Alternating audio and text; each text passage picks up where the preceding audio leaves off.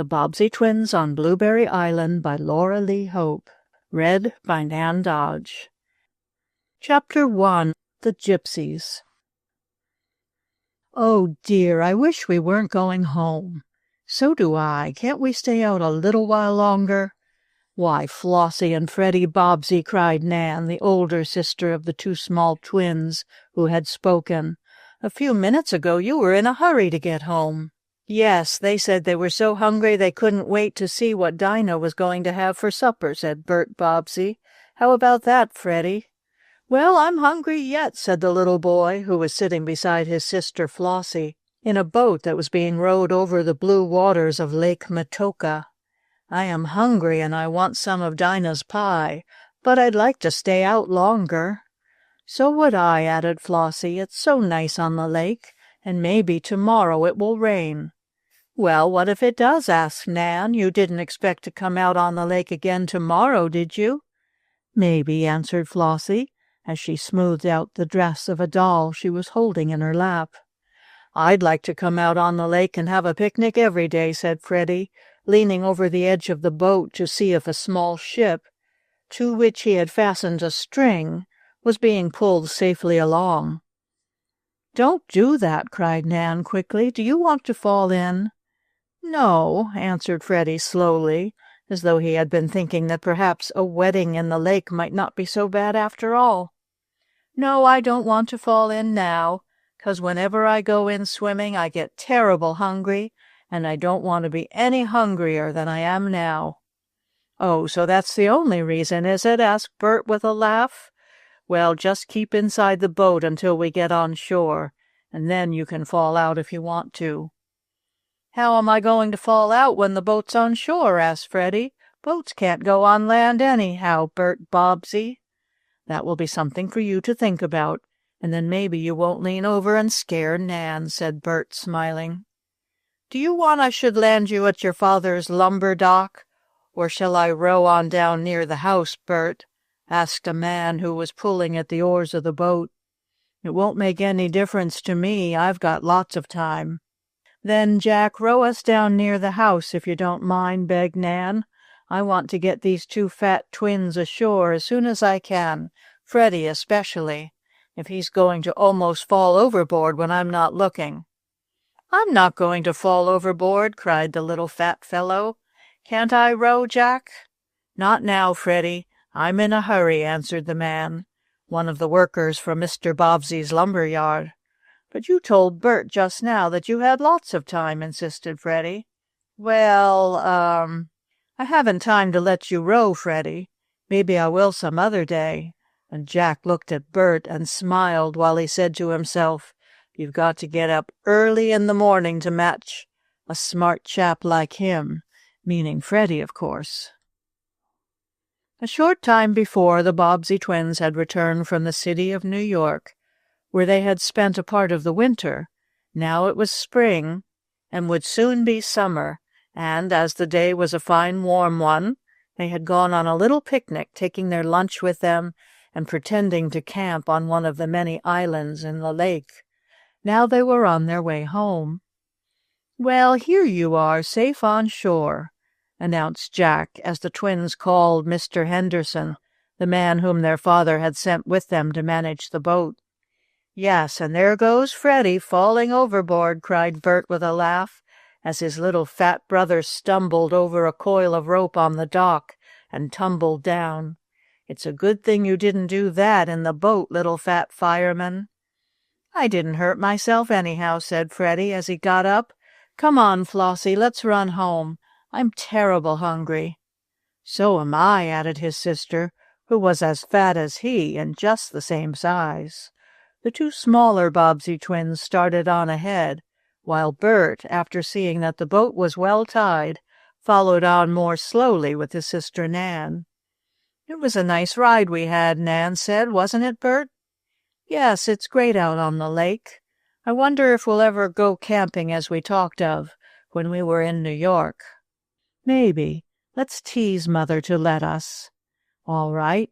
You ask her and I'll ask Father. There's one island in the lake where— But Bert did not have a chance to finish what he was going to say, for just then Flossie and Freddie, who had hurried on ahead, came running back, surprise showing on their faces. "Oh, Bert," cried Freddie, "it's here! It's come!" "Can we go to see it?" asked Flossie. "Oh, I just want to." "What's here? What do you want to see? What is it?" asked Bert and Nan together, taking turns at the questions. "The circus is here," answered Freddie. "Circus?" asked Bert in surprise. "Yup, we saw the wagons," went on Flossie.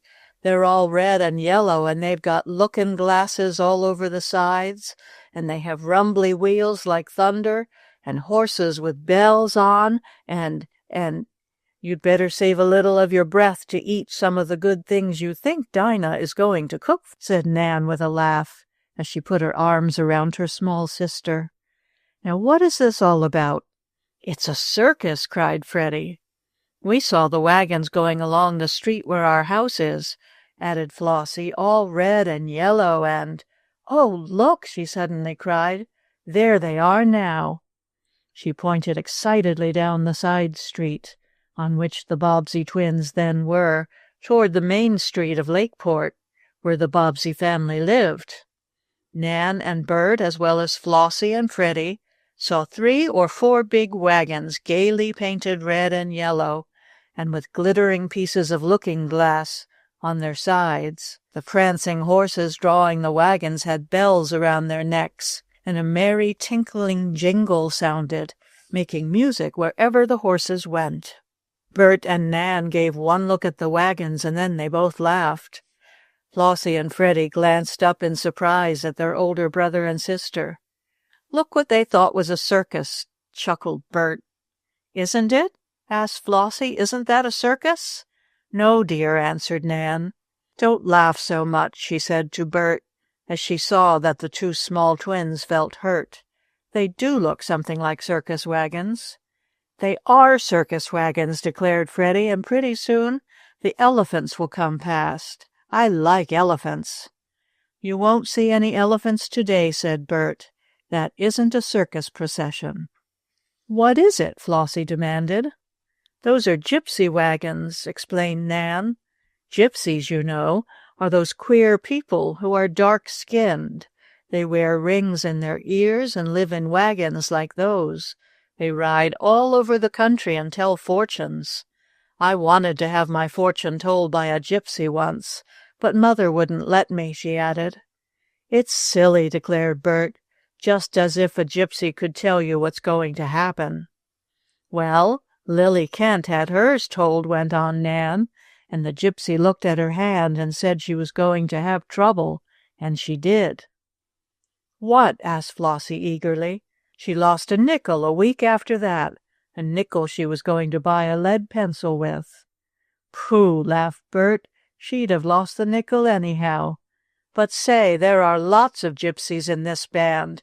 I've counted 5 wagons so far." "Maybe they're going to have a circus," insisted Freddie, who did not like to give up the idea of seeing a show. "Course they're going to have a circus," said Flossie. "Look at all the horses." For behind the last 2 wagons were trotting a number of horses, being led along by men seated in the ends of the bright-colored wagons. The men had straps which were fastened to the heads of the animals. "No, gypsies don't give shows. They buy and sell horses," said Bert. "I've seen 'em here in Lakeport before, but not so many as this. I guess they're going to make a camp somewhere on Lake Matoka." "Maybe we'll see 'em when we go camping," said Freddie. "It isn't sure yet that we're going," returned Nan. "But come on, there are no more gypsy wagons to see, and we must get home." Flossie and Freddie, somewhat disappointed that after all it was not a circus procession they had seen, started off again.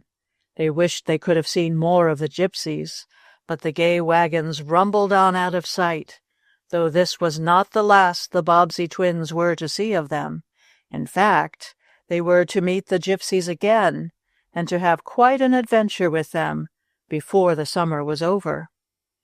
"Well, we had a good time anyhow," said Freddie to Flossie, "and we almost saw a circus, didn't we?" "Yup," answered his sister. "I'm going to be a gypsy when I grow up." Why? Asked Freddie. 'Cause they've got so many looking-glasses on their wagons. I'm going to be a gypsy too, decided Freddie after thinking it over a bit. 'Cause they've got so many horses. I'm going to ride horseback, and you can ride in one of the wagons, Flossie. No, I'm going to ride horseback too, declared the little girl. I'm going to have a spangly thing in my hair, and wear a dress all glittery and stand on the horse's back and ride. Gypsies don't do that, protested Bert. It's the people in circuses that ride standing up. Gypsies do too, declared Freddie, not knowing a thing about it, but feeling he must back up anything Flossie said. No, they don't either. Well, maybe they have gypsies in a circus. They have Indians, you know. I don't believe they do, put in Nan. Gypsies wouldn't like to be in a tent and work every afternoon and every evening. They want to live in their wagons and be more out of doors. Well, maybe we'll be gypsies and maybe we'll be in a circus, said Freddie. We'll see, won't we, Flossie? Yep. By this time the Bobbsey twins had reached their house, or rather they had turned the corner of the street leading out from the lake and were in sight of their home. What they saw caused Bert, Nan, Flossie, and Freddie to set out on a run. In front of their house was a crowd of people. There were men, women, and children, and among them the twins could see their mother, Fat Dinah, the cook, and Sam Johnson, her husband, who attended to the Bobbsey furnace in winter and the lawn in summer. "What's the matter?" asked Nan. "Something has happened," cried Bert. "The house is on fire," shouted Freddie. "I must get my fire engine that squirts real water," and he raced on ahead. "Wait a minute," called Bert. The Bobbsey twins saw their mother coming quickly toward them. She held out her arms and cried, "Oh, I'm so glad you're safe." "Why, what's the matter?" asked Flossie. "I just can't say," answered her mother. "But Helen Porter can't be found. Her mother has looked everywhere for her, but can't find her." "She's been carried off by the Gypsies," exclaimed John Marsh, an excited boy about Bert's age. "The Gypsies took her. I saw 'em." "You did?" asked Bert. "Sure I did. A man, dark, with a red sash on, and gold rings in his ears. He picked Helen up in his arms and went off with her. She's in one of the gypsy wagons now." When John told this, Flossie and Freddie huddled closer to their mother. Chapter 2. A Surprise. "What's all this? What's the matter?" asked a voice on the outside fringe of the crowd that had gathered in front of the Bobbsey home, and looking up, Bert saw his father coming down the street from the direction of his lumber yard. "Has anything happened?" asked Mr. Bobbsey, after a glance had shown him that his own little family was safe and sound. "There sure has lots done gone and happened, Mr. Bobbsey," answered Fat Dinah. "Oh, the poor honey lamb, just to think of it." "But who is it? What has happened?" asked Mr. Bobbsey, looking about for someone to answer him. Flossie and Freddie decided they would do this. "It's Gypsies," said the little fat fireman, as his father sometimes called Freddie. "And they carried off Helen Porter," added the little fat fairy, which was Flossie's pet name. "And I saw the wagons all lookin' glasses, and Freddie and I are goin' to be gypsies when we grow up." Flossie was so excited that she dropped a lot of G letters from the ends of words where they belonged. "You don't mean to say that the Gypsies have carried off Helen Porter, the little girl who lives next door?" asked Mr. Bobbsey in great surprise. "Yep, they did. I saw 'em," exclaimed John Marsh. "She had curly hair, and when the gypsy man took her in his arms, she cried, Helen did." "Oh!" exclaimed Flossie, Freddie, and other children in the crowd. "There must be some mistake," said Mr. Bobbsey. "Those gypsies would never take away a child, even in fun, in broad daylight. It must be a mistake. Let me hear more about it." And while the father of the Bobbsey twins is trying to find out just what had happened, I will take a few minutes to let my readers know something of the twins themselves, for this book is about them. It may be that some boy or girl is reading this as his or her first venture into the volumes of the Bobbsey Twins series. If so, I will state that there are a number of books which come before this, though this story is complete in itself. To begin with, there were 4 Bobbsey twins, as you have guessed before this. Nan and Bert were about 10 years old, tall and dark, with eyes and hair to match. Flossie and Freddie were short and fat and had light hair and blue eyes. So now that you know them, you will have no trouble in telling the twins one from the other. With their mother and their father, who owned a large lumber yard, the twins lived in the eastern city of Lakeport, near the head of Lake Matoka. There were others in the family besides the twins and their parents. There was dear old black fat Dinah the cook, who made such good pies, and there was Sam, her husband, and I must not forget Snoop the black cat, nor Snap, the big dog, who once did tricks in a circus. You will hear more about them later. The Bobbsey Twins is the name of the first book, and in that you may read of many adventures that befell the children. They had more adventures in the country, and there's a book telling all about that happy time, and also one about the seashore. When the Bobbsey Twins went to school, there was more fun and excitement than you could shake a stick at, as Dinah used to say, though why anyone would want to shake a stick at fun, I can't tell. Then came jolly times at Snow Lodge and on a houseboat. From there the twins went to Meadowbrook, and afterward came home, there to have more fun. The book just before this one you are reading is called The Bobbsey Twins in a Great City.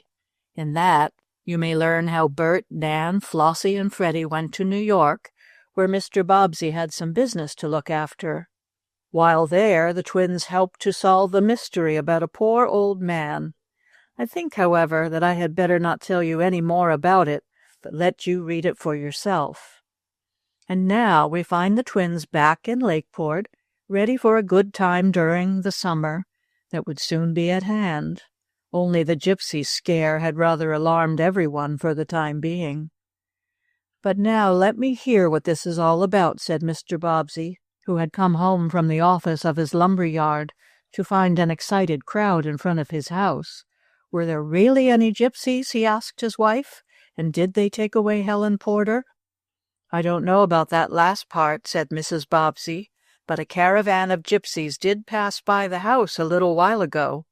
I heard Dinah say something about the gaily painted wagons, and I looked out in time to see them rumbling along the street. Then, a little later, I heard Mrs. Porter calling for Helen, and on seeing the crowd, I ran out. I was worried about our children until I saw them coming from the lake, where they had gone for a row in the boat." "I can't believe the Gypsies took Helen," said Mr. Bobbsey. "Oh, but she's gone," several neighbors told him. "We can't find her anywhere, and her mother is crying and taking on terribly." "Well, it may be that Helen is lost, or has even strayed away after the Gypsies, thinking their wagons were part of a circus, as Nan says Flossie thought," said Mr. Bobbsey. "But Gypsies wouldn't dare take a little girl away in broad daylight." As he said this, he looked at his own little children and at others in the crowd, for he did not want them to be frightened. "Years ago, maybe, Gypsies did take little folks," he said, "but they don't do it any more, I'm sure." "But where is Helen?" asked John Marsh. "A Gypsy man has her, I know, 'cause I saw him take her." "Are you sure?" asked Mr. Bobbsey. For John was an excitable boy, sometimes given to imagining things that never happened. "Course I'm sure," he said. "Cross my heart." And he did so, while the other children looked on wonderingly.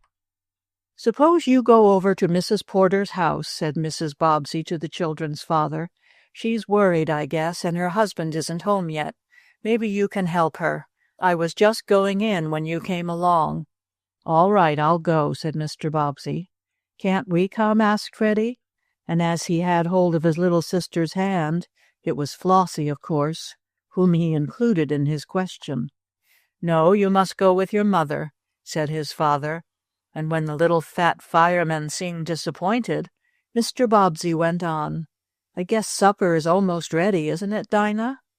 "'Deed it am, and there's puddin' with shaved-up maple sugar scattered over the top, and—" "Oh, I want some of that," cried Flossie. "Come on, Freddie, we can look for the Gypsies after supper." "And we'll get Helen out of the shiny wagons," added Freddie, as he turned toward the Bobbsey home with Flossie, fat Dinah waddling along after them. "I'll go with you," offered Bert to his father. "Maybe you would want me to go on an errand." "Yes, take Bert with you," said Mrs. Bobbsey. "I'll look after Nan, Flossie, and Freddie, and be sure to tell Mrs. Porter that if I can do anything for her, I will." "I'll tell her." And then Mr. Bobbsey with Bert walked to the Porter house next door. The crowd in the street grew larger, and there was much talk about the Gypsies. Some said that several little boys and girls had been carried off, but of course this was not so. As Flossie and Freddie tore on toward the house in front of fat Dinah, they continued to chatter about the Gypsies. "If Gypsies take little girls, we don't want to be them. The Gypsies, I mean, Freddie." "Humph, that's so. Well, I guess we'll be in a circus anyhow. That'll be more fun. You can ride a horse in the ring, and sometimes I can ride with you, and sometimes I can be a clown. When I'm a clown, I can squirt water from my fire engine over the other clowns. That'll make the folks holler and laugh." When Nan and Mrs. Bobbsey reached the house, each of the little twins was munching on a piece of maple sugar, given them by Dinah to keep them from nibbling at the pudding before the time to serve it came. "My, Momsey, aren't you glad the Gypsies came and got Helen Porter? It gives us something to think about," remarked Freddie coolly. "Freddie Bobbsey," gasped his mother. "No, I am not glad the Gypsies got Helen, if they did. And you and Flossie find enough to think about as it is, and give the rest of us enough to think about what's more." "There go Daddy and Bert into Mrs. Porter's house now," said Nan. "Now tell me just what happened, and I'll do all I can to help you," said Mr. Bobbsey to Mrs. Porter, when he got to her house and found her half crying in the sitting room, where there were a number of other women. "Oh, Helen is gone, I'm sure she is," cried the mother. "The Gypsies have taken her. I'll never see her again." "Oh, yes, you will," said Mr. Bobbsey in mild tones. "I'm sure it's all a mistake. The Gypsies haven't taken her at all. What makes you think so? Johnny Marsh saw them carry her away. Then let's have Johnny in here, where we can talk to him. Bert, suppose you do one of those errands you spoke of," said his father with a smile, "and bring Johnny in out of the crowd where I can talk to him quietly." John, or Johnny as he was often called, was very ready to come when Bert found him outside the Porter house, telling over and over again to a crowd of boys what he had seen, or what he thought he had seen. "Now tell us just what happened," said Mr. Bobbsey, when the small boy was seated in a chair in the Porter parlor. "Well, I was coming from the store from my mother," said Johnny, "and I saw the gypsy wagons. I thought it was a circus." "That's what Flossie and Freddie thought," said Bert to his father. "But it wasn't," went on Johnny. "Then I saw Helen playing in Grace Levine's yard down the street when I came past. And a little while after that, when I had to go to the store for my mother again, 'cause I forgot a yeast cake, I saw a gypsy man running along the street, and he had Helen in his arms, and she was crying." "What made you think it was Helen?" asked Mr. Bobbsey. "'Cause I saw her light hair. Helen's got fluffy hair like your Flossie's." "Yes, I know she has," said Mr. Bobbsey. "What did you do when you thought you saw the gypsy man carrying Helen away?" And they all waited anxiously for Johnny's answer. "I ran home," said Johnny. "I didn't want to be carried off in one of those looking-glass wagons." "Quite right," said Mr. Bobbsey. "Then you really didn't see the gypsy man pick Helen up in his arms?" "No," slowly answered the little boy. "He only just ran past me. But he must have picked her up in Grace's yard, for that's where Helen was playing." "Then we'd better go down to where Grace Levine lives and see what she can tell us," said Mr. Bobbsey. "You don't need to," put in Bert. "I see Grace out in front now with some other girls. Shall I call her in?" "Oh, please do," exclaimed Mrs. Porter. "My poor Helen! Oh, what has happened to her?" "We'll get your little girl back, even if the Gypsies have her," said Mr. Bobbsey, "but I don't believe they have taken her away. Call in Grace, Bert." Grace was not as excited as Johnny, and told what she knew. "Helen and Mary Benson and I were playing in my yard," said Grace. "We had our dolls, and we were having a tea party. Mary and I went into the house to get some sugar cookies, to play they were strawberry shortcake, and we left Helen out under the trees with her doll. When we came back, she wasn't there, nor her doll either, and down the street we saw the gypsy wagons." "Did you see any gypsy man come into the yard and get Helen?" asked Mr. Bobbsey. "No," said Grace, shaking her head, "I didn't. But the Gypsies must have taken her, 'cause she was gone." "Oh, please, someone go after the Gypsies and make a search among them at any rate," cried Mrs. Porter. "We'll get right after them," said Mr. Bobbsey. "I don't really believe the Gypsies took Helen, but they may have seen her. They can't have gone on very far. I'll call some policemen, and we'll get after them." "I'll come with you," said Bert. "Maybe we'd better get an automobile."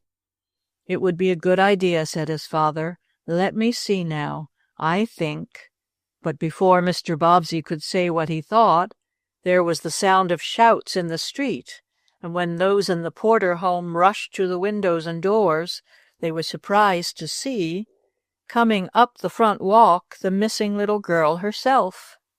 There was Helen Porter, not carried off by the Gypsies at all, but safe at home, though something had happened, that was sure, for she was crying. "Here she is! Here she is!" cried several in the crowd, and Mrs. Porter rushed out to hug her little girl close in her arms. Chapter 3. Worried Twins. "Oh, Helen, how glad I am to have you back!" cried Mrs. Porter. "How did you get away from the Gypsies, or did they really have you?" The little girl stopped crying, and all about her the men, women, and children waited anxiously to hear what she would say. "Did the Gypsies take you away?" asked Mr. Bobbsey. "No, the Gypsies didn't get me," said Helen, her voice now and then broken by sobs. "But they took Molly." "Took Molly!" cried Mr. Bobbsey. "Do you mean to say they really did take a little girl away?" They took Molly," half-sobbed Helen, "and I tried to get her back, but I couldn't run fast enough, and—" "Well, if they really have Molly," went on Mr. Bobbsey, "we must get right after them, and—" "Molly is the name of Helen's big doll, almost as large as she is," explained Mrs. Porter, who was now smiling through her tears. "Molly isn't a little girl, though probably there are several in Lakeport named that. But the Molly whom Helen means is a doll." "Oh, I see," said Mr. Bobbsey. "But did the Gypsies really take your doll, Helen?" "Yes, they did," answered the little girl. "A bad gypsy man took her away.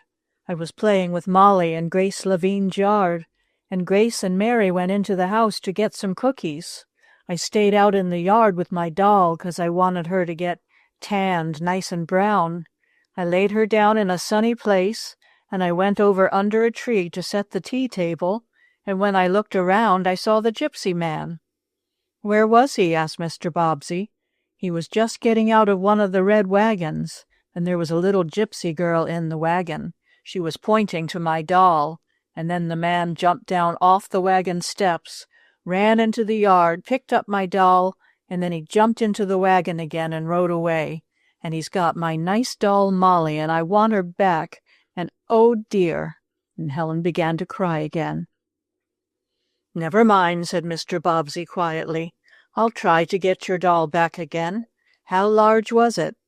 "Nearly as large as Helen herself," said Mrs. Porter. "I didn't want her to play with it today, but she took it." "Yes, but now the gypsy man with rings in his ears, he took it," explained Helen. "He carried my doll off in his arms." "And it must have been the doll which Johnny saw the gypsy man carrying, and not Helen," exclaimed Bert. "Did it look like a doll, Johnny?" "Well, it might have been. It had light hair like Helen's, though." Helen's doll had light hair, said Mrs. Porter, and probably if a gypsy put the doll under his arm and ran past, anyone would look as though he were carrying off a little girl, especially as the doll really had on a dress Helen used to wear when she was a baby. That is probably what happened, said Mr. Bobbsey. The gypsy man's little girl saw from the wagon the doll lying in the Levine yard. Gypsies are not as careful about taking what does not belong to them as they might be. They often steal things, I'm afraid. And seeing the big doll lying under the tree— "Where I put her so she'd get tan nice and brown," interrupted Helen. "Just so," agreed Mr. Bobbsey. Seeing the doll under the tree with no one near, the gypsy man made up his mind to take her for his little girl. This he did. And when he ran off with Molly, Johnny saw what happened and thought Helen was being kidnapped. But I'm glad that wasn't so, although it's too bad Molly has been taken away. However, we'll try to get her back for you, Helen. Maybe the gypsies took other things. If they did, we'll send the police after them. Now don't cry any more, and I'll see what I can do." "And will you get Molly back?" "I'll do my best," promised the Bobbsey twins' father. There being nothing more he could do just then at the Porter home, Mr. Bobbsey went back to his own family and told his wife, Flossie, Freddie, and Nan what had happened. "Oh, I'm so glad Helen is all right," said Mrs. Bobbsey. "But it's too bad about her doll," sighed Nan. "She had a doll of her own, a fine one, and she knew how it would feel if it had been taken." "Helen's doll could talk," said Flossie. "I know, 'cause she let me make it talk one day. You wind up a winder thing in her back, and then you push on a shoe button thing in her front, and she says Mama and Papa and other things." "Yes, that's right," said Nan. "Molly is a talking doll. I guess she has a little phonograph inside her. Maybe that's the noise Johnny heard when the gypsy man carried the doll past him, and Johnny thought it was Helen crying." "I guess that was it," agreed Mr. Bobbsey. "Well, it's too bad to lose a big talking doll. I must see what I can do to help get it back. I'll call up the chief of police." "It would be worse to lose your toy fire engine," declared Freddie. "Why, Freddie Bobbsey," exclaimed his little sister, "nothing could be worse than to lose your very best doll, your very own child." Mr. Bobbsey, being one of the most prominent businessmen in the town, had considerable business at times with the police and fire departments, and the officers would do almost anything to help him or his friends. So, after supper, at which Dinah had served the pudding with the shaved-up maple sugar over the top, Flossie and Freddie each having had 2 helpings, Mr. Bobbsey called up the police station and asked if anything more had been heard of the gypsies. "Well, yes, we did hear something of them," answered Chief Branford over the telephone wire. "They've gone into camp, where they always do, on the western shore of the lake, and as I've had several reports of small things having been stolen around town, I'm going to send an officer out there to the gypsy camp and have him see what he can find. You say they took your little girl's doll?" "No, not my little girl's," answered Mr. Bobbsey, "but the talking doll belonging to a friend of hers." "Her name is Molly, Daddy," said Flossie, who, with the other Bobbsey twins, was listening to her father talk over the telephone. "I mean the doll's name is Molly, not Helen's name." "I understand," said Mr. Bobbsey with a laugh, and he told the chief the name of the doll and also the name of the little girl who owned it. "Well, what is to be done?" asked Mrs. Bobbsey, as her husband hung up the receiver. "I think I'll go with the policeman and see what I can find out about the gypsies," said Mr. Bobbsey. "If they are going to take things that do not belong to them, they may pay a visit to my lumber yard, if they have not done so already.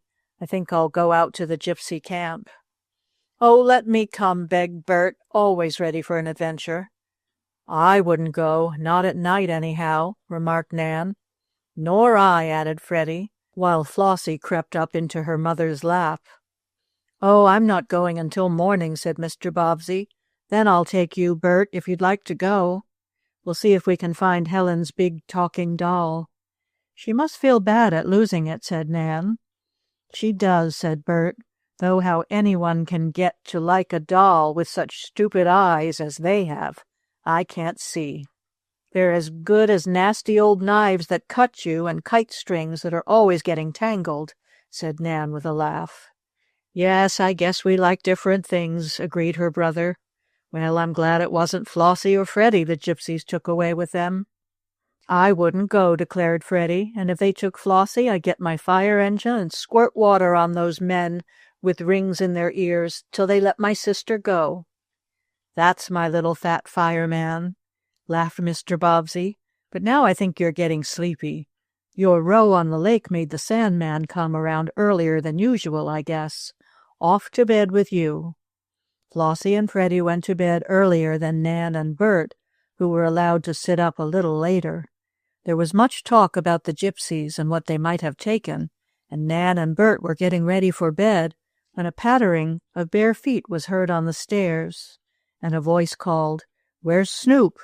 "Why, it's Flossie and Freddie," cried Mrs. Bobbsey, as she saw the two small twins.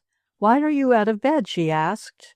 "Freddie thought maybe the Gypsies would take our cat Snoop," explained Flossie, "so we got up to tell you to bring him in." "And bring in Snap, our dog," added Freddie. "The Gypsies might take him 'cause he does tricks and was once in a circus." "Oh, don't worry about that," laughed Mr. Bobbsey. "Get back to bed before you take cold." "But you won't let the Gypsies take them, will you?" asked Flossie anxiously. "No, indeed," promised her mother. "Snoop is safely curled up in his basket, and I guess Snap wouldn't let a Gypsy come near him." But Flossie and Freddie were not satisfied until they had looked and had seen the big black cat cozily asleep, and had heard Snap bark outside when Bert called to him from a window.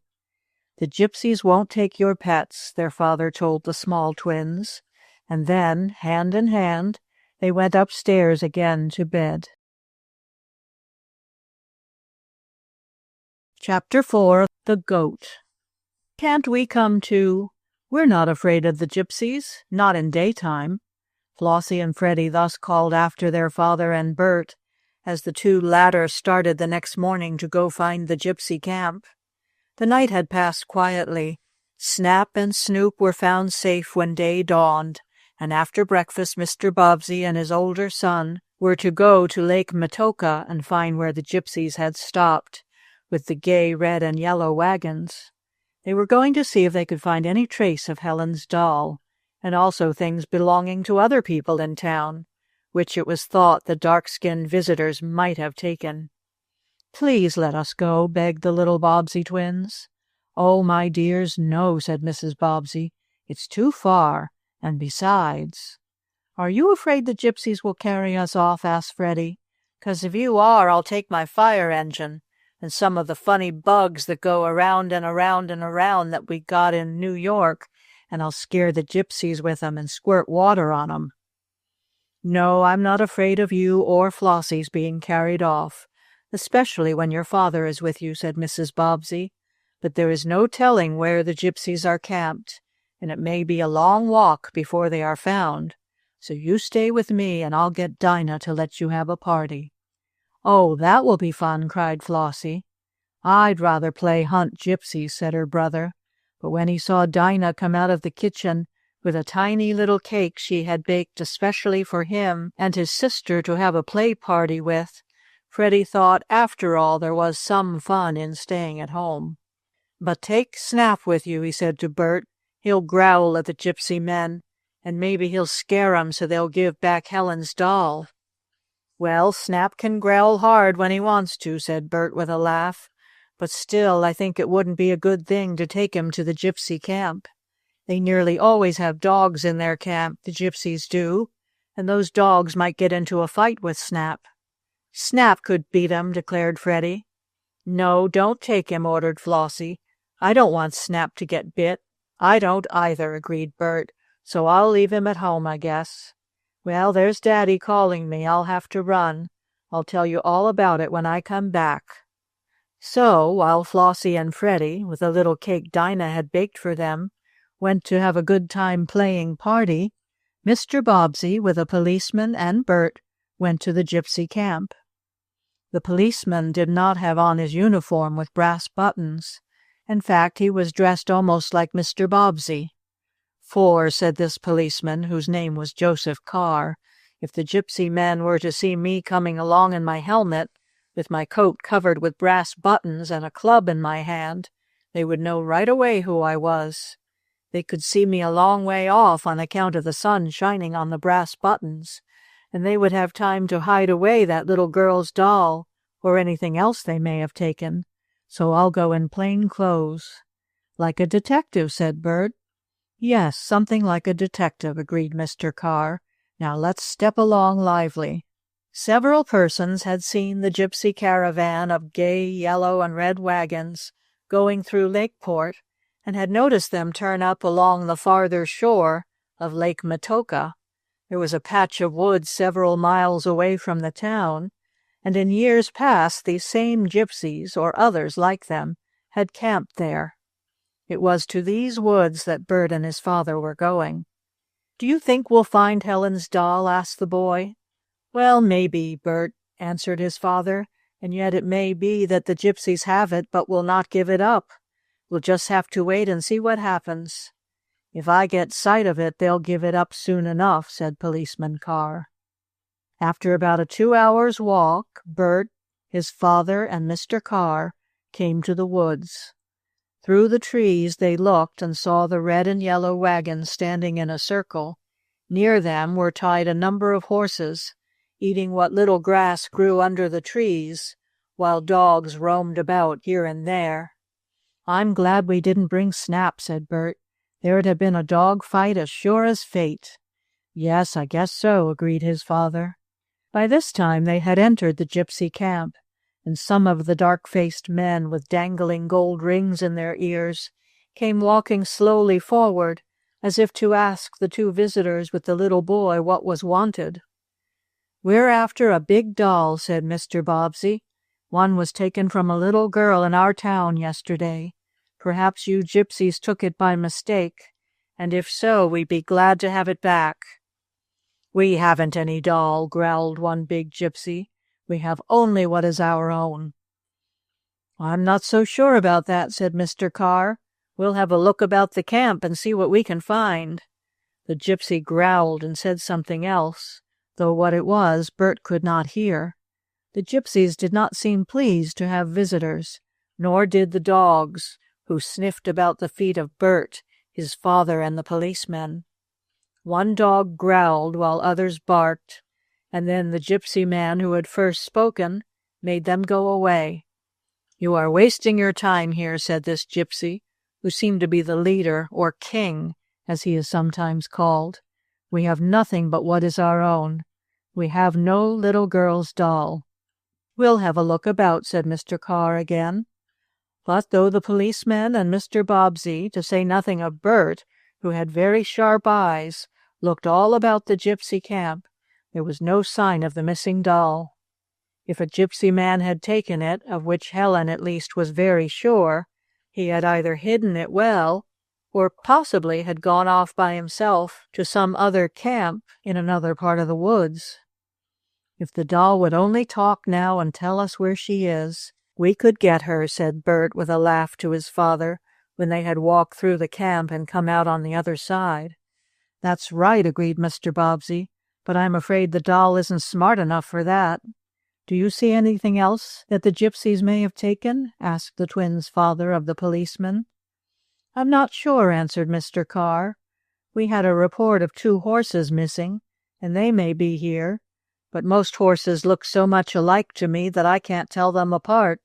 I guess I'll have to get the men who own them to come here and see if they can pick them out." For half an hour Bert, his father, and Mr. Carr roamed through the gypsy camp, the dark-faced men and women scowling at them, and the dogs now and then barking.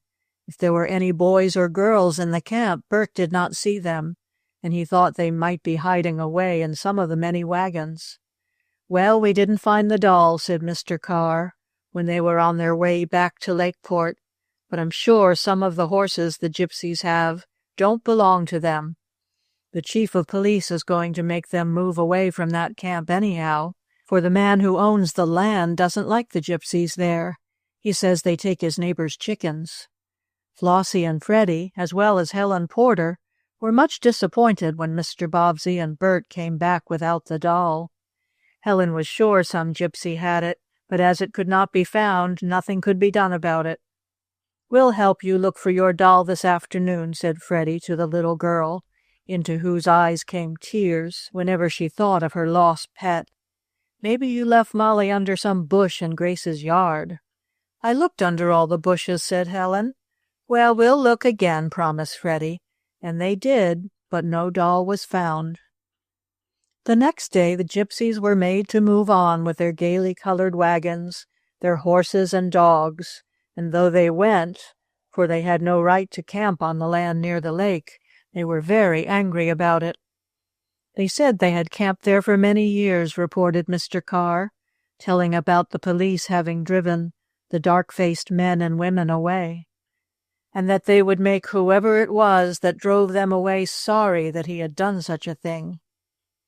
"I suppose that means," said Mr. Bobbsey, "that they'll help themselves from somebody's chicken coop." "We haven't got any chickens," said Freddie. "But we've got a dog and a cat," put in Flossie. "If those Gypsies take Snap or Snoop, I'll go after them, I will." "So'll I," declared her little fat brother. "What'll you do when you get to where the Gypsies are?" asked Bert. "Why, I'll—" began Freddie.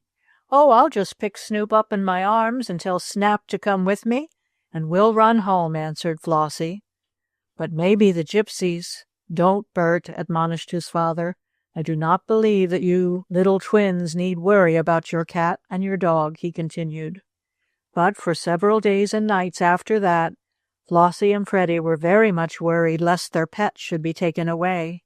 But the Gypsies did not come back again, at least for a time, and though the small Bobbsey twins again helped Helen hunt under many bushes for her talking doll, it could not be found. "I just know the Gypsy man took my Molly," declared Helen. "I'll help you get it back if ever I see those Gypsies," declared Freddie. But at that time neither he, Flossie, nor Helen realized what strange things were going to happen about that same talking doll. It was about a week after this, and summer seemed to have come all of a sudden, that, when the mail came one morning, Mrs. Bobbsey saw a postal card that made her smile as she read it. "What's it about, Momsey?" asked Freddie, when he noticed his mother's happy face. "Are we going back to New York?" "No, but this postal has something to do with something that happened in New York," was Mrs. Bobbsey's answer. "It is from the express company to your father, and it says that there is, at the express office, Just then Mrs. Bobbsey dropped the postal, and as Nan picked it up to hand it to her mother, the little girl saw one word. "Oh!" cried Nan, "it's a postal about a goat." A goat?" gasped Flossie. "A goat!" shouted Freddie. "A live goat?" "Why, yes, I guess so." And Nan looked at the postal again. "Oh, I know!" cried Freddie. "It's that goat I almost bought in New York, Mike's goat." "Oh, did Daddy get a goat for us as he promised?" asked the little boy of his mother. Chapter 5. A Bumpy Ride. The Bobbsey twins, all four of them, stood in a circle about their mother, looking eagerly at her and at the postal card, which Nan had handed to her. Freddie and Flossie were smiling expectantly, while Nan and Bert looked as though they were not quite sure whether or not it was a joke. "Is it really a goat, Mother?" asked Bert. "Well, that's what this postal says," answered Mrs. Bobbsey. "A goat and cart have arrived at the express office, and your father is asked to come to get them and take them away."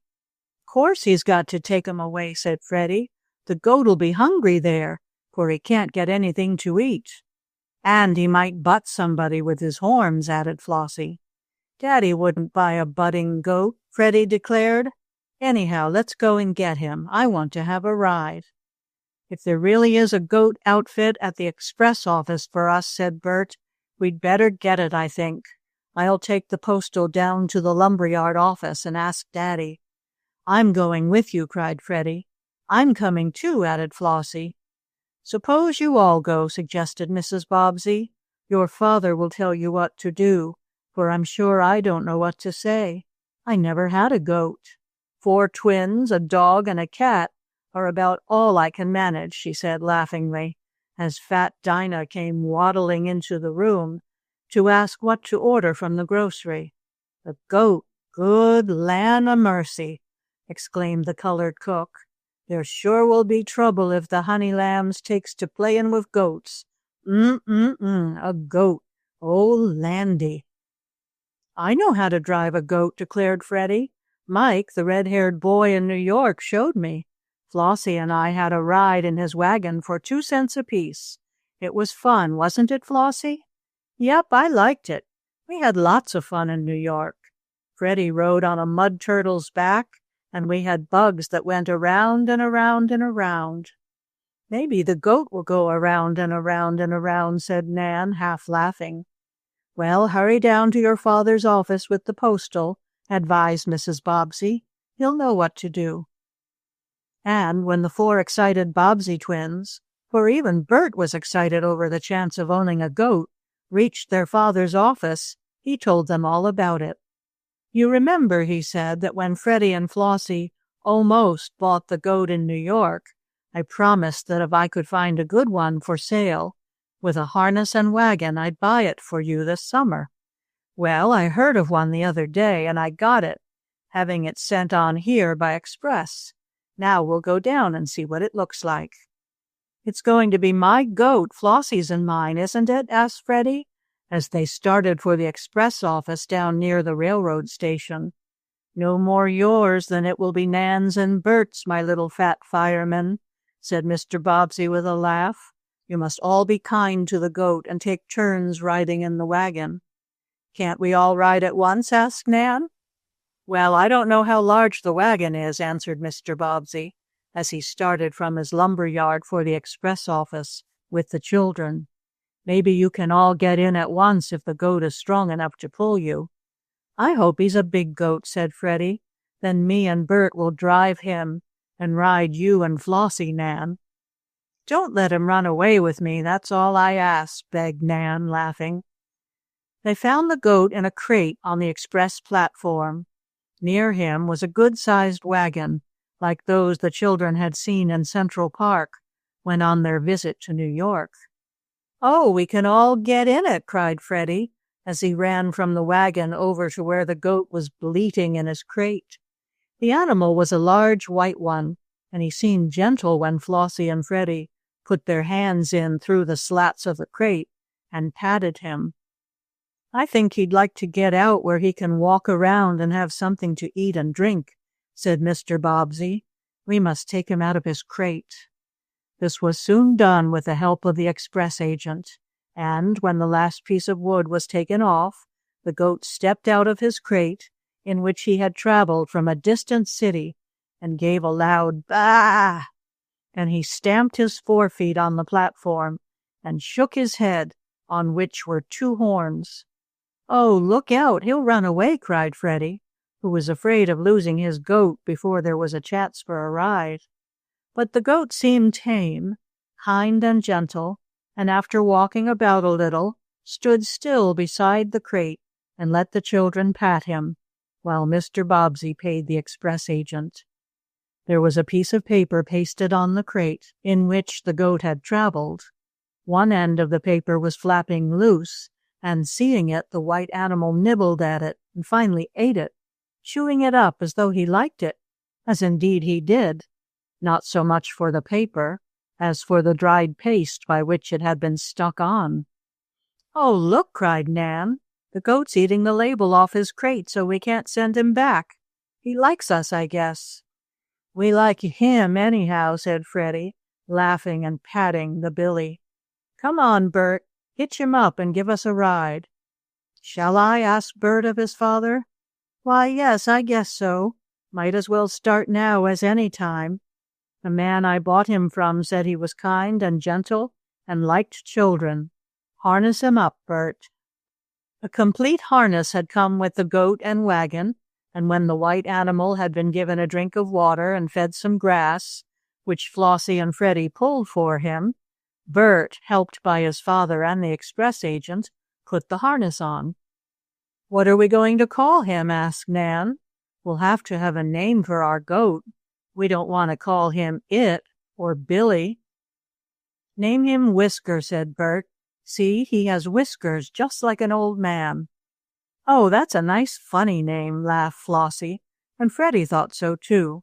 So the goat was named Whisker, and he seemed to like that as well as any. What he had been called before they got him, the children did not know. Whisker did not seem to mind being hitched to the wagon, and when Mr. Bobbsey had made sure that all the straps were well fastened, Bert took the front seat with Nan beside him, while Flossie and Freddie sat in the back. They set off, Mr. Bobbsey walking beside the goat to make sure he did not run away. But Whisker seemed to be a very good goat indeed, and went along nicely, and so slowly and carefully that Freddie, several times, begged to be allowed to drive. "I will let you after a while," promised Bert. "Let me get used to him first." When the Bobbsey twins came riding down their street in the goat wagon, you can imagine how surprised all the other children were. They gathered in front of the house and rushed into the yard when Bert turned Whisker up the driveway. "Oh, give us a ride, give us a ride," cried the playmates of the Bobbsey twins. "Yes, I'll give you all rides," promised Bert good-naturedly. Then began a jolly time for the Bobbsey twins and their friends. Whisker did not seem to mind how many children he hauled around the smooth, level yard at the side of the house, and sometimes the wagon was as full as it could hold. Nor did the goat try to butt anyone with his horns, letting the boys and girls pet him as much as they pleased. "He's almost as nice as my doll the Gypsies took," said Helen Porter, after she had had a ride. "I like Whisker." "Did you find your doll?" asked Flossie. "No, I can't find Molly anywhere. I just know she's been turned into a gypsy. Oh, dear." "Flossie and I'll help you find her," promised Freddie once again. "Some day I'm going to drive the goat all alone, and I'll give you and Flossie a long ride, Helen. Then we'll go off and find your doll." "That'll be nice," said Helen. The Bobbsey twins never knew how many friends they had until they got the goat wagon. For a time, Snoop and Snap were forgotten because there was so much fun to be had with Whisker. Bert gave many rides to his little sister and brother and to their playmates, and in a few days Freddy was allowed to drive the goat. So gentle was the white animal.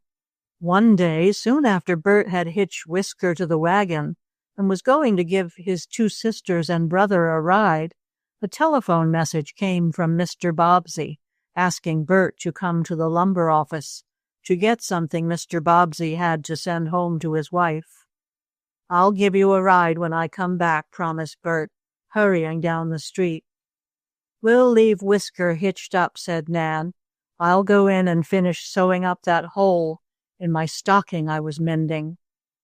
"And I'll stay out here in the goat wagon," said Freddie, while Flossie nodded her head to say she would do the same thing. A little later, and before Bert had come back from his father's office, Helen Porter came walking past the Bobbsey house. Looking in the yard, she saw Flossie and Freddie seated in the goat wagon. "Come on in," invited Flossie. "We're having a make-believe ride, and you can ride too, can't you, Freddie?" "Yep, and I'm going to drive, make-believe. Come on, Helen. When Bert comes, I'll ask him to take us to help find the Gypsies and get back your doll." Helen hurried in and took her place in the wagon, and the three children had lots of fun, pretending they were going on a long trip. They did not really go, for the goat was tied to a post. "I wish Bert would hurry back," said Flossie after a bit. "I'm tired of staying in one place so long." "So am I," said Freddie. Then he got out of the wagon and began loosening the strap by which the goat was fastened to the post. "What are you doing?" Flossie asked. I just want to see what Whisker'll do," answered the little boy. "Maybe he's tired of standing still." Indeed, the goat seemed to be, for no sooner had Freddie got into the wagon again than off Whisker started, walking slowly toward the back of the yard, where there was a gate to a rear street which led to the woods. "Whoa!" cried Freddie, but he did not say it very loudly. "Whoa, Whisker, where are you going?" "Oh, he's running away," cried Helen. "Let me out, he's running away." "No, he's only walking," said Freddie. "It's all right. As long as he walks, you won't get hurt. I guess I'd better drive him, though." "Can't you stop him?" asked Flossie. "Bert won't like it to have us take him away." "We aren't taking him away, he's taking us away," said Freddie. "I can't make him stop. Look." Again he called, "Whoa!" but the goat did not obey. On and on went Whisker, slowly at first, then walking a little faster and pulling after him the wagon with the children in it. "Oh, he's going to the woods," cried Flossie, as she saw the goat heading for the patch of trees at the end of the back street. "Stop him, Freddie." "Maybe he wants to go there," said Freddie. "He won't stop for me." "But it's such a bumpy road," said Helen, the words being fairly jarred out of her. "It's all bumps and humps." "That's 'cause we're in the woods," said Freddie, for by this time the goat had drawn the wagon into the shade of the woods, not far from the Bobbsey home. It was indeed a bumpy place, Whisker pulling the children over tree roots and bits of broken wood. But the wagon was stout and the goat was strong. Then suddenly Freddie had an idea.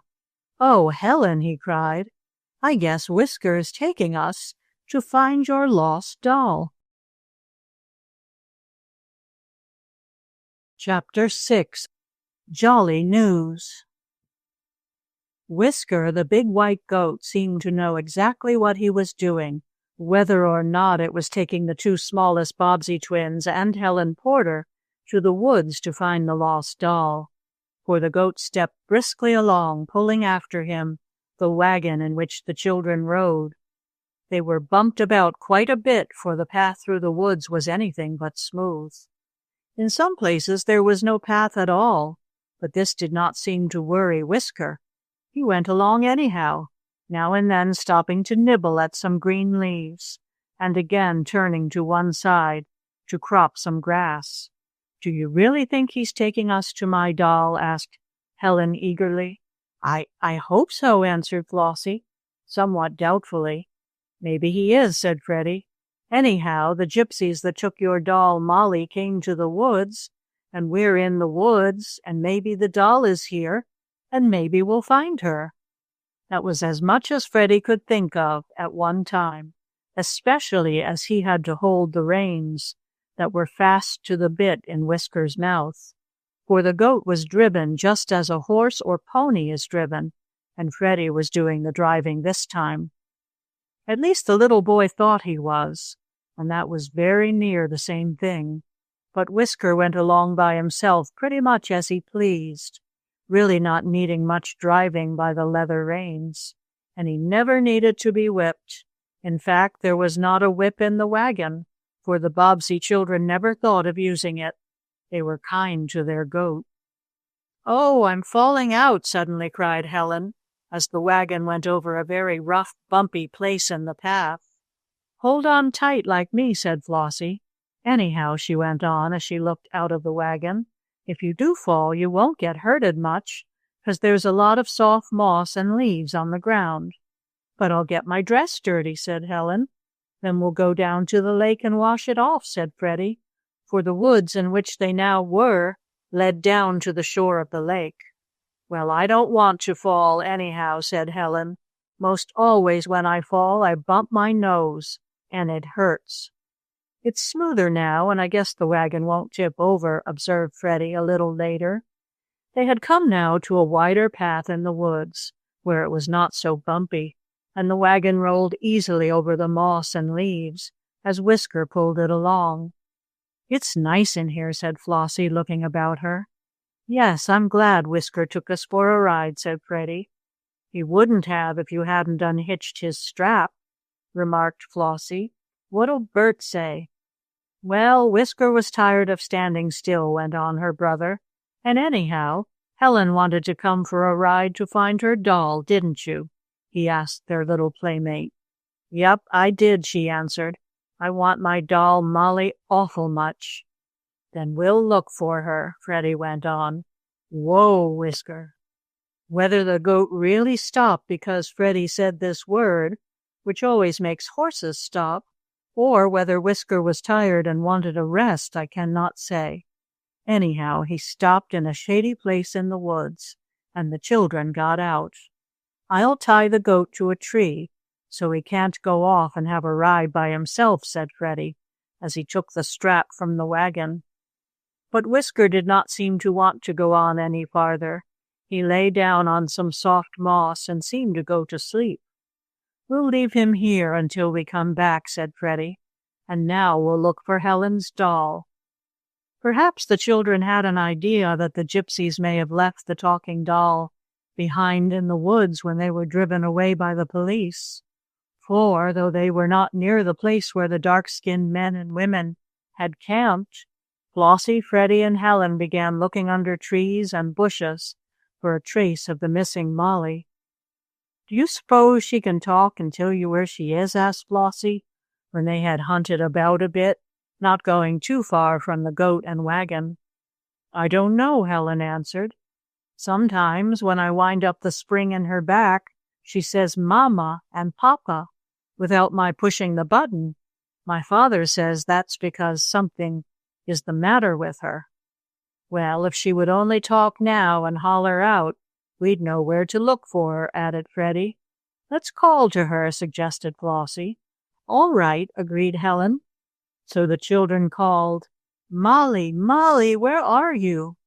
Their voices echoed through the trees, but there was no other answer, at least for a while. Then, when they had walked on a little farther and found a spring of water where they had a cool drink, they called again, "Molly, Molly, where are you?" Then, all at once, seemingly from a long way off, came an answering call. "Wait a minute, I'm coming." "Oh, did you hear that?" gasped Flossie. "It was somebody talking to us," whispered Helen. "And it wasn't the echo either," went on Flossie. "Maybe it was your doll," suggested Freddie. "Did it sound like her voice?" A little," said Helen slowly. "We'll call again," suggested Flossie, and once more the children cried aloud, "Molly, Molly, where are you?"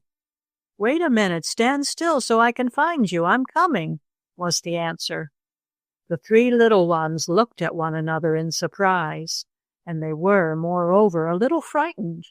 Was it possible that the missing talking doll was really in the woods and had answered them? That it could talk because it had a phonograph inside they all knew, but would it answer when spoken to? "It didn't sound like Molly," whispered Helen after a bit. "Her voice wasn't as loud as that." "Oh," suddenly gasped Flossie, "maybe it was the Gypsies." That was something the children had not thought of before. Suppose it should be the same gypsy man who had taken away the doll? "It couldn't be the Gypsies," said Freddie, looking around him. "They all went away. Daddy said so." "But maybe there was one left," suggested his sister. "Pooh, I'm not afraid of one gypsy," declared Freddie. "If he bothers me, I'll sick Whisker on him." "You can't sick a goat. They can't bite or bark like a dog," retorted Flossie. "No, but Whisker can butt with his horns," cried Freddie. "That's what I'll do. If it's a gypsy, I'll sick Whisker on him." Just then the children heard the voice again calling, "Where are you? I want to find you." Once more they looked at one another, rather afraid, and then came a loud "Baa!" from Whisker. "Come on," cried Freddie. "Maybe they're trying to take our goat away." He started on a run through the woods toward the place where they had left Whisker and the wagon, now out of sight behind some bushes. "Wait, wait for me," cried Flossie, who was left behind with Helen. "Don't run off without us, Freddie." "Oh, excuse me," he said, politely enough, "but we don't want those gypsies to take Whisker." "Whisker'll butt 'em," said Flossie. "Wait for us." Yes, I guess our goat won't let anybody take him, went on Freddie, walking now instead of running. Come on, Flossie and Helen. Maybe it's your doll talking and maybe it isn't, but we'll soon see.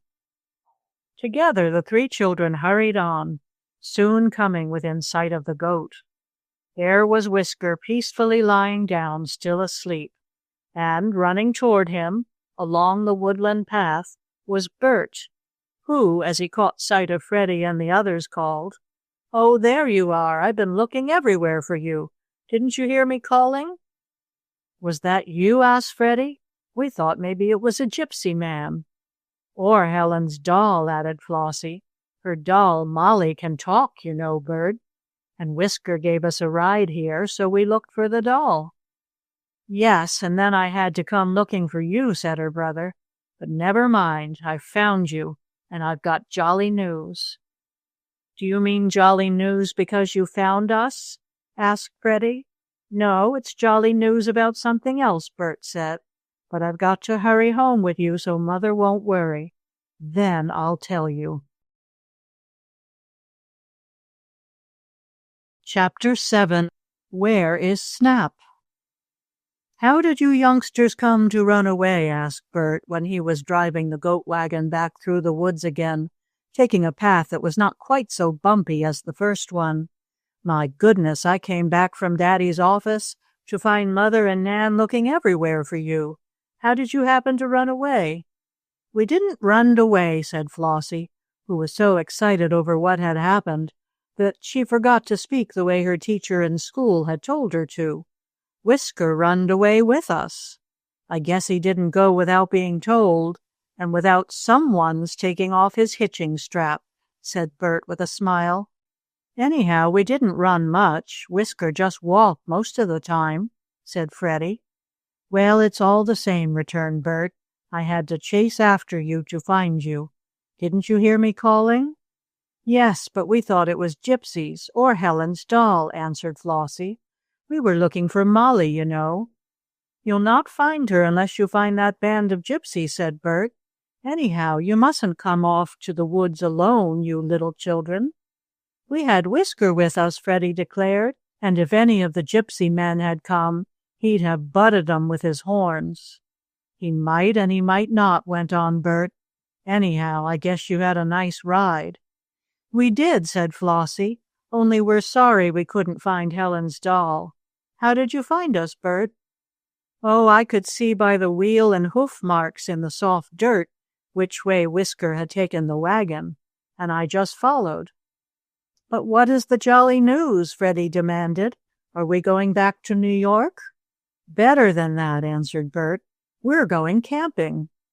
"Camping?" cried the two little Bobbsey twins in the same breath. "Where?" asked Freddie.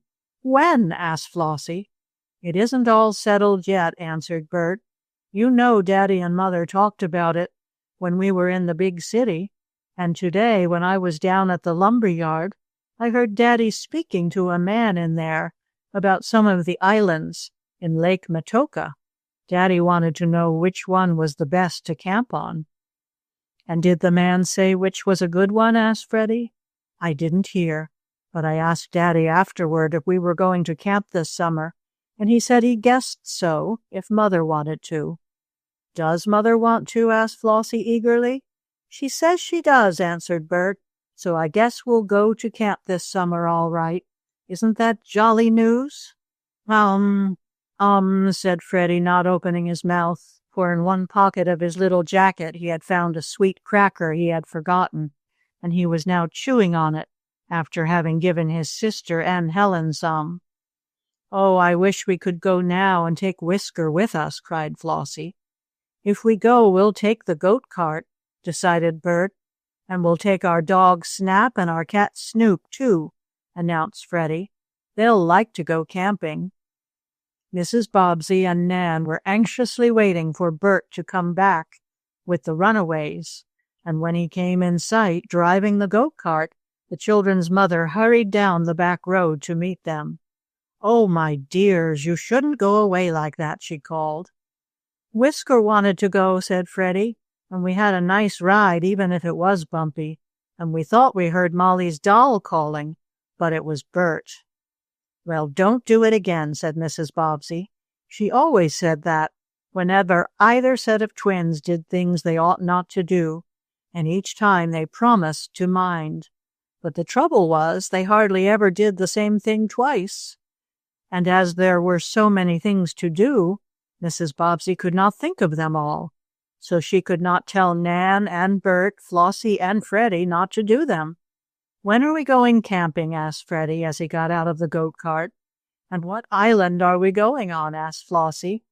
"Oh my, I see you have it all settled so soon," laughed Mrs. Bobbsey. "Your father and I have yet to talk it over." "We'll do that tonight," she went on.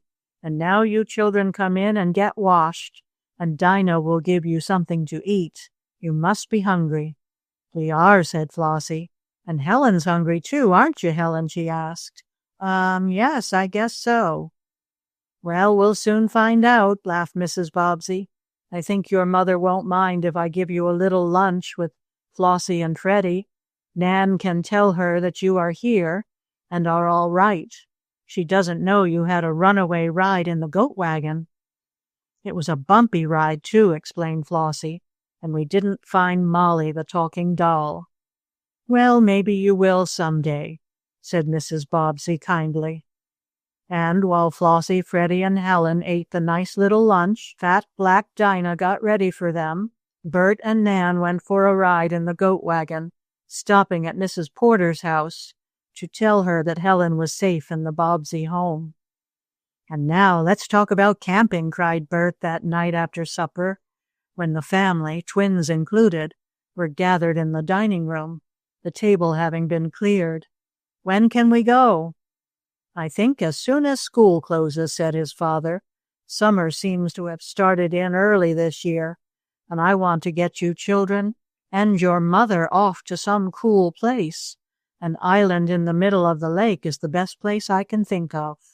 "It will be fine," cried Bert. "Which island are we going to camp on?" "There are 2 or 3 that would do nicely," answered Mr. Bobbsey. "I talked to some friends who own them, but I think one called Blueberry Island would suit us best." "It has a nice name," said Nan. "I like Blueberry Island. It sounds just as if it were out of a book." "Is it a fairy island?" Freddie wanted to know, for he liked to have fairy stories read to him. "Well, maybe it will turn out to be a fairy story," said Mr. Bobbsey with a laugh. "It's the largest island in the lake, and several other parties are going there camping. So Mr. Ames, the man who owns it, told me." "Why do they call it Blueberry Island?" asked Mrs. Bobbsey. "Because there are so many blueberries on it," answered her husband. "And if we go there, I shall expect you children to pick plenty of blueberries, so Dinah can make pies. I'm very fond of blueberry pie." "I like it too," said Freddie. "We'll take Whisker with us, and he can haul a whole wagon of blueberries." "I wouldn't ask you to pick as many as that," said his father with a laugh. 2 or 3 quarts would be enough for a pie, wouldn't they, Mother?" "I should hope so. But do you really mean we are to go camping on Blueberry Island?" "Surely," answered Mr. Bobbsey. "It will be a nice way to spend the summer." "And shall we live in a tent?" asked Freddie. "And cook over a campfire? And go fishing? And "Yes, all of that and more too," said his father, catching up the little fat fireman and bouncing him toward the ceiling.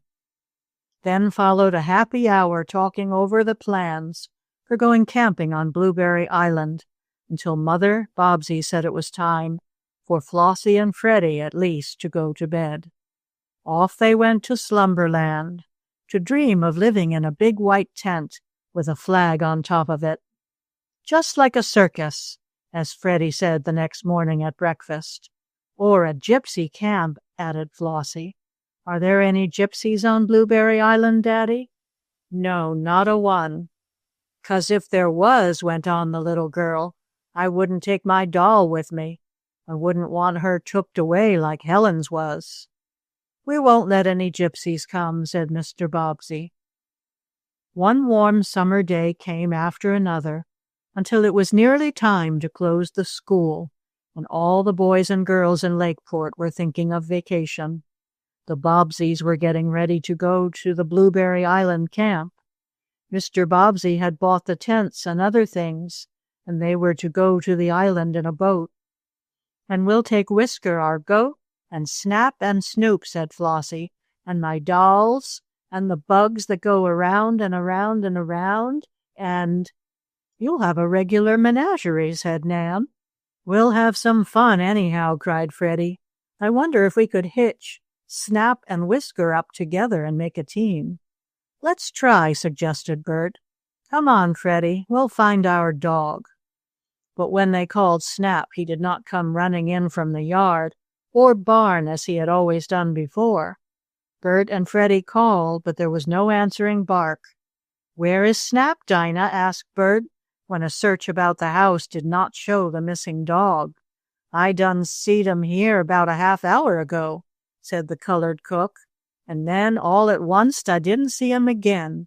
I wonder if that old peddler could have took him," she asked, speaking half to herself. Bert and Freddie looked at one another in surprise. Where was Snap? Chapter 8. Off to Camp. "This is queer," said Bert, when a more careful search about the house and barn failed to find Snap. "If he's run away, it will be about the first time he has done that since we've had him." "Let's ask at some of the houses down the street," said Nan. "Sometimes the children coax him in to play with them, and he forgets to come home because they make such a fuss over him." "Here's Snoop, anyhow," cried Freddie, coming out of the barn with the big black cat in his arms. "He can go to camp with us." "But we want Snap, too," added Flossie. "We need a dog to keep the Gypsies away."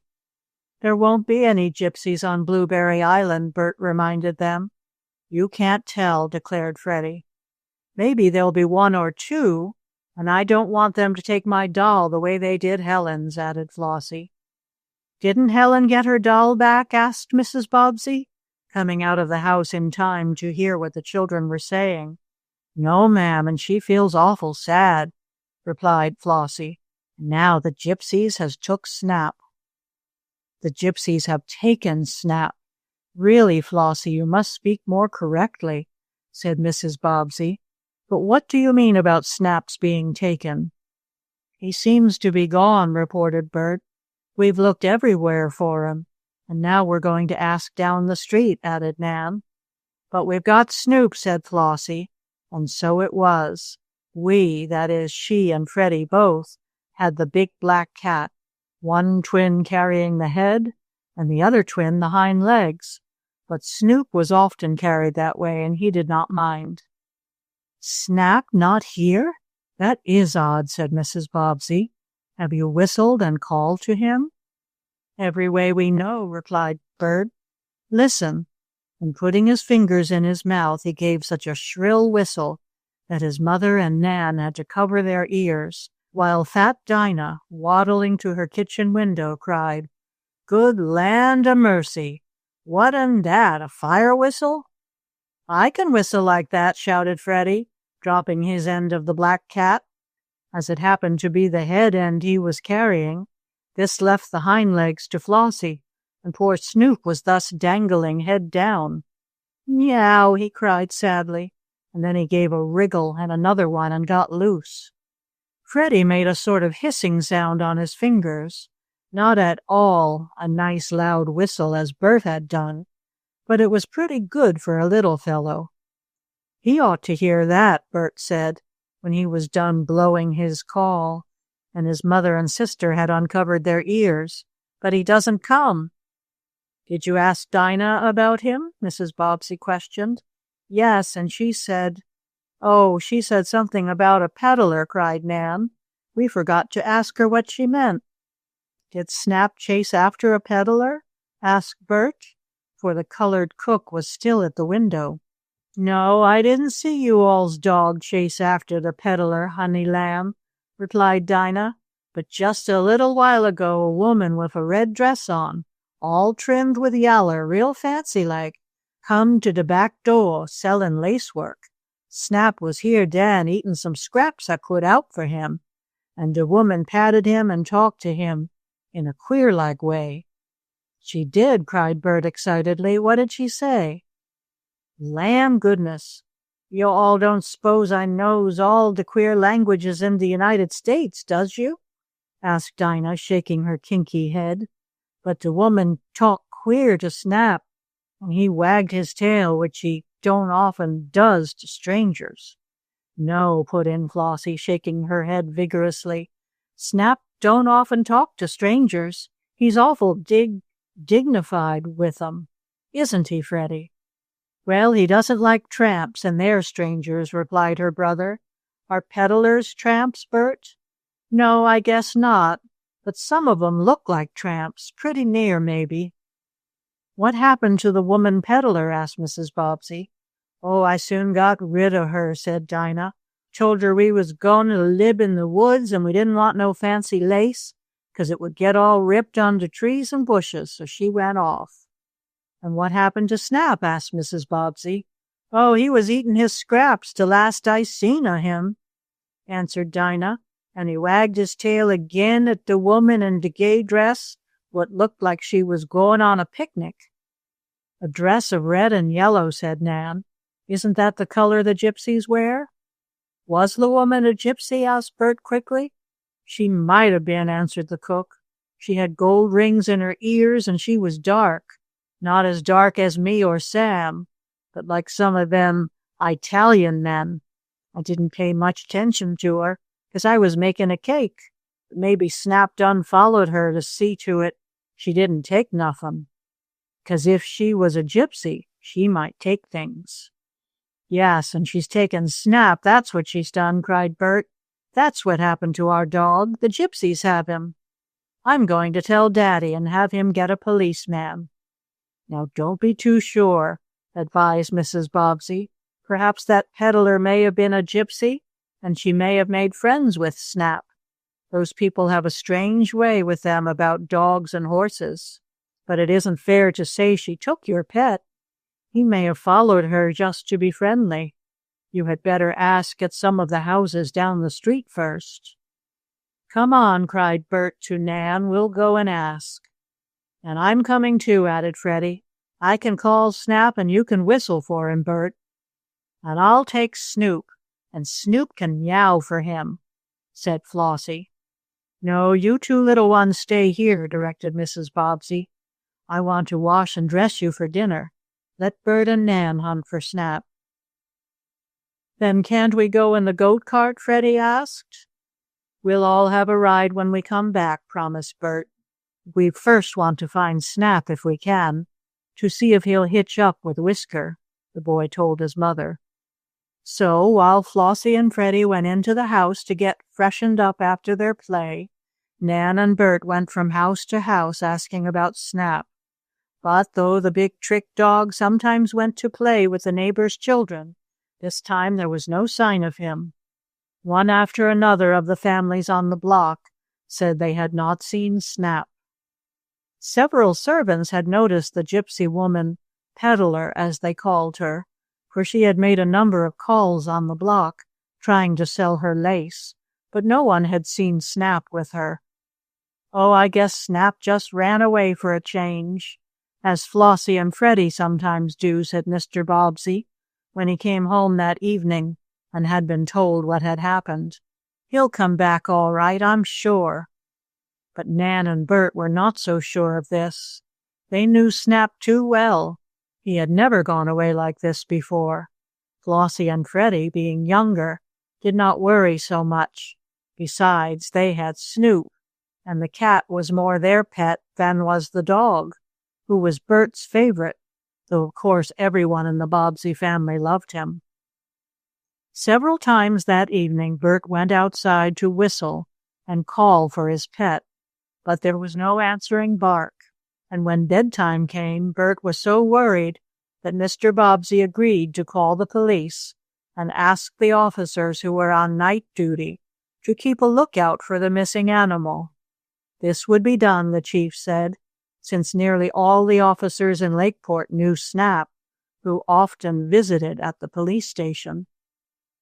Morning came, but no Snap was at the door waiting to be let in, though Bert was up early to look. Snoop, the big black cat, was in his usual place, getting up to stretch and rub against Bert's legs. "But where's Snap?" asked the boy. "Meow," was all Snoop answered. Perhaps he knew, but could not tell. "Well, I'm afraid your dog is lost," said Mr. Bobbsey, when at the breakfast table Bert reported that Snap was still away. "We'll put an advertisement in the paper and offer a reward if he is brought back. Maybe he's gone to camp on Blueberry Island and is waiting over there for us," said Flossie. "Maybe, my little fat fairy," agreed her father, catching her up for a goodbye kiss. "Let's hope so. And now you must soon begin to get ready to go camping." The children heard this news with delight, and for a time even lost Snap was forgotten. He had often visited the neighbors before, and had always come back, so Bert hoped the same thing would happen this time. There was much to do to get ready to go to Blueberry Island.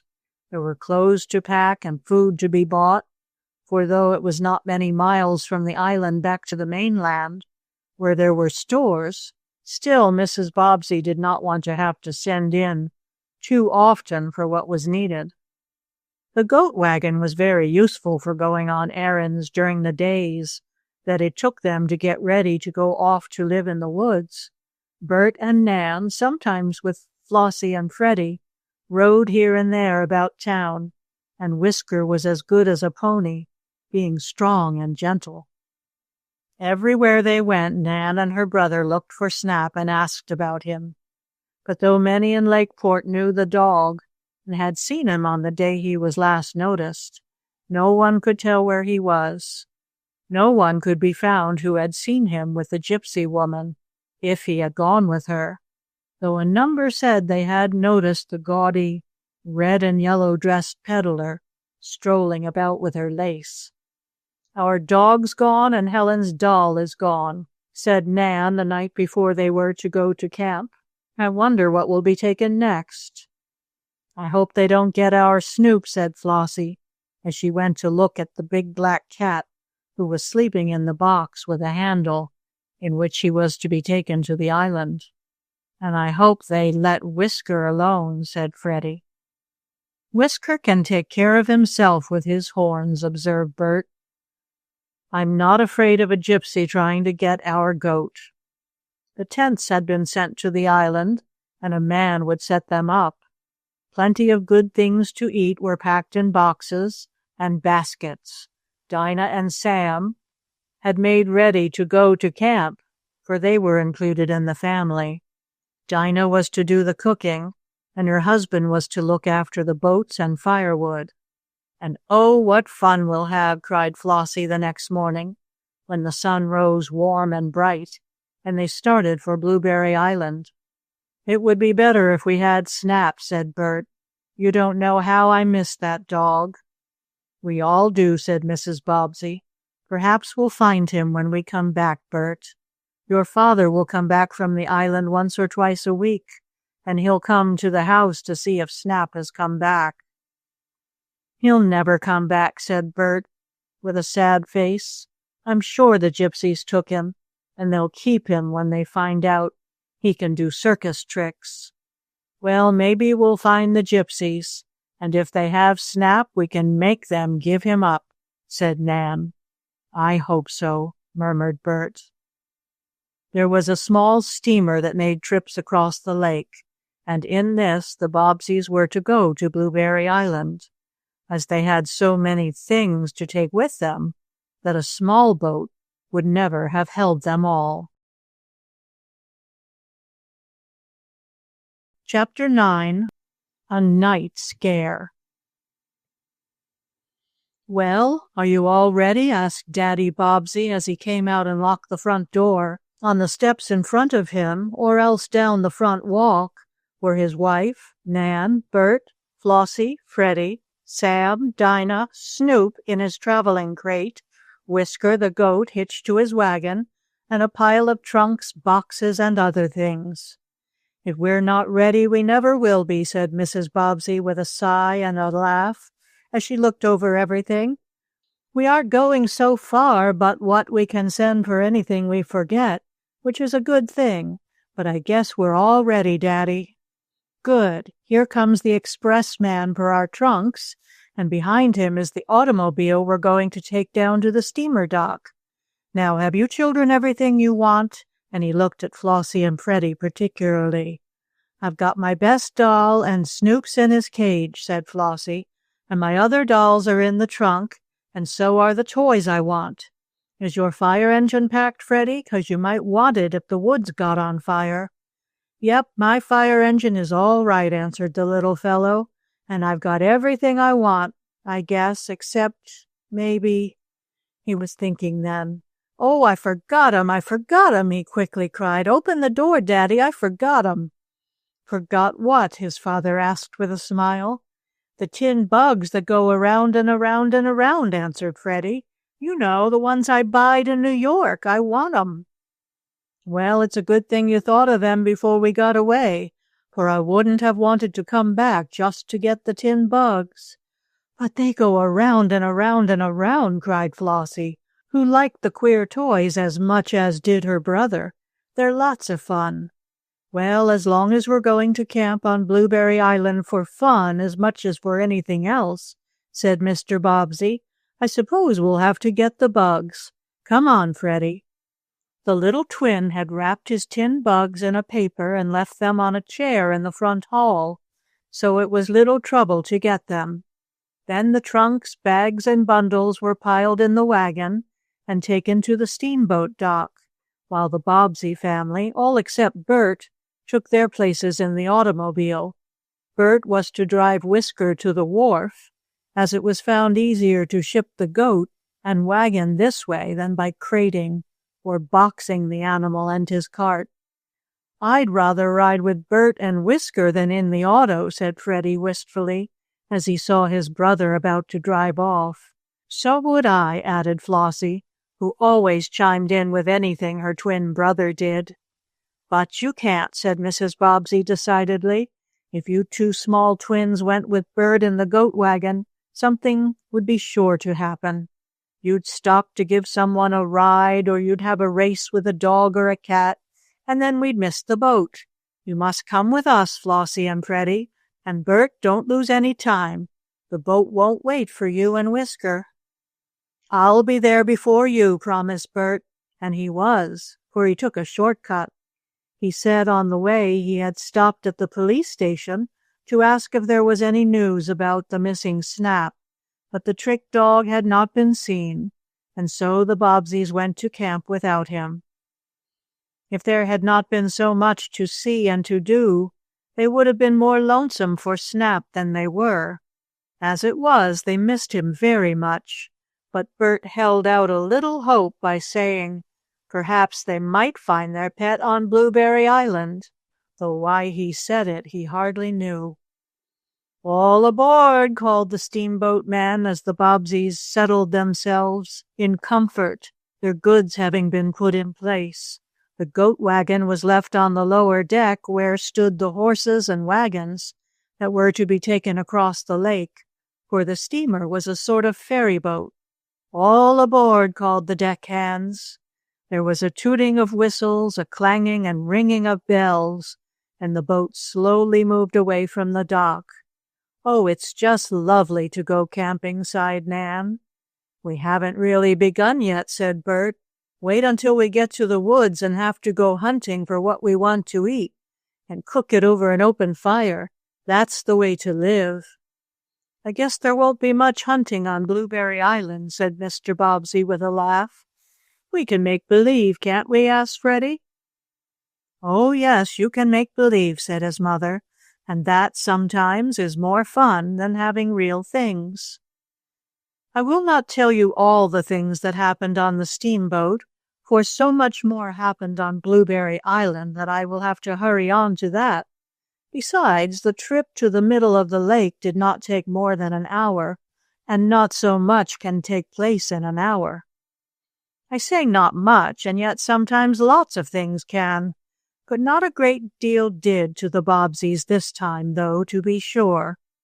A strange dog tried to get hold of Snoop in his crate, and Freddie nearly fell overboard reaching after his hat, which blew off. "But I could swim even if I did fall in," he said, for Mr. Bobbsey had taught all 4 twins how to keep afloat in water. "Well, we don't want you falling in," his mother answered. "Now you sit by me." This Freddie did for a short time. Then he got tired of sitting still and jumped down from his chair, at the same time calling to his little sister, "Say, Flossie, let's go and watch the engine." "All right," answered the little girl, ready, as always, to do anything her brother suggested. As Flossie jumped from her chair to join her brother, she accidentally kicked an umbrella belonging to a man who was sitting nearby, and the umbrella fell to the floor and slipped out under the railing, right into the water. "Oh, oh, oh!" gasped Flossie. But Freddie turned and ran as fast as he could to the stairs that led to the lower deck. "Here, where are you going?" cried his father, and started after his son. "Going after that umbrella." "I think not," and Mr. Bobbsey caught up with Freddie and picked him up in his arms. Meanwhile, Mrs. Bobbsey told the man how sorry she was, and said that they would replace the umbrella. But the man returned that he would not allow that. "No one needs an umbrella on such a lovely day anyway," he said. But a deckhand who was cleaning some mops in the water had already rescued the umbrella. "Blueberry Island," called a man on the steamer after the boat had made 1 or 2 other stops. "All off for Blueberry Island." "Oh, let us off, cried Flossie, getting up in such a hurry from her deck chair that she dropped her doll. "We're going camping there." "I guess the passengers know it by this time without your telling them," laughed her father. "But come on, don't forget anything." Such a scrambling as there was, such a gathering together of packages, umbrellas, fishing rods, hats, caps, gloves, and the crate with black Snoop in it.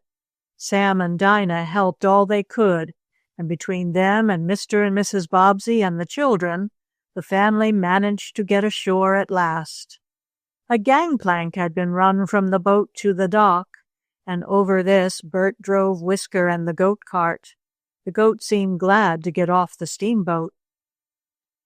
"Oh, wouldn't Snap just love it here?" cried Nan, as they went on shore and looked at the island. "Isn't it too bad he isn't with us?" "I'm going to find him," declared Bert. "Those old gypsies shan't have our trick dog." Blueberry Island was indeed a fine place for a camp. In the winter no one lived on it, but in the summer it was often visited by picnic parties and by those who liked to gather the blueberries which grew so plentifully, giving the island its name. In fact, so many people came to one end of the island in the berry season that a man had set up a little stand near the shore, where he sold sandwiches, coffee, candy, and ice cream, since many of the berry pickers, and others who came, grew hungry after tramping through the woods. But where Mr. Bobbsey was going to camp with his family, the berry pickers and picnic parties seldom came, as it was on the far end of the island, so our friends would be rather by themselves, which was what they wanted. Mr. Dalton, the man who kept the little refreshment stand, had his horse and wagon on the island, and he had agreed to haul the Bobbseys' trunks and other things to where their tents, already put up, awaited them. "And can't we ride there in the goat wagon?" asked Freddie of his mother, as he saw Bert get up behind Whisker in the little cart. "Yes, I think you and Flossie may ride now that we are on the island," said Mrs. Bobbsey. "Do you want to go, Nan?" "No, I'll walk with you and Daddy. I'll get enough goat rides later." "Oh, how nice it is!" cried Mother Bobbsey, when she and Nan came in sight of the tents of the camp. "I know we shall like it here." "I hope you will," said her husband. "And now we must see about something to eat. I suppose the children are hungry." "Dey's always dat way," laughed fat Dinah. "I neber seen 'em when dey wasn't hungry. But just show me where's de cook stove and suffin to cook, and dey won't be hungry long, my honey lambs." Dinah was as good as her word, and she soon had a fine meal on the table in the dining tent, for the men Mr. Bobbsey had hired to set up the canvas houses had everything in readiness to go right to housekeeping, as Nan said. There were several tents for the Bobbsey family. One large one was for the family to sleep in, while a smaller one near the kitchen tent was for Dinah and her husband. Then there was a tent that served as a dining room, and another where the trunks and food could be stored. In this tent was an ice box, for a boat stopped at the island every day and left a supply of ice. The children helped to unpack and settle camp, though, if the truth were told, perhaps they did more to unsettle it than otherwise. But Mr. and Mrs. Bobbsey were used to this, and knew how to manage. So the meal was eaten. Whisker was put in his little stable, made under a pile of brushwood, and the children went out rowing in a boat. They had lots of fun that afternoon, and Bert even did a little hunting for Snap, thinking that, by some chance, the trick dog might be on the island, but Snap was not to be found. "Though of course we didn't half look," Bert said. "We'll look again tomorrow." And now it was evening in Twin Camp, as the Bobbseys had decided to call their place on Blueberry Island. There had been quite a talk as to what to name the camp, but when Dinah suggested Twin, everyone agreed that it was best. So Twin Camp it was called, and Daddy Bobbsey said he would have a wooden sign made with that on it and a flag to hoist over it on a pole. Beds were made up in the sleeping tent, and soon even Nan and Bert declared that they were ready to go to Slumberland by the quickest train or steamboat which was headed for that place. They had been up early and had been very busy. Flossie and Freddie dropped off to sleep as soon as they put their heads on the pillows. Freddie did not know what time it was when he awakened. It was in the night, he was sure of that, for it was dark in the tent except where the little oil light was aglow. What had awakened him was something bumping against him. His cot was near one of the walls of the sleeping tent, and he awoke with a start. "Hi!" he called, as he felt something strike against him. "Who's doing that? Stop it, I say." "Freddie, are you talking in your sleep?" asked his mother, who had not slept very soundly. "No, I'm not asleep," Freddie answered, "but something bumped me. It's outside the tent." "Maybe it's Whisker feeling of you with his horn," said Flossie, who slept near her brother, and who had been awakened when he called out so loudly. It didn't feel like Whisker. It was softer than his horns," Freddie said. "Momsey, I want to come into your bed." "No, Freddie, you must stay where you are. I guess it was only the wind blowing on you." "No, it wasn't," said Freddie. "It was a bump that hit me. I'm afraid over here." Chapter 10. The Go-Around Bugs. Without waiting for his mother to tell him that he might, Freddie slipped off his cot and went scurrying over the board floor of the tent toward Mrs. Bobbsey's bed. "I'm coming too," said Flossie, who generally went everywhere her small brother did. "Did something hit you too?" asked Freddie, turning to his sister. "No, but it might. If you are afraid, I'm afraid too." "Oh, you children," said Mrs. Bobbsey with a sigh. "I believe you only dreamed it, Freddie." "No, Momsey, I didn't. Really, I didn't. Something bumped me from outside the tent. It hit me in the back. Not hard, but sort of soft-like, and I woke up. I want to sleep with you." "What's it all about?" asked Daddy Bobbsey. Then Freddie had to explain again, and Flossie also talked, until Nan and Bert were awakened. "It might have been Whisker," said Bert. "If he got loose and brushed against the tent, and Freddie had rolled with his back close against the side, it would be like that." Just then there sounded in the night the baa of the white goat. "There he is," cried Bert. "But it sounds as though he were still safely tied up," said Mr. Bobbsey. "I'll have a look outside. Too bad we haven't Snap with us. He'd give the alarm in a minute if anything were wrong." The goat bleated again, but the sound did not seem near the tent, as it would have done if Whisker had been loose. Putting on his bathrobe and slippers, Mr. Bobbsey took a lantern and went outside. Bert wanted to come with his father, but Mrs. Bobbsey would not hear of it. "We want a little man in here to look after us," she said, smiling. "Ain't I almost a man? I can make my fire engine go," Freddie said, forgetting his fright now that the big folks were up and the light in the tent was turned higher. They could hear Mr. Bobbsey walking around outside, and they heard him speaking to the goat, who bleated again. Mr. Bobbsey was as fond of animals as were his children, and Whisker was almost like a dog, he was so tame and gentle. "Was the goat loose, Daddy?" asked Nan, when her father came back into the tent. "No, he was tied all right in his little stable. It wasn't Whisker who brushed against Freddie, if indeed anything did." "Something did," declared the small boy. "Didn't I wake up?" "Well, you might have dreamed it," said Nan. "You often talk in your sleep, I know." "I did feel something bump me," declared Freddie, and nothing the others could say would make him change his idea. "Did you see anything?" asked Mrs. Bobbsey in a low voice of her husband, when the twins were in their beds again. Flossie's and Freddie's cots were moved over nearer to those of their parents, and they had dropped off to slumber again after getting drinks of water. "Well, I rather think I did," answered Mr. Bobbsey in a low voice. "You did? What?" "I don't know whether it was a horse or a man, but it was something. It was so dark I couldn't see well, and the trees and bushes come up around the tents." "How could it be a horse?" "It might have been the one that belongs to Mr. Dalton. If the horse were walking around, cropping grass, wherever he could find it, he might have brushed past the side of the tent, and so have disturbed Freddie." "Yes, I suppose so," agreed Mrs. Bobbsey. "But couldn't you tell a horse from a man?" "No, it was too dark. I only just saw a shadow moving away from the tents as I stepped out." "And was Whisker all right?"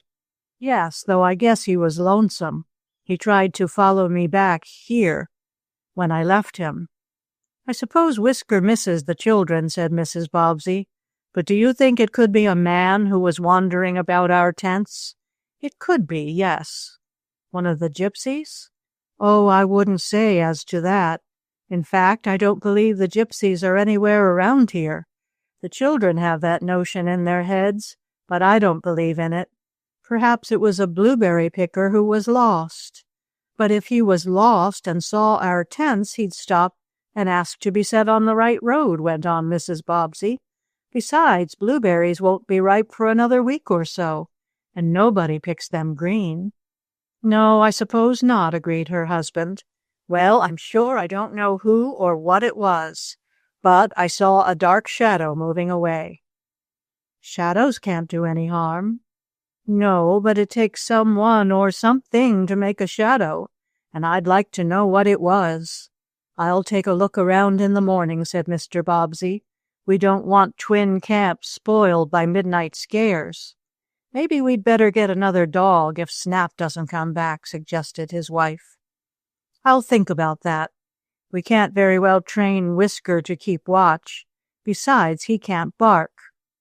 And Mr. Bobbsey laughed as he got back into bed. There was no more disturbance that night, and the twins did not again awaken. Mr. Bobbsey remained awake for a while, but he heard nothing, and he believed that if it was a man or an animal that had brushed against the tent where Freddie was sleeping, whoever or whatever it was had gone far away. Dinah had a fine breakfast ready for the twins and the others the next morning. There were flapjacks with maple syrup to pour over them, and that, with the crisp smell of bacon, made everyone so hungry that there was no need to call even Nan twice. and sometimes she liked to lie in bed longer than did the others. "Did you find what it was that bumped me, Daddy?" asked Freddie, as he, at last, pushed back his plate, unable to eat any more. "No, and we don't need to worry about it. Now we must finish getting Twin Camp in order today," went on Mr. Bobbsey, "and then we will begin to have fun and enjoy ourselves." "Are we going to catch any fish?" asked Bert. "Always, when you read of camps, they catch fish and fry them." "Yes, we can go fishing after we get the work done," said his father. "Work first and play afterward is a rule we'll follow here, though there won't be much work to do. However, if we're going to go fishing, we'll have to dig some bait." "I can dig worms," cried Freddie. "Worms are good for bait, aren't they, Daddy?" "For some kinds of fish, yes. We'll fish part of the time with worms and see what luck we have. Bert, you and Freddie can dig the bait." "I want to help," said Flossie. "I helped Nan get out my dolls and toys, and now I want to dig worms." "All right, little fat fairy," laughed Bert. "Come along." "Mercy, Flossie, digging bait is such dirty work. What do you want to do that for?" asked Nan. "I don't care if it is dirty, it's fun." "You might have known, Nan," laughed Mrs. Bobbsey, "that Flossie would not object to dirt." With a shovel for turning up the dirt and a tin can to hold the worms, Bert and the two smaller twins were soon busy. But they did not have as good luck as they expected. Earthworms were not plentiful on the island. "Perhaps they could not swim over the lake from the main shore," Freddie suggested. "Aren't bugs good for bait?" asked Freddie, when he had looked in the tin can and found only a few worms wiggling about after more than half an hour's digging on the part of himself and Bert. "Some kinds of bugs are good for fishing, yes," Bert answered, and hearing that, Freddie started back for the tent, where the trunks were stored. "What are you going to do?" Bert called after his little brother. "I'm going to get the go-around bugs. We can use them for bait. Water won't hurt 'em. The store man told me so. We can use the go-around bugs." "Oh, they're no good. They're tin," laughed Bert. But Freddie was not listening. He had slipped into the tent and was searching for the toys he had bought in New York. Bert kept on digging for worms, now and then finding one, which Flossie picked up for him, until he heard another call from Freddie. The little fellow came running from the tent with an empty and broken box in his hand. "Look, look!" cried Freddie. "My go-around bugs comed alive in the night and they broke out of the box. Oh dear! Now I can't have 'em to catch fish with. The go-around bugs broke out of the box and they've gone away." Chapter 11. The Blueberry Boy. "What's the matter, Freddie? What has happened? I hope you haven't hurt yourself." And Mrs. Bobbsey, who heard the small twin calling to Bert about the tin bugs, hurried from the tent, where she was making the beds, to see what the trouble was. "No, Momsey, I'm not hurt," Freddie answered. "But look at my go-around bugs," and he held out the empty and broken box. "What's the matter with them?" asked Mr. Bobbsey, who came up just then from the shore of the lake, where he had gone to make sure the camp boats were securely tied. "My bugs are all gone," went on Freddie. "They broke out of the box in the night. They bited themselves out." "No, they didn't bite the box," said Flossie, coming up to look at what her small brother held. "They just went around and around and around, and they knocked a hole with their heads in the box so they could get out. Did you look for them on the floor of the tent, Freddie?" "No, I didn't." "Come on, we'll have a look," Bert said. He dropped the shovel with which he had been digging for worms and ran over to his little brother. He took the box from Freddie. "That must have been smashed in the moving," Bert said to his father. "No, it wasn't smashed," Freddie said, hearing what Bert remarked to Mr. Bobbsey. "Flossie and I were playing with the bugs yesterday after we got here, and the box wasn't broken then. It was all right, and so were the go-around bugs. But now they're gone." "Maybe the box fell off a table or something," said Mr. Bobbsey, "and broke that way. We'll look on the floor of the tent for your bugs, my little fat fireman." But no bugs were to be found after a careful search had been made, and Freddie and Flossie were quite disappointed. "We can't go fishing if we can't find any bugs for to bait the hook," said Freddie, tears in his blue eyes. "Never mind," his father answered. "The tin bugs wouldn't have caught many fish, and if we don't find your toys, I'll get you some more when I go to town. You and Bert had better keep on digging the worms, I guess. They're better for fish." "And I'll pick 'em up," offered Flossie. She was a queer little child in some ways, not afraid of bugs and crawly things. It did not take Freddie or Flossie long to forget what had made them unhappy, and though for a time they were sorry about the loss of the bugs, they soon became so interested in helping Bert dig for worms that they were quite jolly again. "Here's an awful fat one, Flossie," cried Freddie. "Pick that one up just terribly careful-like. I'm going to save him for my hook, and maybe I'll get the biggest fish of all." "How'll you know where to find this one when you want it, I'd like to know, Freddie Bobbsey," returned his sister. "Tie a blue ribbon on it," suggested Bert. "Yes, we might," said Flossie slowly. "Maybe Nan has a ribbon. I'll ask." Bert laughed and said, "I was just fooling, little fat fairy. I don't believe you can do that." "I don't see why," dissented Freddie. "We can try anyway. Here, I have a red string in my pocket. That'll do better than a ribbon." He pulled out the string, and the two smaller children tied it around the middle of the earthworm. But, much to Flossie's dismay, they tied it so tightly that it almost cut the worm in two. "Oh, Freddie Bobbsey, you fixed that right away," cried his twin sister, and he loosened the string. Pretty soon Bert again dropped the spade he had taken up and said, "There, Freddie, you dig a while. I want to see about the lines and poles. We have almost worms enough." Freddie was glad to do this, and Flossie was eager to pick up the crawling creatures. Bert went back to the tent to get out the poles, lines, and hooks. There he found his father and mother looking at the broken box that had held the tin bugs. "How do you think it became smashed?" Mrs. Bobbsey asked. "I don't know," answered her husband. "It looks as though someone had stepped on it." "But who could do that? Flossie and Freddie think so much of the bugs that they take good care of them, and they wouldn't put them where they would be stepped on. Do you suppose any of the men that have been helping set up the camp could have done it?" "I hardly think so. If they did, they wouldn't take the bugs away, and that is what has happened. It seems to me as though the box had been broken so the bugs could be taken out. For the cover fits on tightly, and it often sticks. Freddie and Flossie often come to me to open it for them. Probably whoever tried to open it could not do so at first, and then stepped on it enough to crack it open without damaging the tin bugs inside." "But who would do such a thing?" asked Mrs. Bobbsey, and Bert found himself asking in his mind the same question. "That's something we'll have to find out," said Mr. Bobbsey, and neither of them noticed Bert, who by this time was inside the tent where the fishing things were kept. "Could it be the Gypsies?" asked Mrs. Bobbsey. "Well, I don't altogether believe all that talk about the Gypsies," said Mr. Bobbsey slowly. "I think they may have taken Helen's talking doll, but that's all.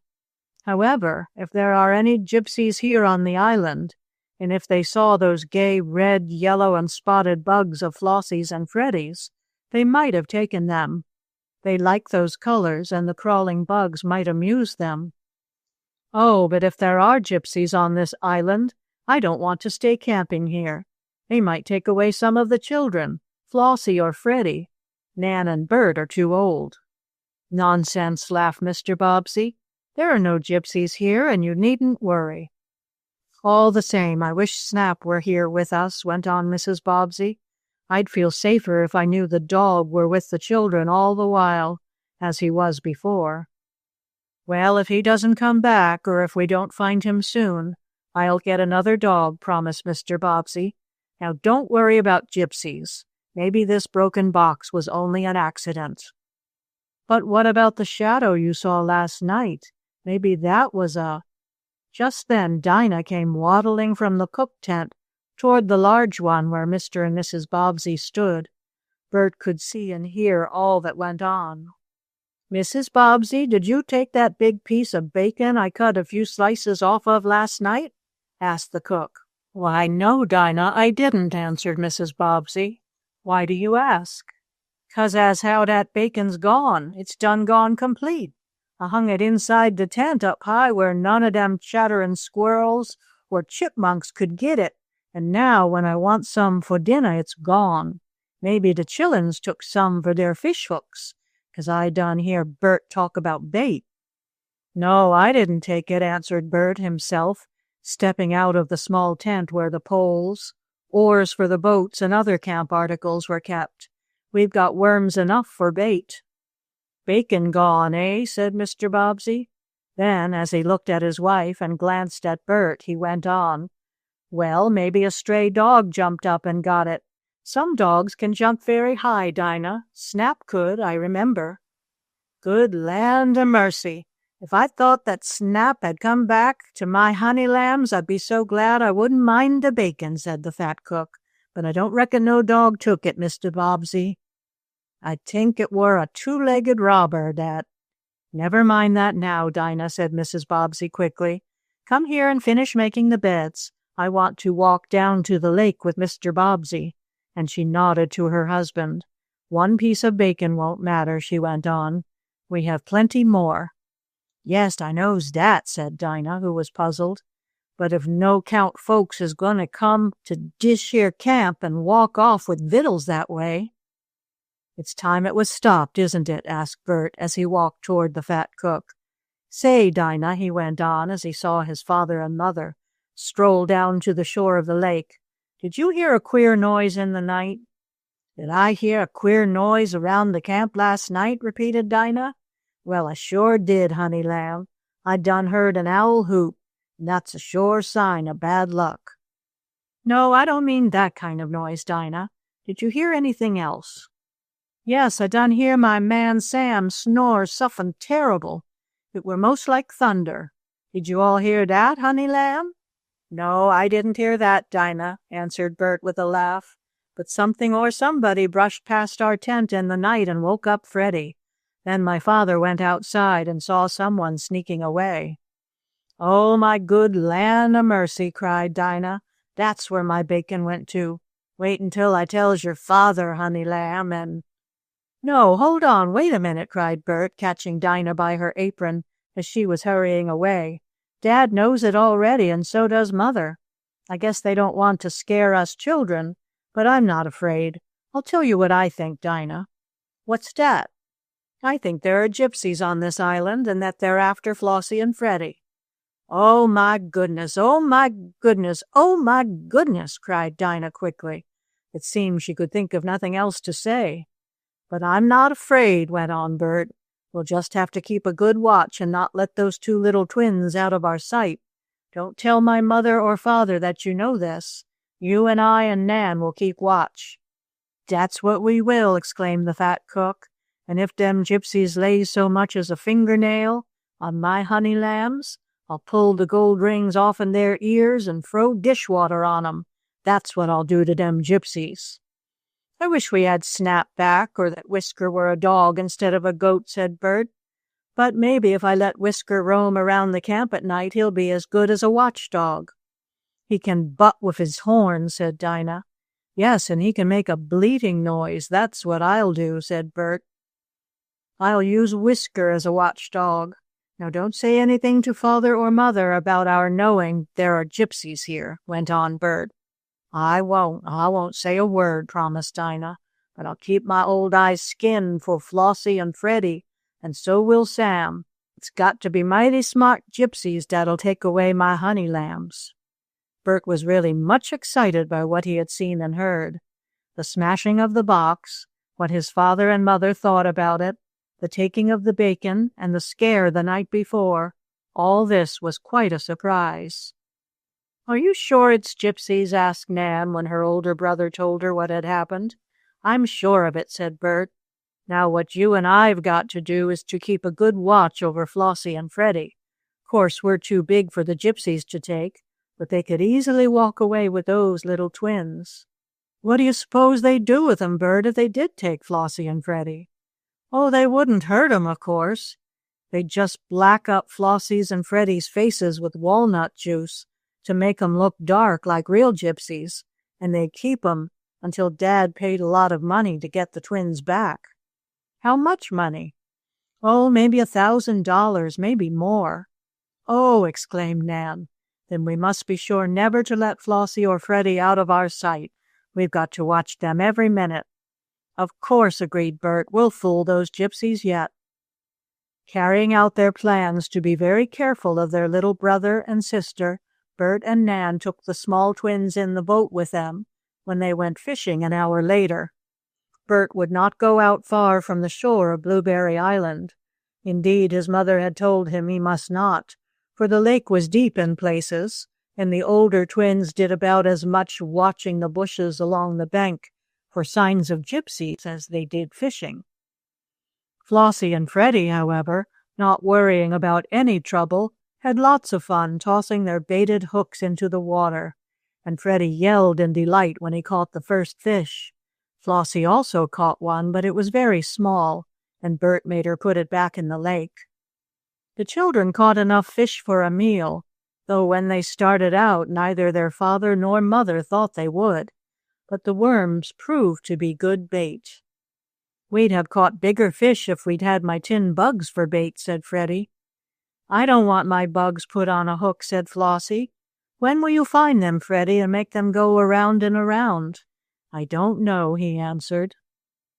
The tents were put in good order, and for 2 or 3 days the children had great sport playing, going fishing and taking walks in the woods with their father and mother, or going for trips on the lake. There were no more night scares. Maybe it wasn't gypsies after all, said Nan to her brother one day. Yes, it was, he said. They were here, but they went away when they found out we knew about them. But they'll come back, and then they may try to take Flossie or Freddie. We've got to keep a good watch. It was about a week after they had come to Blueberry Island that the Bobbsey Twins, all 4 of them, went for a ride in the goat wagon. There was a good road which ran the whole length of the island, and Whisker could easily pull the wagon along it. The twins had taken their lunch and were to have a sort of picnic in the woods. They rode under the green trees, stopped to gather flowers, and Nan made a wreath of ferns which she put over Whisker's horns, making him look very funny indeed. Then the twins found a nice grassy spot near a spring of water and sat down to eat the good things Dinah had put up for their lunch. Freddie had taken one bite of a chicken sandwich when all of a sudden there was a noise in the bushes near him, and a queer face peered out. Freddie gave one look at it and, dropping his piece of bread and chicken, cried, "Oh, it's a blueberry boy! It's a blueberry boy! Oh, look!" Chapter 12. The Drifting Boat. At first, Nan and Bert did not know whether Freddie was playing some trick or not. Flossie had gone down to the spring to get a cupful of water, and so was not near her little brother when he gave the cry of alarm. But Bert looked up and had a glimpse of what had startled Freddie. Certainly there was a queer blue face staring at the 3 twins from over the top of the bushes, and the face did not go away as they looked at it. A blueberry boy! What in the world is a blueberry boy? Asked Nan. There he is, cried Freddie, pointing. He's been picking blueberries. That's why I call him a blueberry boy. Yes, and he's been eating them too, I guess, added Bert. Did you want anything of us? He asked the stranger. By this time Flossie had come back with the water, that is, what she had not spilled of it, and she too saw the strange boy. Who are you? She asked. My name's Tom, was the answer. What's yours? Flossie Bobbsey, and I'm a twin, and we're camping on this island, and we had some bugs that went around and around, and— Flossie, come here, called Nan. She did not want her little sister to talk too much to the strange boy. Nan had an idea the boy might belong to the Gypsies.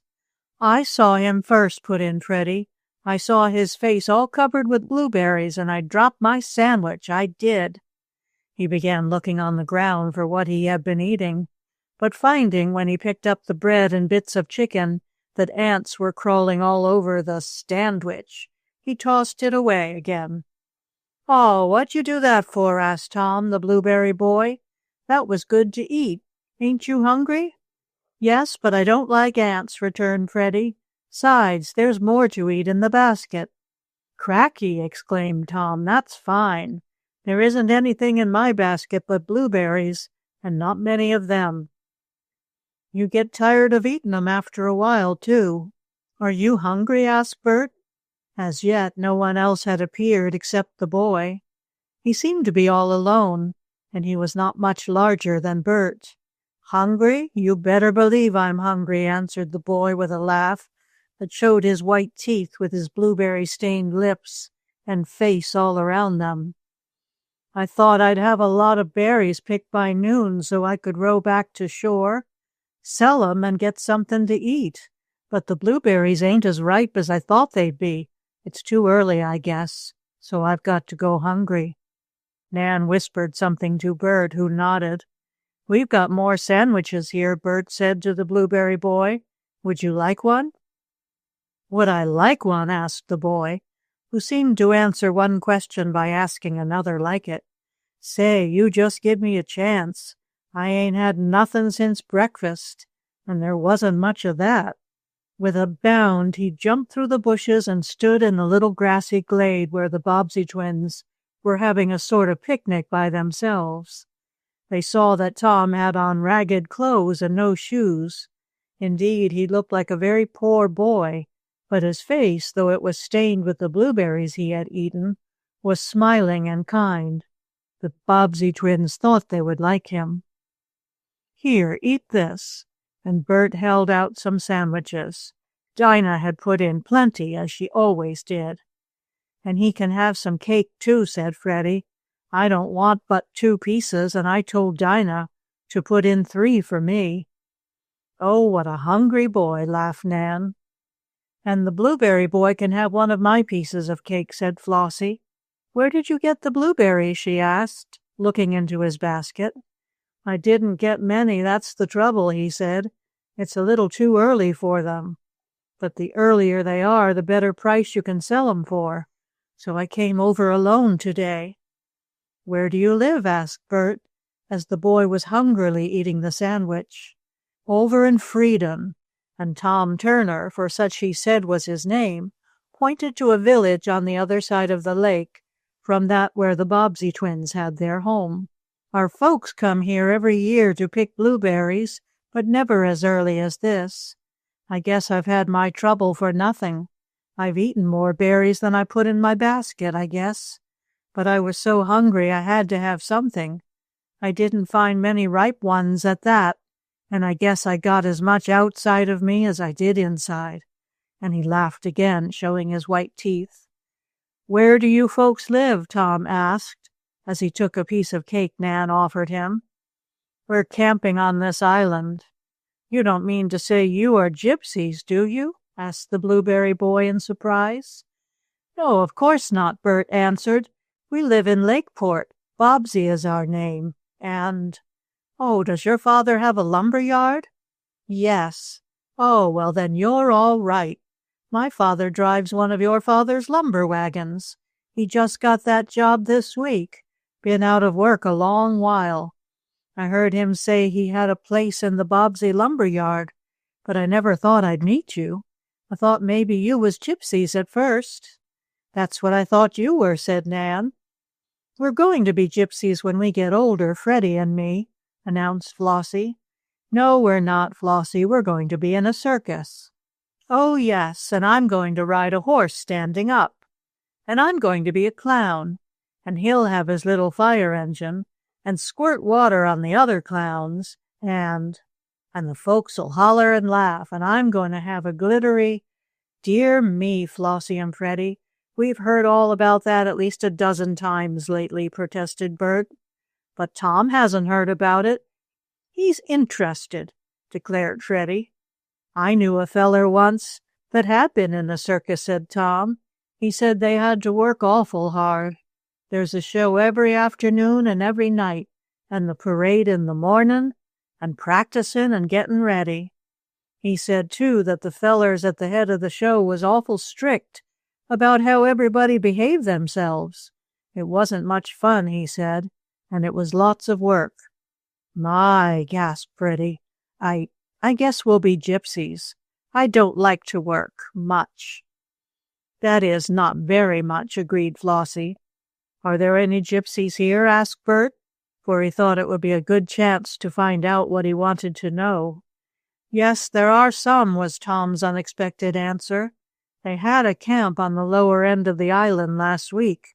I expected to see some of them today. They're great blueberry pickers, and that's one reason I came early. Most always the gypsies get the best of the blueberries, for we white folks have a chance. Are there gypsies on this island now? Asked Nan, looking over her shoulder into the bushes, as though she feared a dark-faced man with gold rings in his ears might step out at any moment and make a grab for Flossie or Freddie. Well, I guess they're here now, lest they've gone, said Tom. I saw some of the men and women here day before yesterday. They had been over to the mainland buying things from the store, and they rode over here. I'd come to look for blueberries, but there wasn't as many ripe as there is today, though that isn't saying much. But the gypsies are here all right. Then we'd better go, said Nan to Bert. Why? Tom asked. Because, said Nan slowly, we don't like gypsies. They took Helen's talking doll, exclaimed Flossie. She cried about it, too. I would if they'd take my doll, only I got her hid under my bed. You won't tell the gypsies, will you? No, indeed, laughed Tom. You're afraid of them, are you? He asked Nan. Yes, a little, she said slowly. They won't hurt you, Tom said. They're not very fond of working, and they'll take anything they find lying around loose, but they won't hurt nobody. They took Helen's dolls, said Freddie, who had finished his 2 pieces of cake, and maybe they got my bugs that go around and around. And around. They go around 3 times, put in Flossie. I was going to say that, only you didn't wait, cried Freddie. But we've got a goat, he went on, and he's almost as good as Snap, our dog, and maybe the gypsies got him. My, you don't think of anything but gypsies, said Tom with a laugh. I'm not worried about them. If I see any of 'em on the island, I'll ask 'em if they have your dog and bugs. And Helen's doll, added Flossie. She wants Molly back. I'll ask about that, promised Tom. You've been awful good to me, and I'd like to do you a favor. I know some of the gypsy boys. I guess I'll tell my father they're camping on this island, said Bert. Let's go tell him now, suggested Nan. We've stayed here long enough. And I guess I'll row back to the mainland, added Tom. There's no use waiting here for the blueberries to get ripe. I'll come next week. He walked back a little way with the Bobbsey twins to where he had left his boat. Then he was soon rowing across the lake, waving his hand to his new friends, his white teeth showing between his berry-stained lips. He's a nice boy, that blueberry boy, said Freddie.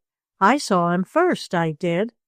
Mr. Bobbsey nodded his head thoughtfully when the twins, taking turns, told him what Tom had told them. Gypsies on the island, eh? Remarked Mr. Bobbsey. Well, I suppose they think they have a right to camp here, but I'll see about it. Maybe some of them are all right, but I don't like the idea of staying here if the place is going to be overrun with them. I must see about it.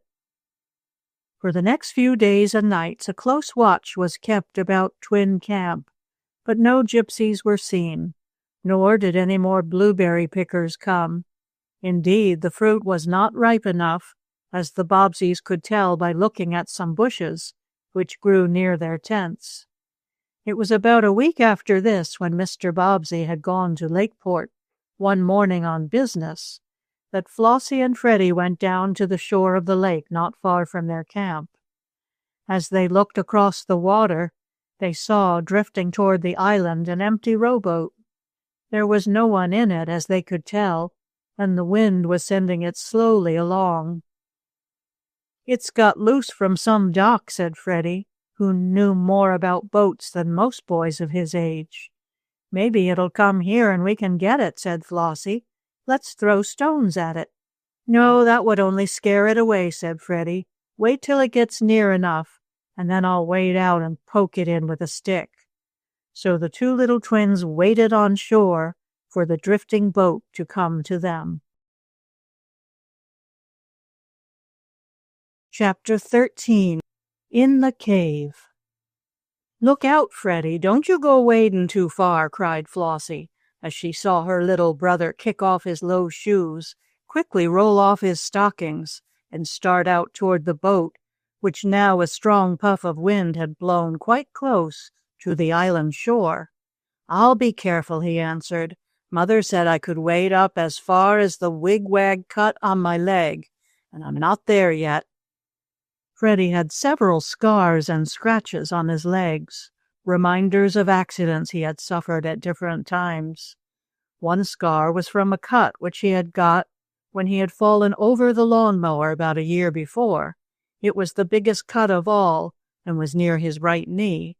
He called it his wig-wag cut because it was a sort of wavy scar, and when he wanted to go in wading, his mother always told him never to go in water that would come above that cut, else he would get his knickerbockers wet. So now he was careful not to go out too far. He watched the water rising slowly up on his bare legs as he waded along on the sandy bottom of the lake toward the drifting boat. "If you took a stick, you could reach it now," called Flossie. "I guess I could," Freddie said. "I'll hand you a stick," Flossie offered, looking for one along the shore. There were many dead branches blown from the trees, and she soon handed Freddie a long one. With it, the little boy was able slowly to pull the boat toward him, and he had soon shoved the nose, as he sometimes called the bow, against the bank of the island. "Now I can get in," laughed Flossie, "and I won't have to take off my shoes and stockings either." And into the boat she scrambled. "Oh," exclaimed Freddie, "are you going to get in the boat?" "I am in," answered his sister. "Aren't you coming in too?" Freddie looked at the boat, at his sister, at the lake, and at his shoes and stockings on the shore. Then he said, "Well, it doesn't belong to us, this boat don't." "I know," said Flossie, "but you pulled it to shore, and we can keep it till somebody comes for it, and we can make believe have a ride in it. Momsey won't care as long as it's fast to the shore. Come on, Freddie." It seemed all right to Freddie when Flossie said this, especially as the boat was close against the shore. He put on his shoes and stockings, drying his feet in the grass, and then he took his seat in the boat beside his little sister. "Now we'll play going on a long voyage," she said. "We'll take a trip to New York, and maybe we'll be shipwrecked." "Like Tommy Todd's father," added Freddie. "Yup, just like him," said Flossie, "only make-believe, of course." "And I'll be captain of the ship, and you can be a sailor," went on Freddie. "It'll be lots of fun."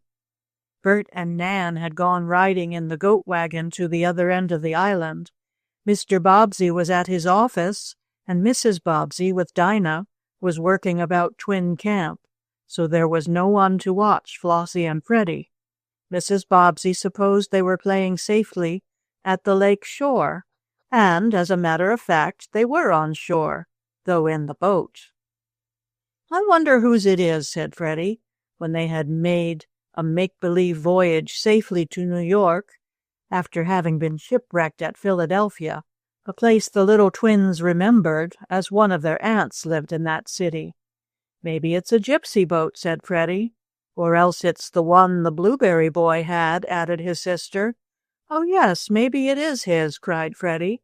"And if it is, didn't we better ought to take it to him?" "How?" asked Flossie. "Why, we can push it along the shore with sticks, 'cause there's no oars in it, and when we see him picking blueberries, we can holler to him to come and get his boat." Flossie thought this over a few seconds, then she said, Let's." This meant she would do as Freddie said. The twins did not stop to consider whether they were doing something they ought not to do. They planned to keep near shore, and that was as much as they remembered of what their mother had told them, that they were not to go out on the lake in any boat without her permission or their father's. "But paddling along the shore isn't going out," said Freddie. "Anyhow, Mother and Father would want us to give back the boat to the blueberry boy, wouldn't they?" "Course," said Flossie. "Get another stick, Freddie, and we can poke the boat along, and we won't have to go far out at all." In a little while the two twins were shoving the drifted boat along the shore by pushing the ends of their sticks into the soft bank. The boat was of good size, and it was flat-bottomed, which meant it would not easily tip over. Flossie and Freddie each knew how to row, though they had to have oars made especially for them, but they knew how to keep in the middle of a boat, and never thought of rocking it or changing seats, so they were much safer than most children of their age would have been. Having lived near Lake Metoka all their lives, they knew more about boats and water than perhaps some of you small boys and girls do. They could both swim, though of course not very far, nor were they allowed to try it in deep water. "Oh, this is lots of fun," cried Flossie, as she and Freddie poled the boat along. "This is real travelin'."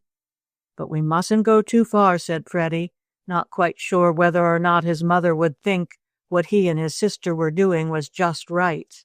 "As soon as we see the blueberry boy, we must give him his boat and go back home." "If he wants to row us back, can't we let him?" asked Flossie. "Yes, but he can't row, 'cause there are no oars in the boat," said Freddie. "Maybe he has 'em with him. I guess that's what happened," went on the little girl. "You know, we take the oars out of our boat and put them up on shore. And then maybe the blueberry boy forgot to tie his boat. And it blew away and we found it," finished Freddie. "Come on, push hard, Flossie. Let's go fast and make believe we're a steamboat." That suited Flossie, and they were soon pushing the boat along the shore quite fast. They went out past a little point on the island, some distance away from their own camp, the white tents of which they could see. "Oh, how nice the wind is blowing," cried Flossie after a bit. "I don't hardly have to push at all, Freddie." "That's good," he said. "We'll be a sailboat instead of a steamboat. If we only had a sail now." "Maybe you could hold up your coat," suggested his sister. "Don't you remember that shipwreck story Mother read us? The men in the boat held up a blanket for a sail. We haven't any blanket, but if you held one end of your coat and I held the other, it would be a sail." "We'll do it," cried Freddie as he slipped off his jacket. It was small, but when he and his sister held it crosswise of the boat, the wind, which had begun to blow harder, sent the boat along faster than the children had been pushing it. "Oh, this is fine," Freddie cried. "I'm glad we played this game, Flossie." "So am I.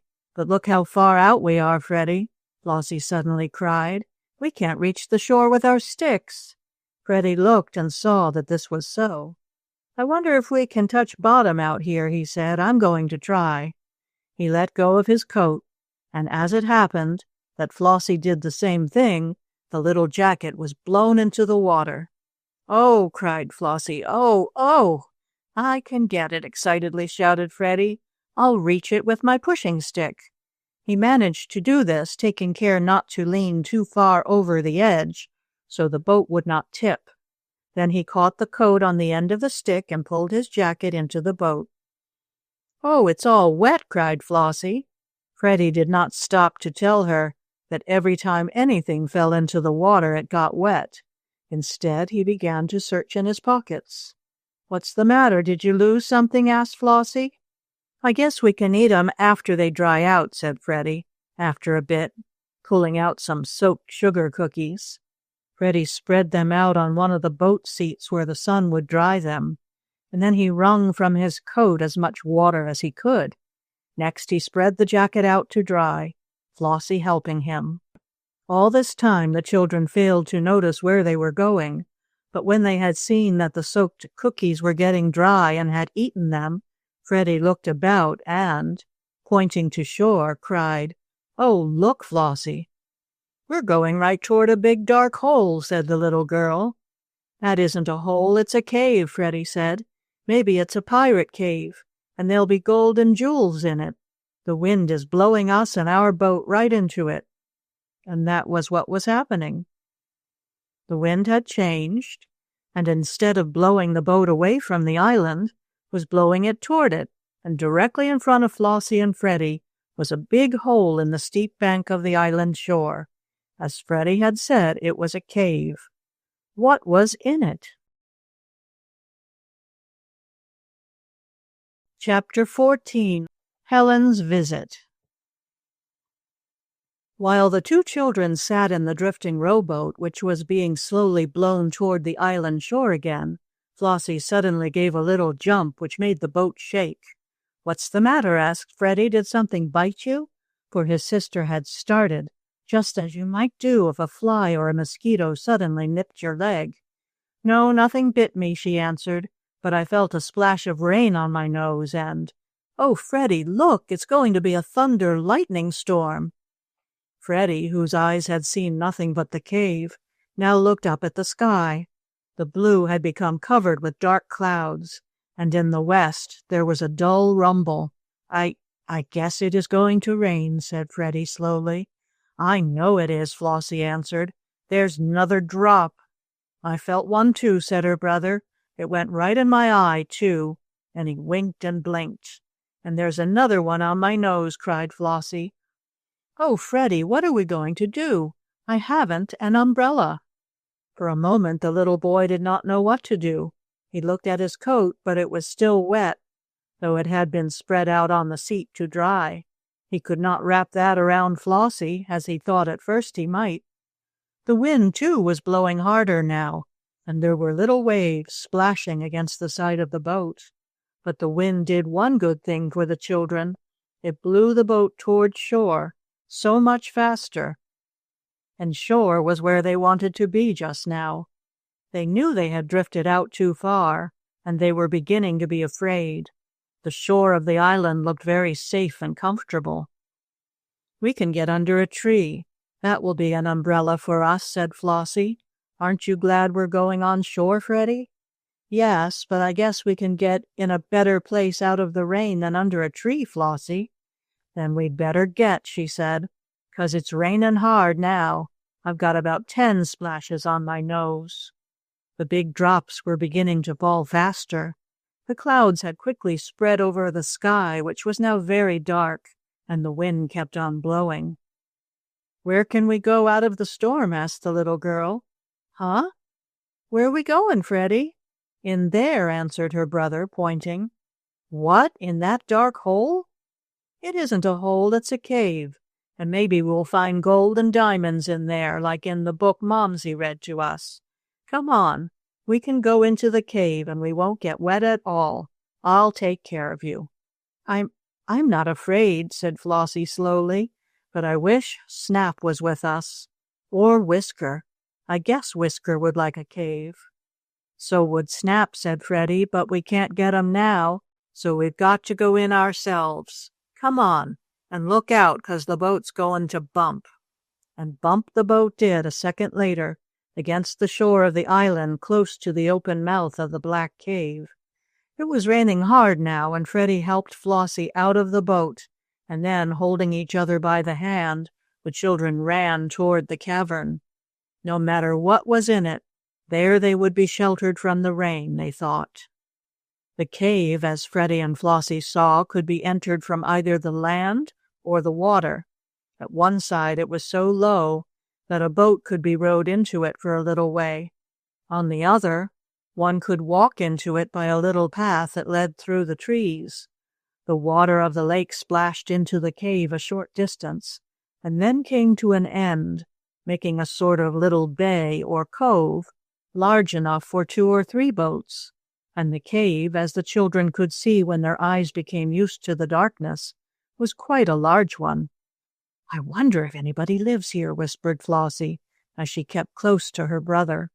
"We live here now," he said. "Anyhow, we're going to stay here until the rain stops." Maybe a bear lives here, said Flossie in a whisper. Pooh, laughed Freddie. There are no bears on Blueberry Island, or Daddy would have brought a gun. And he said I didn't even need my pop gun, 'cause there wasn't a thing here to shoot. But I did bring my pop gun. You haven't got it here now, though, said Flossie. I know I haven't. I left it in the tent by the go-around bugs. I mean, before the go-around bugs got away.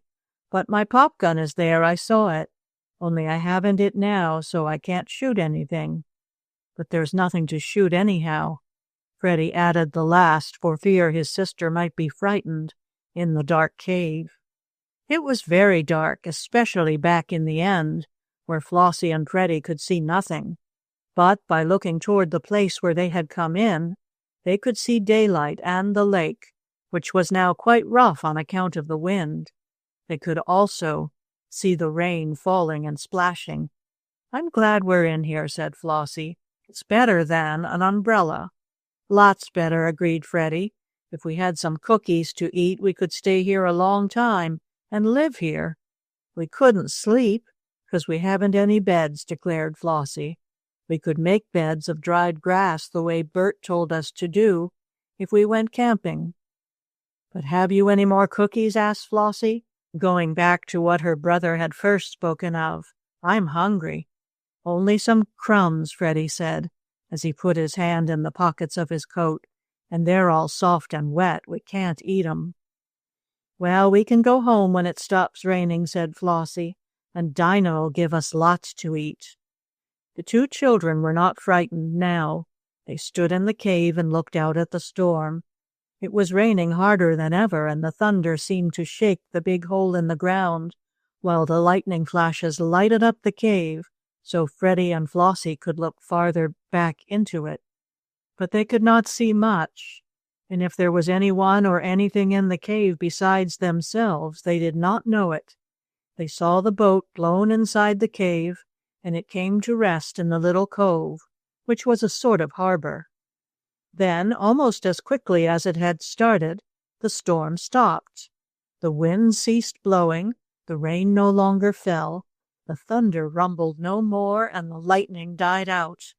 For a few minutes longer, Flossie and Freddie stayed in the cave, and then, as they were about to go out, the little girl grasped her brother by the arm and cried, "Hark, did you hear that?" "What?" asked Freddie. "A noise like something growling." Freddie looked back over his shoulder into the dark part of the cave. Then, speaking as boldly as possible, he answered, "I didn't hear it. Anyhow, I guess it was the wind. Come on, we'll go home." "Are we going back in the boat?" Flossie asked. "I guess not," Freddie replied. "It'll be rough out on the lake. It always is after a storm. We can walk down the path to our camp. Besides, this isn't our boat. Maybe it belongs here, and we'd better leave it." "Then you'd better tie it," said Flossie.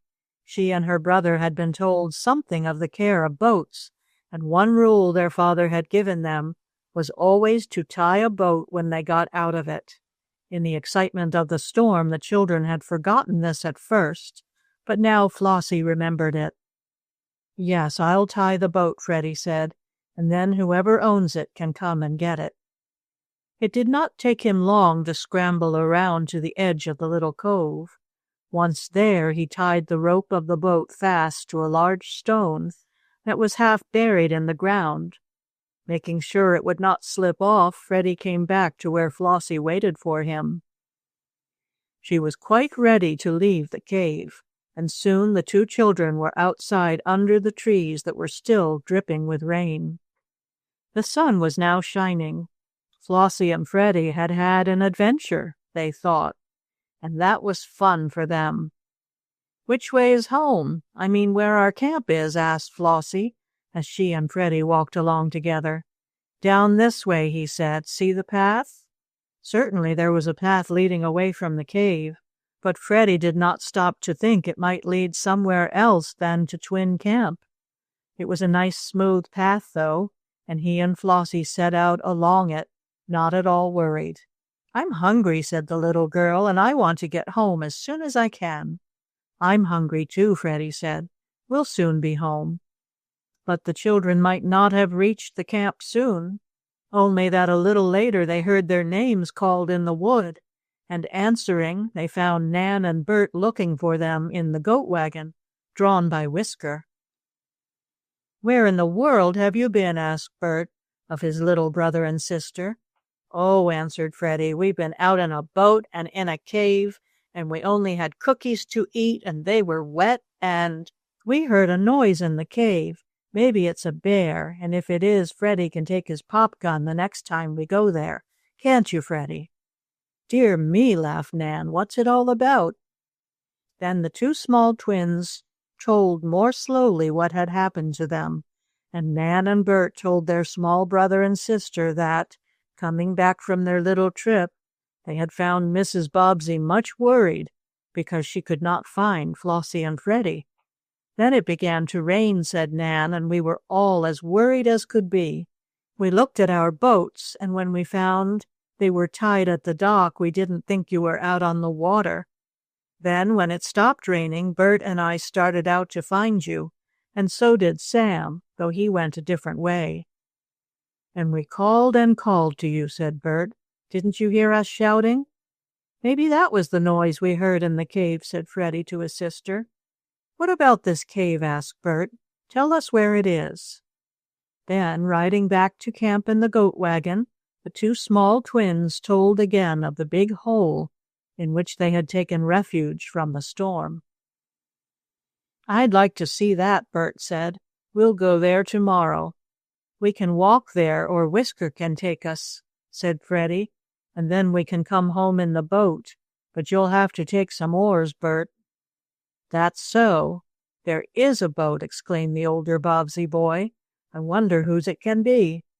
But they did not learn at once, for the next day, when they all went to the cave, including Mr. and Mrs. Bobbsey, the boat was not there. "Somebody untied it and took it away," said Freddie, as he pointed out the rock to which he had made fast the rope.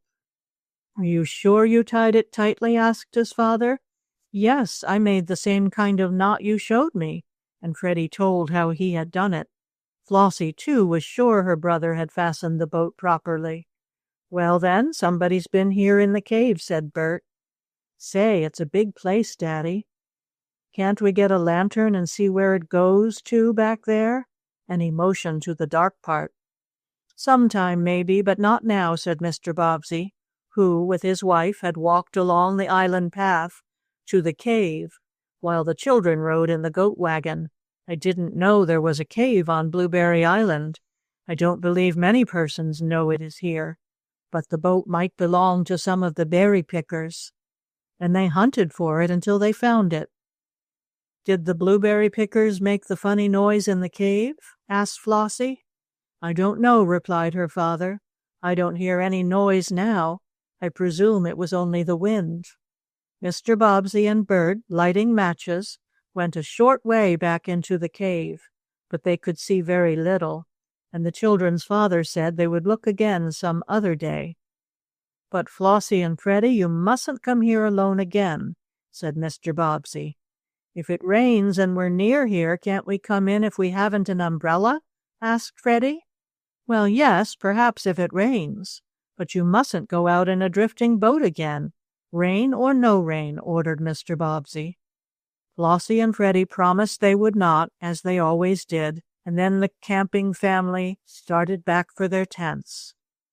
"What do you think of that cave, the boats being taken, and all that's happened?" asked Mrs. Bobbsey in a whisper of her husband, as they walked toward camp together. "I don't know what to think," he said slowly. "Do you suppose the Gypsies could be in there?" "Well, they might, but don't let the children know. They are having a good time here, and there's no need as yet to frighten them." For the next few days, there were happy times in Twin Camp. The children went on many rides in the goat wagon and had other fun. Then, one afternoon, when they were all sitting near the tents, waiting for Dinah to get dinner, they saw a steamer heading toward the little dock. "Oh, maybe it's company," cried Flossie, clapping her hands. And so it proved, for when the boat landed, Mrs. Porter and her little girl, Helen, got off. "We came to see how you were," said Mrs. Porter. "Helen wanted a trip on the water, so we came on the excursion boat. We're going back this evening. How are you?" "Very well indeed," said Mrs. Bobbsey, "and glad to see you. Helen can play with Flossie and Freddie." "Did you see any of the Gypsies?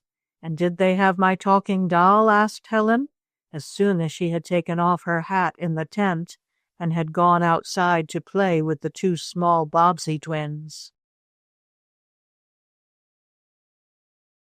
Chapter 15. The Doll's Dress. "Haven't you got your lost doll back yet?" asked Freddie as he moved over on a board nailed between two trees to make room for Helen to sit down between him and Flossie. "No, I haven't found Molly," answered the little girl, who had come to visit her friends. "I guess she's a gypsy by this time." "Helen, are you sure a gypsy man took your doll?" asked Nan, who had been sent out by her mother to see if the little ones were all right. "Yes, I'm sure," answered Helen. "I left her in the yard, and besides, didn't Johnny Marsh and me both see the gypsy man running off with her?" "Well, maybe it did happen that way," said Nan. "But what makes you think we might have seen that gypsy man here, Helen?" "'Cause Johnny Marsh said gypsies were camped on Blueberry Island." "We haven't seen any yet," remarked Bert, who had come out to ask the little girl visitor about some of his boy friends in Lakeport. "Maybe they're hiding 'cause they've got Helen's doll," said Flossie, "and maybe they're in the cave Freddie and I found." "Did you find a cave?" asked Helen. "My mamma read me a story once about a cave and a giant that lived in it. Did your cave have a giant inside?" "It had a noise," answered Flossie excitedly. "Me and Freddie heard it, but we didn't go to see what it was." "Are you hungry, Helen?" she asked, suddenly changing the subject. "Yes, I am. I only had some cake and ice cream on the boat." "We're going to have ice cream," Freddie cried. "Sam chopped up the ice this morning, and I heard him turning the freezer. I wish dinner would hurry up and be ready." It was not long after this that Fat Dinah rang the gong, which told that the meal was cooked, and soon they were all seated in the dining tent, making merry over it. Mrs. Porter told how Helen had been teasing ever since the Bobbseys had come to Blueberry Island to be brought for a visit. "She says that maybe the gypsies who took her doll are here," went on Mrs. Porter, "though I tell her she will never see Molly again. But Helen begged hard to come, and so here we are." "And we're very glad to see you," said Mrs. Bobbsey. "Can't you stay longer than just until this evening?" "No, not this time, as we didn't bring any extra clothes with us. But Helen might come later for a visit of a few days." "Oh, yes, please let her come," begged Flossie. "We'll see," said Mrs. Porter. "Did you find Snap?" she asked Bert. "No, we haven't heard anything of him.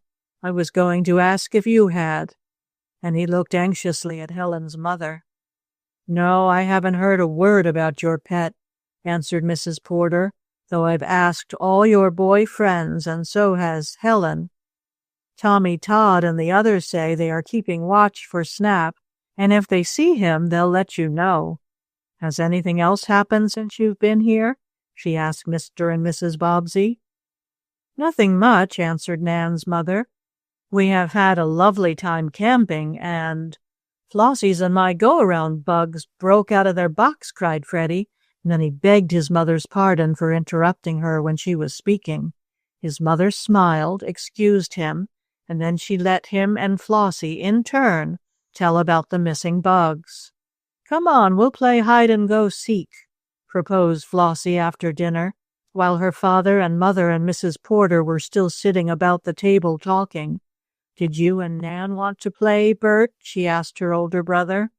"No, Flossie," he answered with a smile. "I'm going to help Sam cut wood for the campfire. We're going to have a marshmallow roast tonight." "Oh, I just wish I could stay," cried Helen. "I love roast marshmallows." "We'll roast some when you come again," said Nan, who was going to do some sewing, so she could not play with the smaller children just then. Soon the game of hide-and-go-seek began. Freddie said he would hide first and let both girls hunt for him. He thought he could hide so well that he could fool them both and still get home safe before they spied him. So, while Flossie and Helen, blinded by hiding their faces in their arms against a tree, Freddie stole quietly off to hide. He found a good place behind a pile of brushwood, and there he cuddled up in a little bunch and waited, after calling "Coop," until he heard the two girls searching for him. By peeping through the brush, Freddie could see Helen and his sister looking all about for him, behind trees, down back of fallen logs, and in clumps of ferns. Then Freddie saw the girls go far enough away from home, which was a big oak tree, so that he thought he would have a chance to run in free. This he did, and how surprised Flossie and Helen were when they saw him dash out from a pile of brushwood. "I'll blind now and let you hide," said Freddie, though if the game was played by the rules it would be his turn to hide again, as he had not been caught. So this time the little boy had his head in his arms and began counting up to 100 by fives, and when he had called out loudly, 95, 100, ready or not, I'm coming, he opened his eyes and began searching. Freddie had to be more careful about going away from the home tree than had the two little girls. Either one of them could have spied him and have run to touch home before he did. But Freddie was all alone hunting for his sister and Helen, and when he had his back turned, one or the other might run in ahead of him. But I'll find him, he told himself. I'll spy 'em both, and then it will be my turn to hide again. Meanwhile, Flossie and Helen were well hidden. Flossie had found 2 logs lying on a pile of leaves, not far from the home tree, and she had crawled down in between them, pulling leaves over her. Only her nose stuck out, so she could breathe, and no one could have seen her until they were very close. Helen had picked out a hollow stump in which to hide. It was deep enough for her to get inside, and the bottom was covered with old leaves, so it was soft and not very dirty.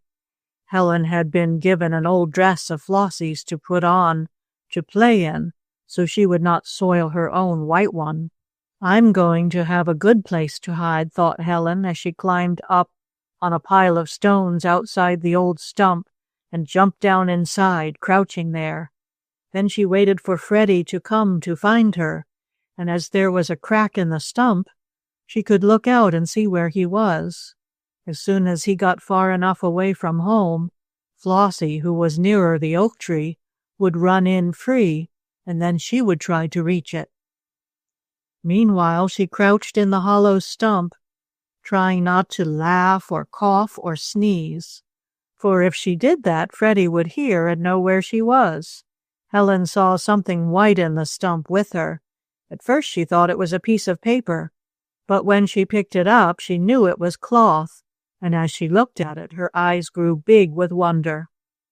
Without stopping to think that she was playing the hide-and-go-seek game, Helen suddenly stood up in the hollow stump, her head and waist showing above the edge like a jack-in-the-box. In her hand she held the white thing she had found. Flossie, from her hiding place between the 2 logs, could look over and see what Helen was doing.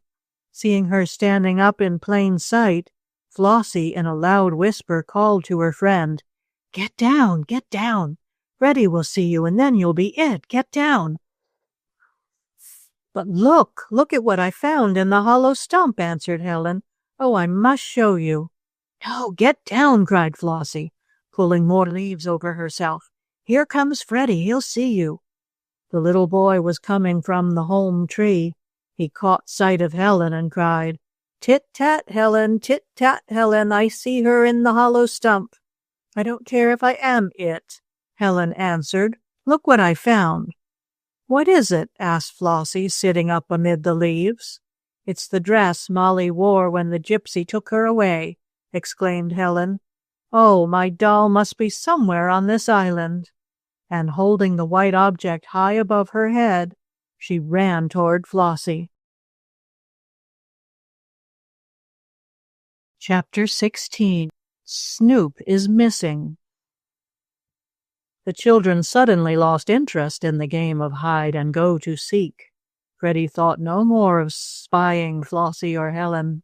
Flossie no longer cared about hiding down between the two logs, and Helen did not care about anything but the white dress she was holding up as she scrambled out of the hollow stump. "It's my doll's dress," she said over and over again. "It's my lost doll's dress." "Are you sure?" asked Flossie, as she shook the leaves from her dress and hair and came over to her friend. "Course I'm sure," answered Helen.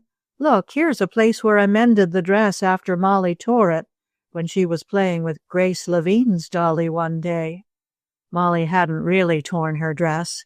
Helen had done it herself, lifting her pet out of the doll carriage, but she liked to pretend the doll had done it. "Let's see the torn place," said Flossie, and Helen showed where a hole had been sewed together. "I remember it," Helen went on, "'cause I sewed it crooked. I can sew better now. It's my doll's dress all right." "It's all wet," said Freddie, who, though a boy, was not too old to be interested in dolls, though he did not play with them. "Maybe the Gypsies live around here," he went on, "and they washed your doll's dress and hung it on the stump to dry." "Maybe," agreed Helen, who was ready to believe anything now that she had found something belonging to her doll. "No Gypsies live around here," said Flossie, "'cause we haven't seen any, but maybe they live in the cave." "The cave's far off," said Freddie, "but it's funny about that dress." I found it when I hid in the stump," explained the little visiting girl. "First I thought it was a piece of paper, but as soon as I touched it I knew it wasn't. Oh, now if I could only find Molly." "Maybe she's in the camp too," Freddie said. "If the Gypsies washed her dress, they'd have to cover her up with leaves or bark so she wouldn't get cold while her dress was drying." "The Gypsies didn't wash her dress," said Helen. "How do you know?" asked Flossie. "'Cause nobody washes dresses and makes 'em all up in a heap and puts 'em in a hollow stump," Helen went on. "You got to hang a dress straight on a line to make it dry." "That's so," added Flossie. "You only roll a dress up the way this one was rolled when you sprinkle it to iron, don't you, Helen?" "Yep. Oh, I do wish I could find my Molly." "Well, she must be somewhere around here if she isn't in the stump," insisted Freddie. "If the Gypsies took off her dress, they must have dropped the doll. Let's look." This was what the two little girls wanted to do, so with Freddie to help, they began poking about with sticks in the leaves that were piled around the stump. They searched for some time, but could find no trace of the lost doll. "We'd better go and tell my mamma and your mamma," said Flossie. "Maybe they'll get a policeman and he'll find the Gypsies and your dolly, Helen." "All right, come on." Out of breath, the children ran to the tents, where Mrs. Porter was just thinking about going in search of her little girl, as it was nearly time for the steamboats to come back for them. "Oh, I found Molly's dress! I found Molly's dress!" cried Helen, waving it over her head. "It was in a stump," added Freddie. "And it was all wet from being rained on, I guess," said Flossie, for indeed the doll's dress was still damp, and very likely it had been out in the rain. That stump would hold water for some time, like a big wooden pitcher. Mrs. Porter was very much surprised to hear the news, and thought perhaps her little girl was mistaken, but when she had looked carefully at the dress, she knew it was one she herself had made for Helen when that little girl was a baby. "But how did it come on this island?" she asked. "It must have been dropped by the Gypsies," said Mr. Bobbsey. "In spite of what they said to us, some one of them must have picked up the doll and carried her away for some little gypsy girl. And the Gypsies must have been on this island. Some of the blueberry pickers said they saw them, but when I looked I could not find them. By that time they must have gone away." "And did they take my doll with them?" asked Helen. "Well, I'm afraid they did," said Mr. Bobbsey. If they wanted your pet badly enough to take her away so boldly, as they did from the yard, they'd probably keep her, once they had her safe. It isn't every day they can get a talking doll, you know." "I wish there was some way of getting Helen's doll back," said Mrs. Porter. "She does nothing but wish for her every day. She has other dolls." "But I liked Molly best," Helen said. "I want her. If she only knew I had her dress, she might come to me," she added wistfully. "She might if she were a fairy doll," said Mrs. Bobbsey, as she patted Helen on the head. "But we'll look as carefully as we can for your little girl's pet, Mrs. Porter. If Molly is on this island, we'll find her." "And I'll leave this dress here," said Helen, "so you can put it on her when you do find her. Then she won't take cold." "I'll wash the dress and have Dinah iron it for you," promised Flossie. "I can't iron very well." "Thank you," said Helen. "Oh, I'm so glad I came here, for I found part of Molly anyhow."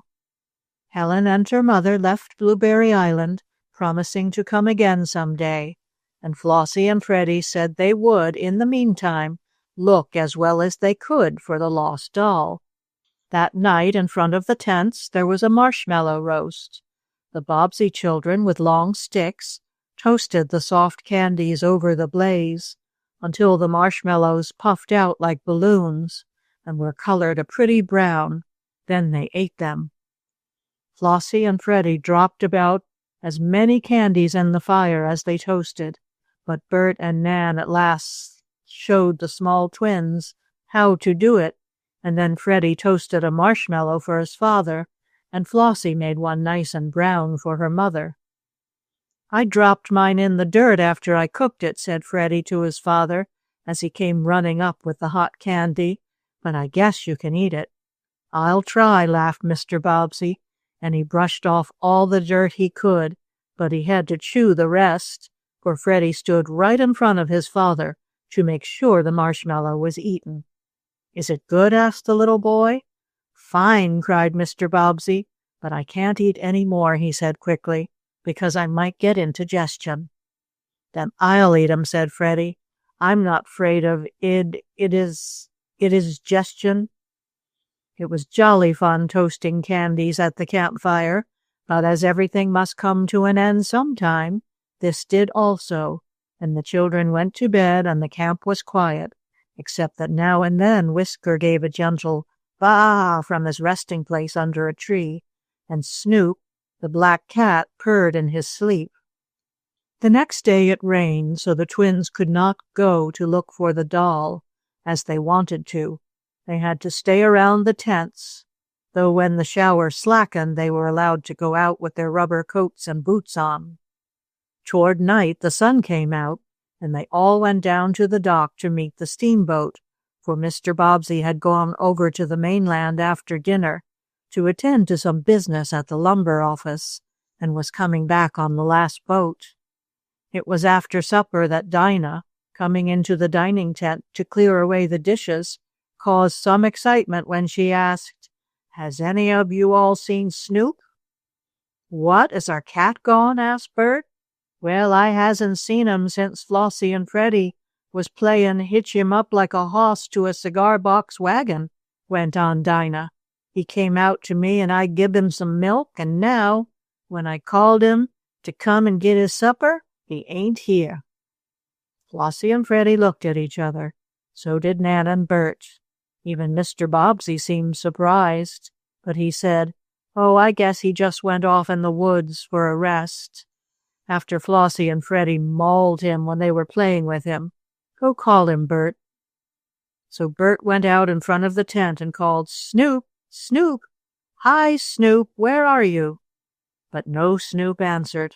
Then Flossie and Freddie called, and so did Nan, while Sam went farther into the woods among the trees. But the big black cat that the children loved so dearly was missing. Snoop did not come to his supper that night. Chapter 17. Freddy is caught. "Hark, wasn't that Snoop? Listen, everybody." Bert and Nan suddenly made these exclamations as they, with the rest of the Bobbsey family, were sitting in the main tent after supper. The lanterns had been lighted, the mosquito net drawn over the front door, or flap of the tent, to keep out the bugs, and the camping family was spending a quiet hour before going to bed.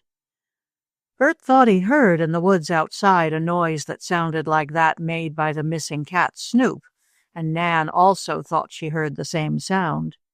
They all listened, Mr. Bobbsey looking up from his book, while Flossie and Freddie ceased their play. Mrs. Bobbsey stopped her sewing. "There it is again!" exclaimed Nan, as from the darkness outside the tent there came a queer sound. "What is it?" asked Mrs. Bobbsey. "It doesn't sound like Snoop." "Maybe it's Snap!" exclaimed Freddie. "He used to howl like that." "It did sound a bit like a dog's howl," admitted Bert. "May I go out and see what it is, Daddy?" "I'll take a look," said Mr. Bobbsey. He stepped to the flap of the tent and listened. The queer sound came again, and he went outside, while Bert went near the tent opening to listen. He, as well as his father, then heard another noise, that made by someone walking across the ground, stepping on and breaking small sticks. "Who's there?" suddenly called Mr. Bobbsey, exactly as Bert said afterward, like a soldier sentinel on guard. "Who's there?" "It's me, Sam," was the answer. "I done heard some queer noise, Mr. Bobbsey, and Dinah said as how I'd better get up and see what it was." "Oh, all right, Sam, we heard it too. Listen again."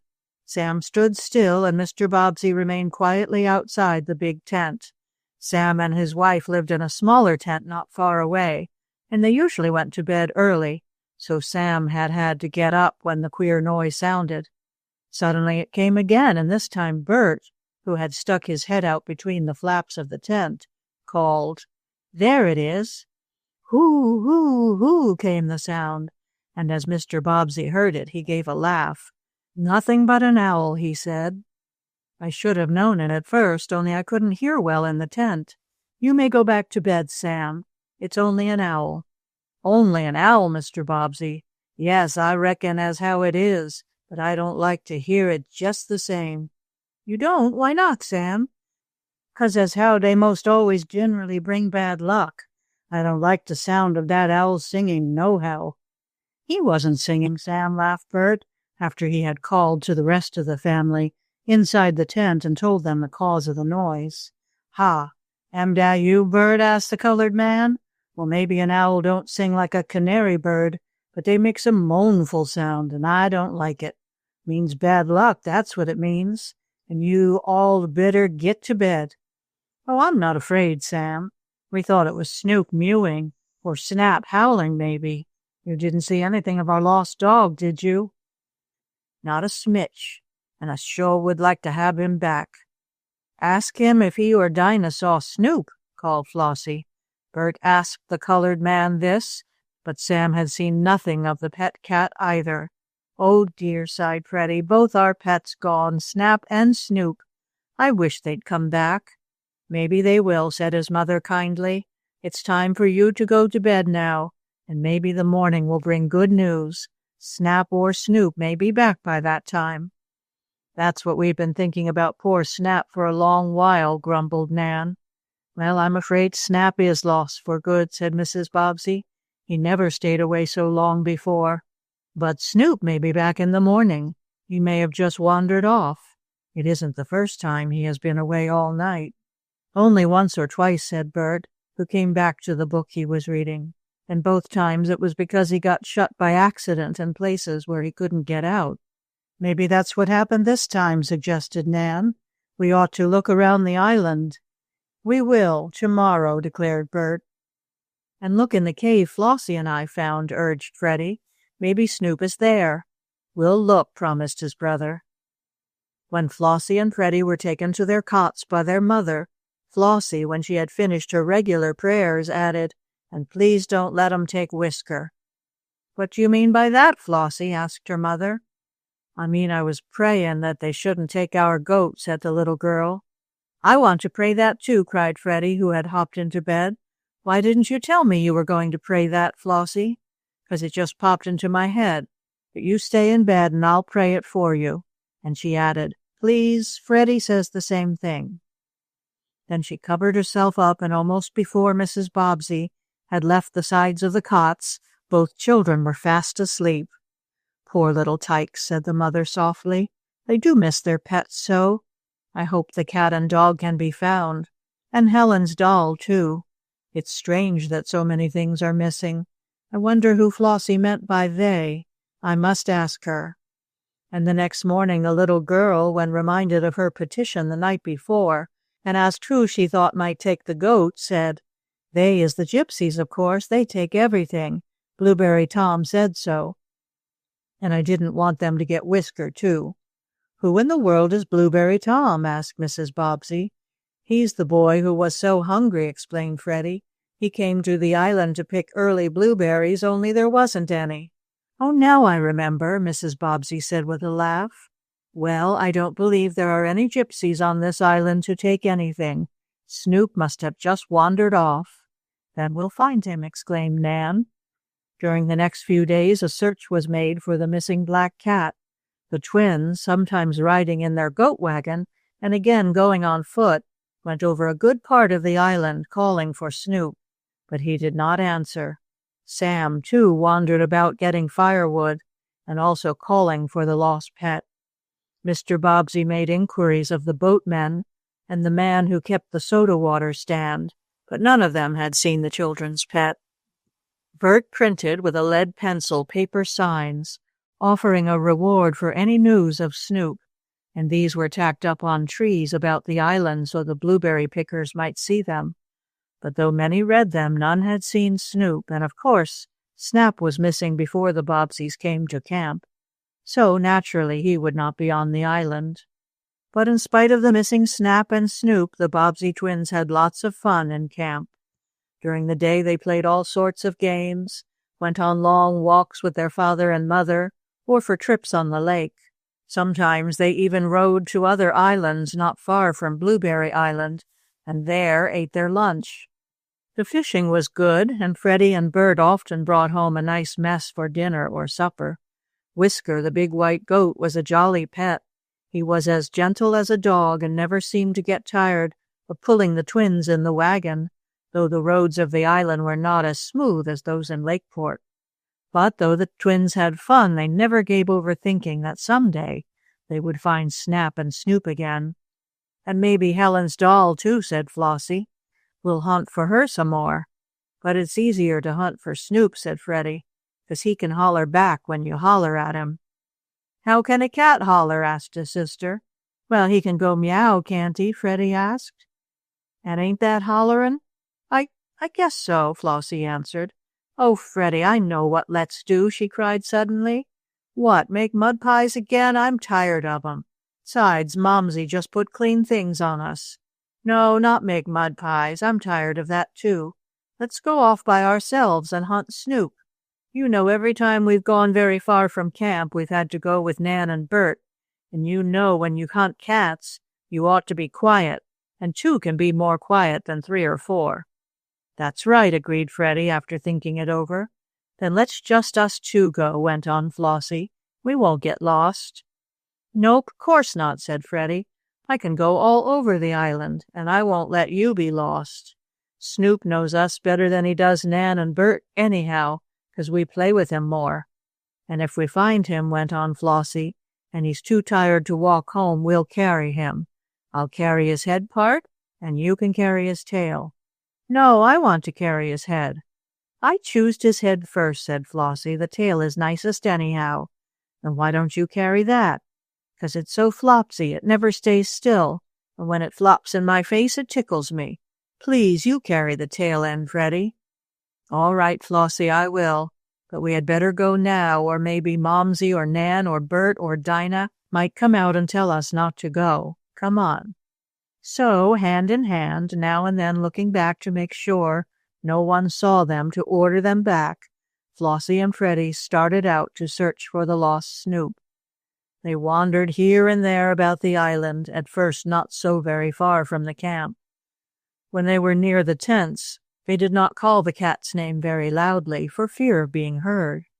"We can call him loud enough when we get farther away," said Freddie. "Yup," agreed his sister. "Anyhow, He isn't near the tents, or he'd have come back before this."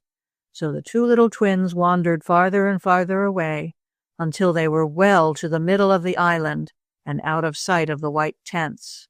"Snoop! Snoop! Snoop!" they called, but though they had heard many noises made by the birds, the squirrels, and insects of the woods, there was no answering cry from their cat. After a while they came to a place where a little brook flowed between green, mossy banks. It was a hot day, and the children were warm and tired. "Oh, I'm going in wading," cried Freddie, sitting down and taking off his shoes and stockings. "You hadn't better," said Flossie. "Mamma mightn't like it." "I'll tell her how nice it was when I get home," said the little fellow, "and then she'll say it was all right. Come on, Flossie." "No, I've got clean white stockings on, and I don't want to get 'em all dirty." "Huh, they've got some dirt on 'em now." "Well, they aren't wet, and they'd get wet if I went in wading." "Not if you took 'em off." "Yes, they would, 'cause I can never get my feet dry on the grass like you do." "You go in wading, Freddie, and I'll sit here and watch you." So Freddie stepped into the cool water and shouted with glee. Then he waded out a little farther, and soon a queer look came over his face. Flossie saw her brother sink down until the brook came up to the lower edge of his knickerbockers, wetting them, while Freddie cried, "Oh, I'm caught! I'm caught! Flossie, help me! I'm caught!" Chapter 18. Flossie is Tangled. Flossie Bobbsey, who had been sitting on the cleanest and driest log she could find, near the edge of the stream to watch Freddie wade, jumped up as she heard him cry. She had been wishing she was with him, white stockings or none. "Oh, Freddie, what's the matter?" she cried. "What happened?" I'm caught," he answered. "Can't you see I'm caught?" "But how?" she questioned eagerly. "You aren't caught in a trap like Snap was, are you?" "No, it isn't a trap. It's sticky mud," Freddie said. "My feet are stuck in the mud." "Oh, oh," said Flossie, and a queer look came over her face. "You are stuck in the mud. How did you do it, Freddie?" "I didn't do it. It did it. I just stepped in a soft place, and now when I pull one foot out, the other sticks in deeper. Can't you help me out, Flossie?" "Yes, I'll help you out," she cried, and she ran down to the edge of the stream as though she intended to wade out to where poor Freddie was trying to pull his feet loose from the sticky mud. "Oh, don't come in. Don't come in," cried Freddie, waving her back with his hand. "You'll be stuck too." Flossie stood still on the edge of the little brook. She looked at Freddie, who was in the middle of the stream, too far out for Flossie to reach with her outstretched hands, though she tried to do so. "Can't you pull your feet out?" she asked. "Nope," answered Freddie. "I can't, for I've tried. As soon as I get one foot up a little way, the other goes down in deeper. Then I'll go and call Mama." "No, don't do that," begged Freddie. "Maybe if you would get a long stick, Flossie, and hold it out to me, I could sort of pull myself out." "Oh, I know. It's like the picture in my storybook of the boy who fell through the ice, and his sister held out a long pole to him, and he pulled himself out. Wait a minute, Freddie, and I'll get the stick. I'm glad you didn't fall through the ice, though, 'cause you'd get cold, maybe." "The water is nice and warm," said Freddie, "but I don't like the mud I'm stuck in, 'cause it makes me feel so tickly between the toes."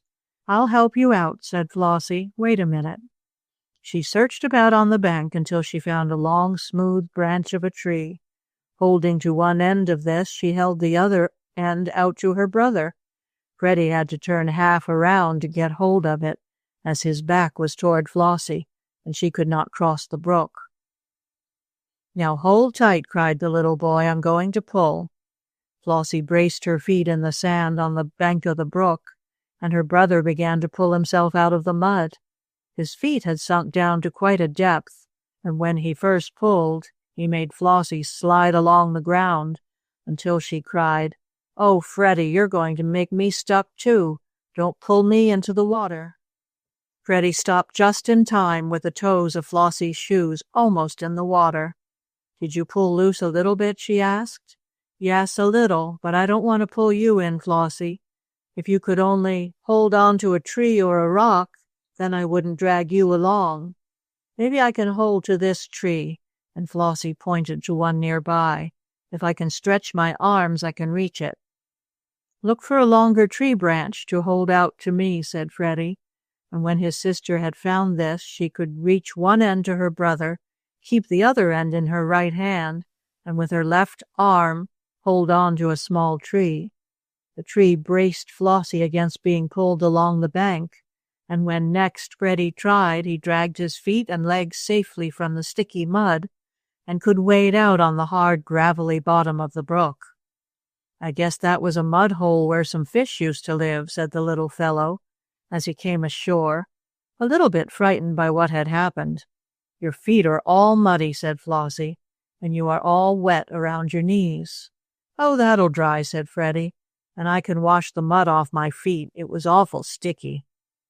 It certainly seemed to be, for it took quite a while to wash it off his bare feet and legs. Though we stood for some time in the brook where there was a white pebbly bottom and used bunches of moss for a bath sponge. But at last Freddie's legs were clean, though they were quite red from having been rubbed so hard with the moss sponge. Flossie, too, having helped her brother scrub himself, had gotten some water on her shoes and stockings, and a little mud, too. "But we can walk through places where the grass is high," said Freddie, "and that will brush the mud off, and the sun will dry your stockings same as it will my pants. And we'll keep on calling for Snoop," said Flossie. Freddie, having put on his stockings and shoes, the two children set out again, wandering here and there, calling for the black cat. But either he did not hear them or he would not answer, and when, after an hour or two, they got back to camp, they had not found their pet. "Where have you two been?" asked Mrs. Bobbsey. "I was just getting anxious about you." "We've been looking for Snoop," said Flossie, "and I went in wading and got stuck in the mud. And my pants got a little wet, and Flossie's shoes and stockings got wet and muddy, but we waded in tall grass and we're not very muddy now," said Freddie, all out of breath, but anxious to get the worst part over with at once. "Oh, you shouldn't have gone in wading," cried Mrs. Bobbsey. "You didn't tell me not to." "Not today you didn't tell me," Freddie defended himself. "No, because I didn't think you'd do such a thing," replied his mother. "I can't tell you every day the different things you mustn't do. There are too many of them." "But there are so many things we can do, too. Oh, just lots of them." "Yes, and the things we may do and the things we're not to do are just awful hard to tell apart sometimes, Momsey," put in Flossie. "Yes'm, they are," added Freddie. "And how is a feller and a sister to know every single time what they're to do and what they're not to do? Suppose you try stopping before you do a thing to ask yourselves whether you ought to do it or not, and not wait until after the thing is done to ask yourselves that question," suggested Mrs. Bobbsey. "That might help some." "Well, I won't go wading any more today," promised the little fellow, "but I didn't think I'd get stuck in the mud." Mrs. Bobbsey wanted to laugh, but she did not dare let the two small twins see her, for they would think it only fun, and really they ought not to have gotten wet and muddy. "And so you couldn't find Snoop," remarked Mr. Bobbsey at supper that night. "Well, it's too bad. I guess I'll have to get you another dog and cat." "No, don't, just yet, please," said Nan.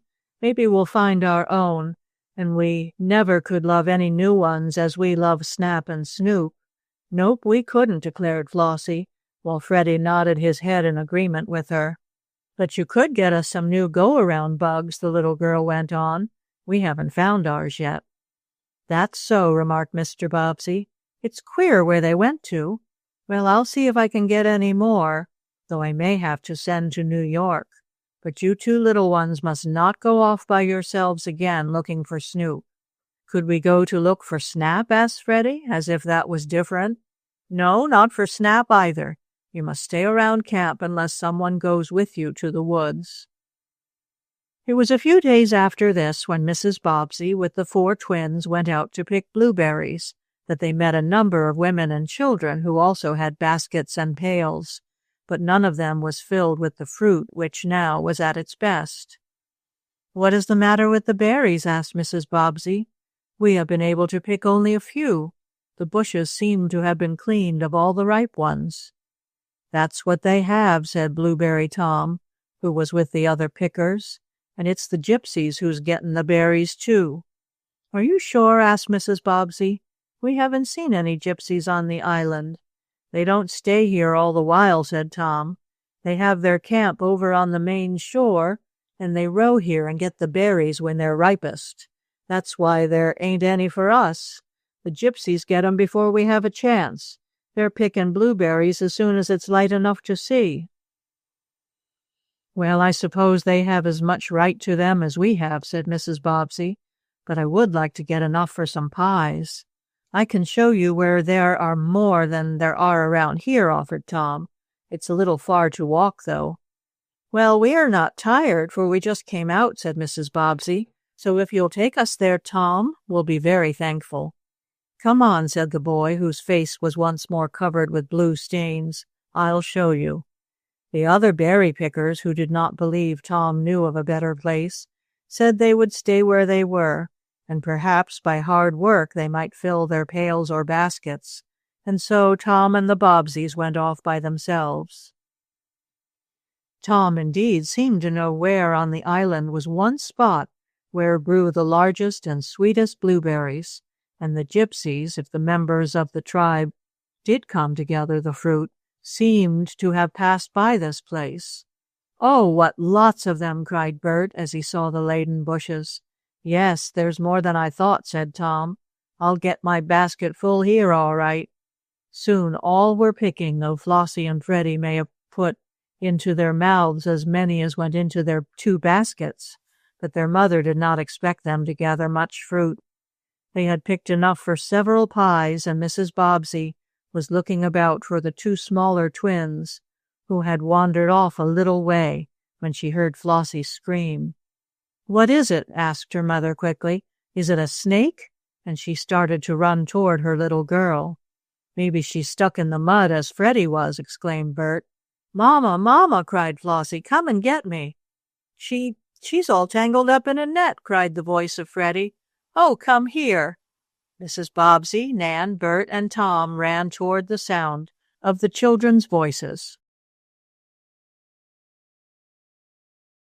Chapter 19. The Twins Fall Down. Again Flossie cried, I'm all tangled up. Come and help me get out." "What in the world can she mean?" asked Mrs. Bobbsey. "I'm sure I don't know," answered Bert. "What did Freddie say about a net?" asked Nan as she stumbled and spilled her blueberries. She was going to stop to pick them up. "Never mind them," her mother said. "Let them go. We must see what the matter is with Flossie." They saw a few seconds later, as they turned on the path, on top of a little hill, in a place where there was a grassy spot with bushes growing all around it, they saw Flossie and Freddie.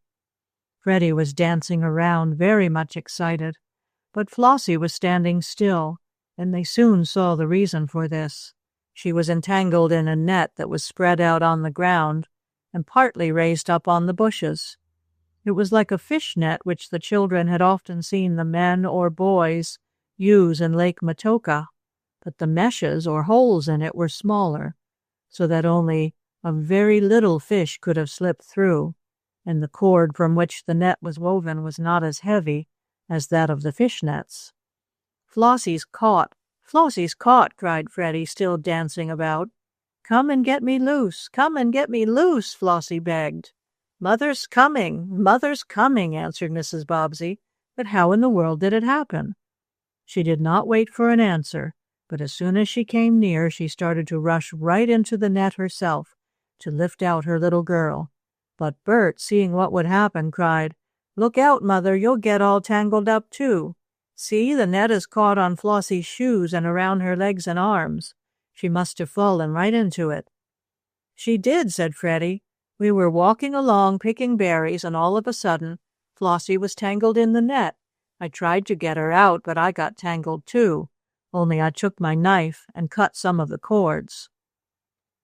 "And that's what we've got to do," said Mrs. Bobbsey.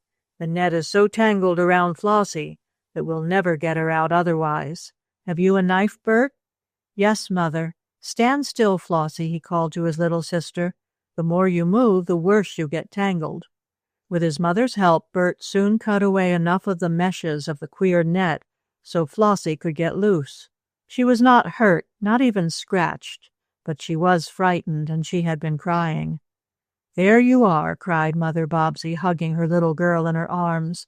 "Not a bit hurt, my little fat fairy. But how in the world did you get in the net? And what was it doing up on top of this hill in the midst of a blueberry patch?" I just stumbled into it," said Flossie.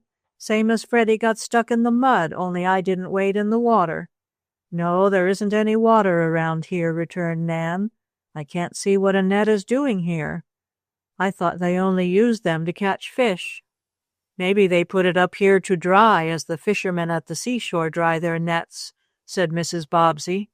"No," announced Tom, who had been looking at the net. "This ain't for fishes." "What is it for, then?" asked Bert. "It's for snaring birds. I've seen 'em before. Men spread the nets out on the grass and over the bushes where the birds come to feed, and when they try to fly they get caught and tangled in the meshes. I guess this net ain't been here very long, for there ain't any birds caught in it." "But who put it here?" asked Mrs. Bobbsey. "I think it's a shame to catch the poor birds that way. Who did it?" Tom looked carefully around before he answered. Then he said, "I think it was the Gypsies." "The Gypsies?" cried Bert. "Yes, they're a shiftless lot. They don't work, and they take what don't belong to 'em. They're too lazy to hunt with a gun, so they snare birds in a net. Why, they'll even eat sparrows. Make a pie of 'em, my mother says. And when they get robins and blackbirds, they're so much bigger they can broil 'em over their fires. This is a bird net, that's what it is." "I believe you're right," said Mrs. Bobbsey when she had looked more closely at it. "It isn't the kind they use in fishing. But do you really think the Gypsies put it here, Tom?" "Yes'm, I really do. They put 'em here other years, though I never seen one before. You see, the Gypsies sometimes camp here, and sometimes on the mainland. All they have to do is spread their net and go away. When they come back next day, there's generally a lot of birds caught in it, and they take 'em out and eat 'em." "Well, they caught a queer kind of bird this time," said Bert, with a smile at his little sister. "And it didn't do their net any good," he added, as he looked at the cut meshes. "I'm sorry to have destroyed the property of anyone else," said Mrs. Bobbsey, "but we had to get Flossie loose, and I don't believe those Gypsies have any right to spread a net for birds." "My mother says they haven't," replied Tom. "It's agin the law." "Let's take the net away," suggested Bert. "No, we haven't any right to do that," said his mother. "But we can tell the man who has to enforce the laws against hunting birds. I'll speak to your father about it. Are you all right now, Flossie?" "Yes, Momsey, but it scared me when I was in the net." "I should think so," exclaimed Nan, petting her sister. "Did you just stumble into it?" "Yep, I was walking along and I saw a bush with a lovely lot of blueberries on it. I ran to it, and then my foot tripped on a stone, and I fell into the net. First I didn't know what it was, and when I tried to get up I was all tangled. Then I hollered." "And I helped her holler," said Freddie. "Indeed you did, dear. You were a good little boy to stay by Flossie, but you're both all right now, and next time you come berrying, stay closer by Mother." "You've got lots of berries," said Flossie, looking at Bert's basket. "Yes, Tom showed us this good place. And now I guess we'd better go," said Bert. "Maybe those Gypsies might come to look at their net." He glanced around as he spoke, but though it was lonely on this part of Blueberry Island, there were no signs of the dark-skinned men with rings in their ears who had set the bird net. Dinah made enough blueberry pie to satisfy even the 4 twins, and when Mr. Bobbsey heard about the net, he told an officer who took it away. Whether or not the Gypsies found out what had happened to their snare, as the net is sometimes called, the Bobbseys did not hear, nor did they see any of the wandering tribe, at least for a while. Jolly camping days followed, though now and then it rained, which did not make it so nice. But, take it all in all, the Bobbseys had a fine time on Blueberry Island. Mr. Bobbsey got Flossie and Freddie some new go-around bugs, and the small twins had lots of fun with them. The old ones they did not find. Snoop was not found either, though many blueberry pickers, as well as the Bobbseys themselves, looked for the missing black cat. Nor was Snap located, though an advertisement was put in the papers and a reward offered for him. But Whisker did not go away, nor did anyone try to take him, and he gave the twins many a fine ride. "And I'm glad the Gypsies didn't get Whisker," observed Flossie. "I like him. Maybe not so much as I like Snap and Snoop, but awfully well I like him. Yes, he's a nice goat, nicer'n Mike's goat, that we most bought but didn't. I'm glad now we didn't get Mike's goat, aren't you, Flossie?" "Yes, I am." The Bobbseys had been camping on the island about a month when one day Mrs. Bobbsey went over to Lakeport to do some shopping, taking Nan and Bert with her and leaving Flossie and Freddie in charge of their father.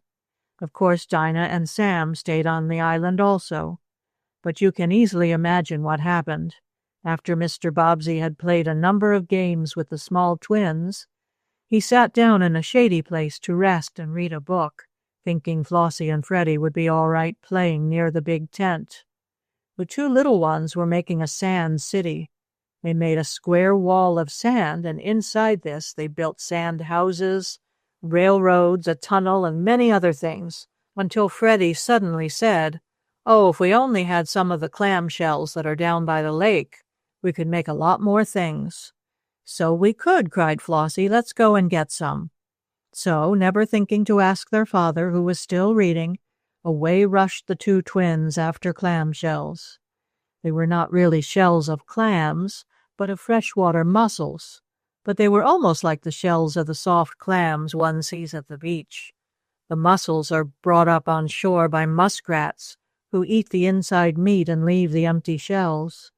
The small twins often use the shells in their play and games. The place where the mussel shells were usually to be found was not far from the tents, but like most children in going to one place, Flossie and Freddie took the longest way. They were in no hurry. The sun was shining brightly, and it was such fun to wander along over the island. So, before they knew it, they were a long distance from home, as they call Twin Camp. "Maybe we oughtn't to have come," said Flossie as she stopped to pick some blueberries. "We're not so far," said Freddie. "I know my way back." "Oh, Flossie, look at that butterfly," he suddenly called, making a grab for the fluttering creature. The butterfly flew on a little way, and Freddie raced after it, followed by Flossie. "Now I'm going to get it," the little boy cried. With his hat, he made a swoop for the butterfly, and then suddenly he and Flossie, who was close behind him, tumbled down through a hole in the ground which seemed quickly to open at their very feet, between two clumps of bushes. "Oh!" cried Freddie as he felt himself falling down. "Oh, dear!" echoed Flossie. Then they found themselves in great darkness. Chapter 20. The Queer Noise. Freddie Bobbsey sat down with a thump. Flossie Bobbsey sat down with a bump. This was after they had fallen down the queer hole, and yet it had not been so much of a fall as it was a slide. Both of them being fat and plump, much fatter and plumper since they had come to Twin Camp than before, the thump and the bump did not hurt them very much. They had slid down into the hole on a sort of hill of sand, and if you have ever slid down a sandy hillside, you know the stopping part doesn't hurt very much. And, after all, the part of a fall that hurts, as the Irishman said, is not really the falling, it's the stopping so suddenly that causes the pain. "Freddie, Freddie," called Flossie, a few seconds after she and her little brother had fallen down the hole. "Freddie, are you there?" "Yup, I'm here, Flossie," was Freddie's answer. "Only I dunno exactly where it is. I can't see." "Nor me neither. But are you been hurted, Freddie?" "No, are you?"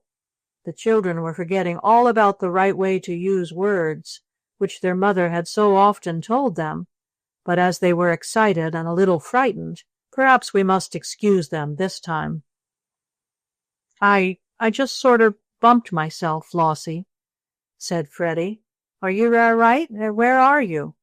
I'm right here, replied the little girl, but I can't see you. It's awfully dark, Freddie. I can see a little light now, Freddie went on. Let's get up and see if we can crawl back. My legs are all right. So's mine, Freddie. I guess I can.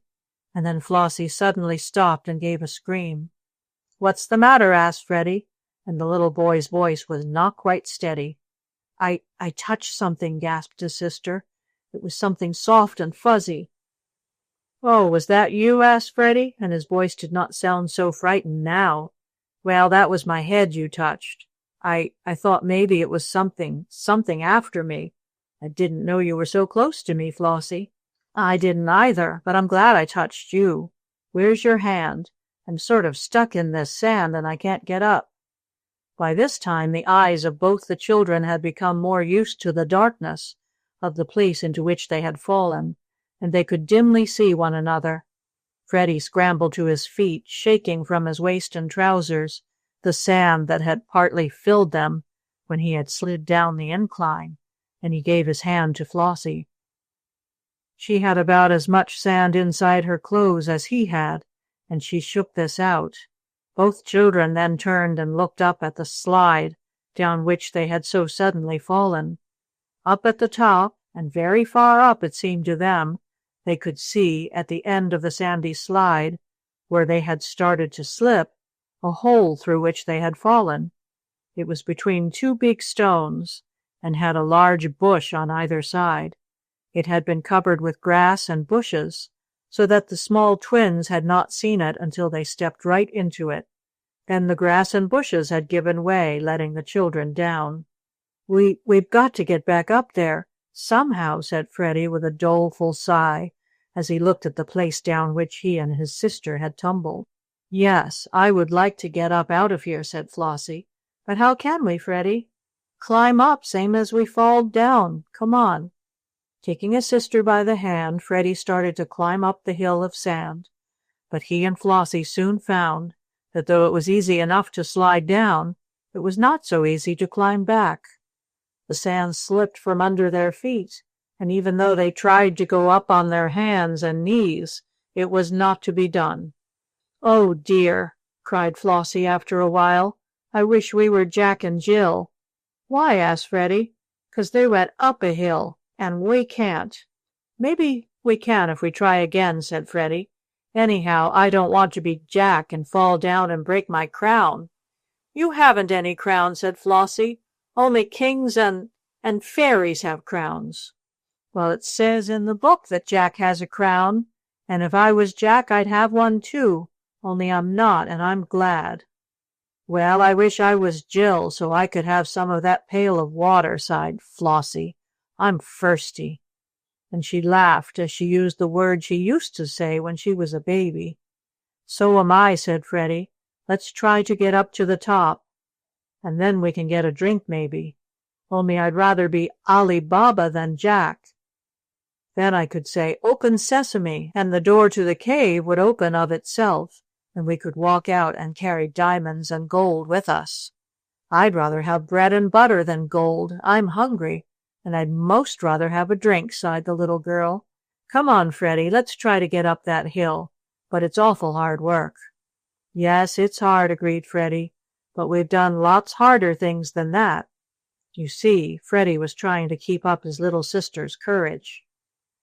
Once more the two little twins tried to climb the hill of shifting sand, but they could get up only a little way before slipping back. They did not get hurt. The sand was too soft and slippery for that, but they were tired and hot and oh, so thirsty. I'm not going to climb any more, finally said Flossie. I'm tired. I'm going to stay here until Mama or Papa or Nan or Bert comes for us. Maybe they won't come, Freddie said. Yes, they will, declared Flossie, shaking her head. They ours comes when we're lost, and we're lost it now.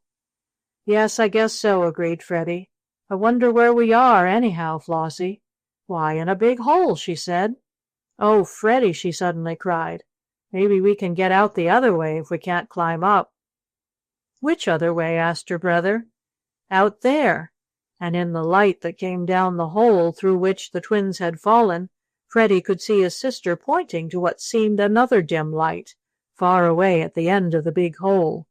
For Flossie and Freddie had fallen into a big hole, there was no doubt of that. Though it was pretty dark all about them, there was enough light for them to see that they were in a cavern. "Maybe it's a cave like the one we went into from the lake when we found the boat," said Flossie, after thinking it over a bit. "And if we can't get out one end, we can the other." "Maybe," cried Freddie eagerly. "Anyway, we can't get up that hill of sand," and he pointed to the one down which they had slid. "Come on, we'll walk toward the other light."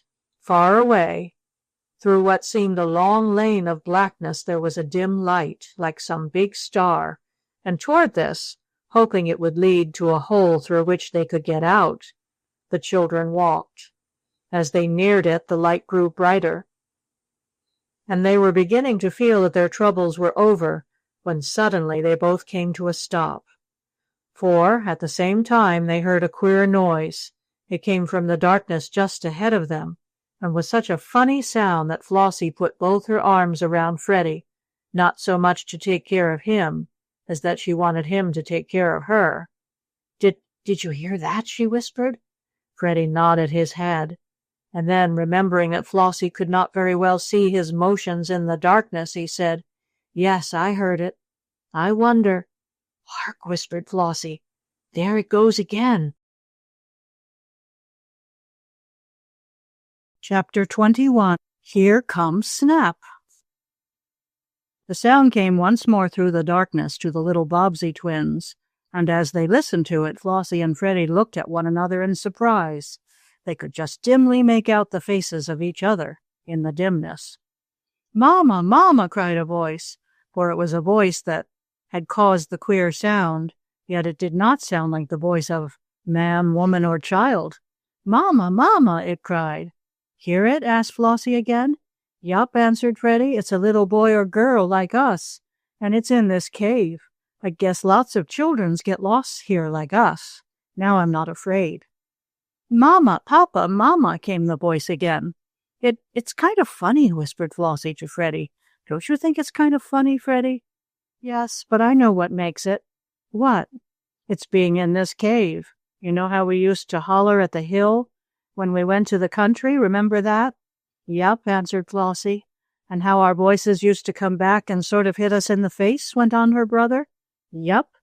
"Well, that was an echo," said Freddie, "and that's what makes it sound so queer here. It's an echo." "Oh," said Flossie. She had not thought of that. Once more the voice sounded out of the darkness. "Mama, Papa, Mama!" "There, hear it? It's an echo," cried Freddie. Flossie listened a minute. Then she said, "If it was an echo, Freddie, why didn't your voice echo too?" Well, 'cause I didn't want it to," Freddie made answer. "I can do it now. Hello, hello, hello," he called as loudly as he could. And then, to the surprise of the children, back came a voice in answer, and in more than an answer, for it asked a question. No longer did the voice call Mama, Papa. Instead it cried, "Hello there, what's the matter? Who are you and what do you want? Where are you?" Flossie and Freddie were so startled that for a moment they could only hold on to each other in the darkness. Then Freddie found his voice enough to speak. He said, "Did you hear that echo, Flossie?" "That wasn't an echo," declared his little sister quickly. "Echoes only say the same things you say, and this was different." "Yes, it was," Freddie agreed, "but maybe it's a different kind of echo." "Try it again," suggested Flossie, when they had remained quietly in the darkness for a time. And during that time they had not heard the strange voice calling.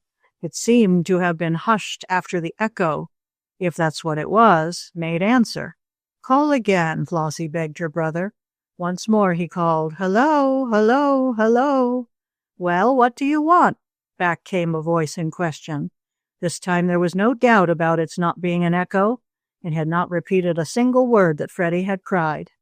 "Oh, how funny!" cried Flossie. "What makes it do that?"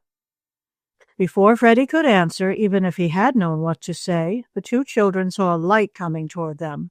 It was the light of a lantern bobbing about in the darkness, and because it was a light which chased away some of the gloom, They were glad, even though they had been a bit frightened by the queer voice and the echo which did not repeat words as the other echo had done. "Oh, maybe it's Daddy and Bert come to look for us," cried Flossie eagerly. Freddie thought the same thing, for he called out, "Here we are, Daddy." But, to the surprise and disappointment of the children, a surly voice answered them.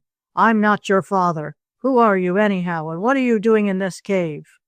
Flossie and Freddie, clinging to each other, shrank back in fear. Then, as the light came nearer, they saw that the lantern was carried by a tall man, a man with a very dark face. He had gold rings in his ears, on his feet were big boots, and around his neck was a bright yellow handkerchief. "Oh," gasped Flossie. "Oh, he's a gypsy." Freddie saw it too. The man seemed surprised to see the children. He gave a sort of grunt, held the lantern up to their faces, and exclaimed, "Why, there's two of 'em." "Yes, we're twins," stammered Flossie. "Twins are always two," Freddie added, thinking perhaps that the gypsy man did not know that. "Twins, eh?" remarked the man in a questioning voice. "The Bobbsey twins," said Freddie. "We came from our camp, and we—" "How'd you get in this cave? That's what I want to know," cried the man, and he spoke harshly. "Tell me, how did you get here?" he asked, and he held the lantern in front of the faces of the two little children. We fell in here," said Freddie, pushing Flossie behind him. He felt that he must look after his little sister and protect her. "Fell in?" cried the man. "Yes, through a hole. We slid down a sandy hill and we couldn't climb back again. We saw a little light over this way and we walked to it, and then we heard someone cry, 'Mama.'" "Are there any more little children here?" Freddie asked. Yes, some," half grunted the gypsy, "but not your kind. I don't see how you came here," he went on, speaking to himself, it seemed, for he did not glance at Flossie or Freddie, and there was no one else nearby. The man looked all about the cave. "Which way did you come?" he asked. "Back there," and Freddie, who was doing most of the talking, pointed toward the place where he and Flossie had tried so hard to climb up. "Come and show me," the man ordered them. And when they walked back with him, the lantern making queer shadows on the side walls of the cave, Flossie and Freddie pointed to the place down which they had slid. Murmured the gypsy. "I never knew there was a way into the cave from there. I must see about that. It wasn't open before. Well, now you're here, I got to make up my mind what I'll do with you," he went on, as he motioned for Flossie and her brother to walk back in front of him. He held the lantern so they could see where to step, but the earthen floor of the cave was smooth and the children did not stumble. "Will you take us back to Twin Camp where we live?" asked Freddie. "We're the Bobbseys, you know, and we didn't mean to run away again, though I guess we're lost. My mama and my papa will be looking for us, and if you'll take us to the camp—" "Well, maybe I will after a bit, but not now," said the gypsy, shaking his head so that his earrings jingled. "You'll have to stay here with us a while. If you went out now and told your folks you had found us here, we'd all be sent to jail. Most likely I'll see what the others say." Flossie and Freddie wondered what others he meant, but he did not tell them. He kept walking close behind them, and there was nothing for them to do but to keep on. Suddenly they turned a sort of corner of the cave, and then the children saw something that surprised them. Seated around a table on which some candles, stuck in bottles, were burning, were a number of men. They were all gypsies, like the man who had met the children farther back in the cave, and as he walked forward behind Flossie and Freddie, the other gypsies looked up. "Who was calling?" asked one of the dark men at the table. "These two," said the first man, pointing to the little Bobbsey twins. "They answered my call and I found them. They fell down a hole at the far end of the cave, near the sand. I never knew it was there." "It is an old entrance," put in a gypsy who was eating some bread and tomato, cutting first a slice of one and then of the other with a big knife. "That entrance was overgrown with grass long ago," he added. "Well, these two stumbled on it," grumbled the man who had found Flossie and Freddie. "We'd better stop it up. And now, what's to be done with 'em?" "We'll have to keep 'em here for a while," said 2 or 3 at once, and hearing this, the hearts of Flossie and Freddie were sad. "Yes," went on the first gypsy, We'll have to keep 'em here until we're ready to go, and that won't be for 2 or 3 days yet. The only trouble is that some of their folks may find where we have hidden them, and—" "Hi!" suddenly cried an old gypsy. Then he said something very quickly, but in words the children could not understand. It was gypsy talk. After that, all the men spoke in this queer way, but Flossie and Freddie felt sure they were being talked about, for the men looked at them many times in the light of the lantern and candles. Suddenly, when there came a lull in the talk and the twins were wondering what was coming next, they heard a dog barking. Now, ordinarily, this would not have surprised them, for they knew the gypsies kept many dogs, and some might be in the cave. But there was something different about this bark. In wonder, Flossie and Freddie looked at each other. Then Freddie cried out, "That sounds like Snap!" All at once there came a regular chorus of barks, and with them a man's voice could be heard shouting. Then came a dog's growl and yells from a man's voice, then more barks. "Look out!" shouted someone in the cave. "The dog's loose!" Flossie and Freddie saw a big dog spring into view from somewhere out of the darkness of the cave, and as the eyes of the twins lighted on him, Freddie cried, "Here comes Snap! Here comes Snap! Oh, Flossie, our dog that was lost is found! Here's Snap!" Chapter 22. Happy Days. There was no doubt about it. There was Snap, alive and happy, if one could tell that last by the way he barked and tried to kiss both Flossie and Freddie at the same time with his red tongue. It was Snap, but he was thinner than when at home in Lakecourt, and his nice coat of hair was muddy in some places, and not at all neat. "Oh, but it's Snap! It's our Snap!" cried Freddie in delight. "And he found us," added Flossie. "Now the gypsies can't make us stay here." And standing beside the big dog, she looked boldly at the dark men, who were now standing about the table.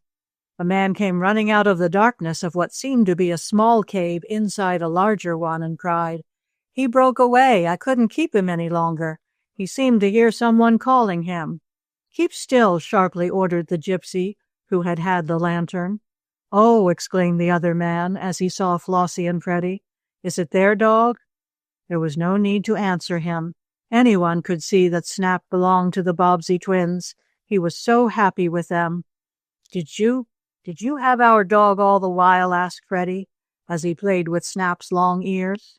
The gypsy who had had the lantern said something in his strange language, and no one answered. Probably he had told them not to speak. "Oh, I'm so glad to see you," cried Flossie. "We looked everywhere for you, Snap. Didn't we, Freddie?" "Yes, we did. And now we've got him, we can go home. Snap knows the way home. He can take us there." "Oh, no, he can't," said Flossie. "Why?" asked her brother. "'Cause he's never been in our tent camp. He doesn't know where it is. But maybe you know, Freddie." "Yes, I know the way, if we can get out of this cave." And he looked at the gypsies. They were talking among themselves.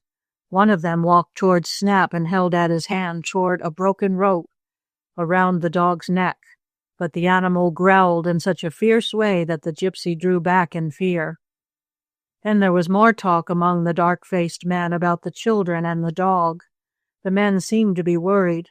Snap barked and ran a little way ahead, as though to lead the way out of the cave. Again a man tried to catch him, but the dog's savage growl made him draw back. "I guess Snap wants us to come with him," said Flossie. "Let's go, Freddie." "All right, come on." And Freddie, taking Flossie's hand, had started out of the cave. They were afraid, the children were, that the gypsies might stop them, but the man who had had the lantern said, "Come on, I'll show you two the way out, and you can go to your camp. No use keeping you now that your dog is loose. He'd make trouble for us.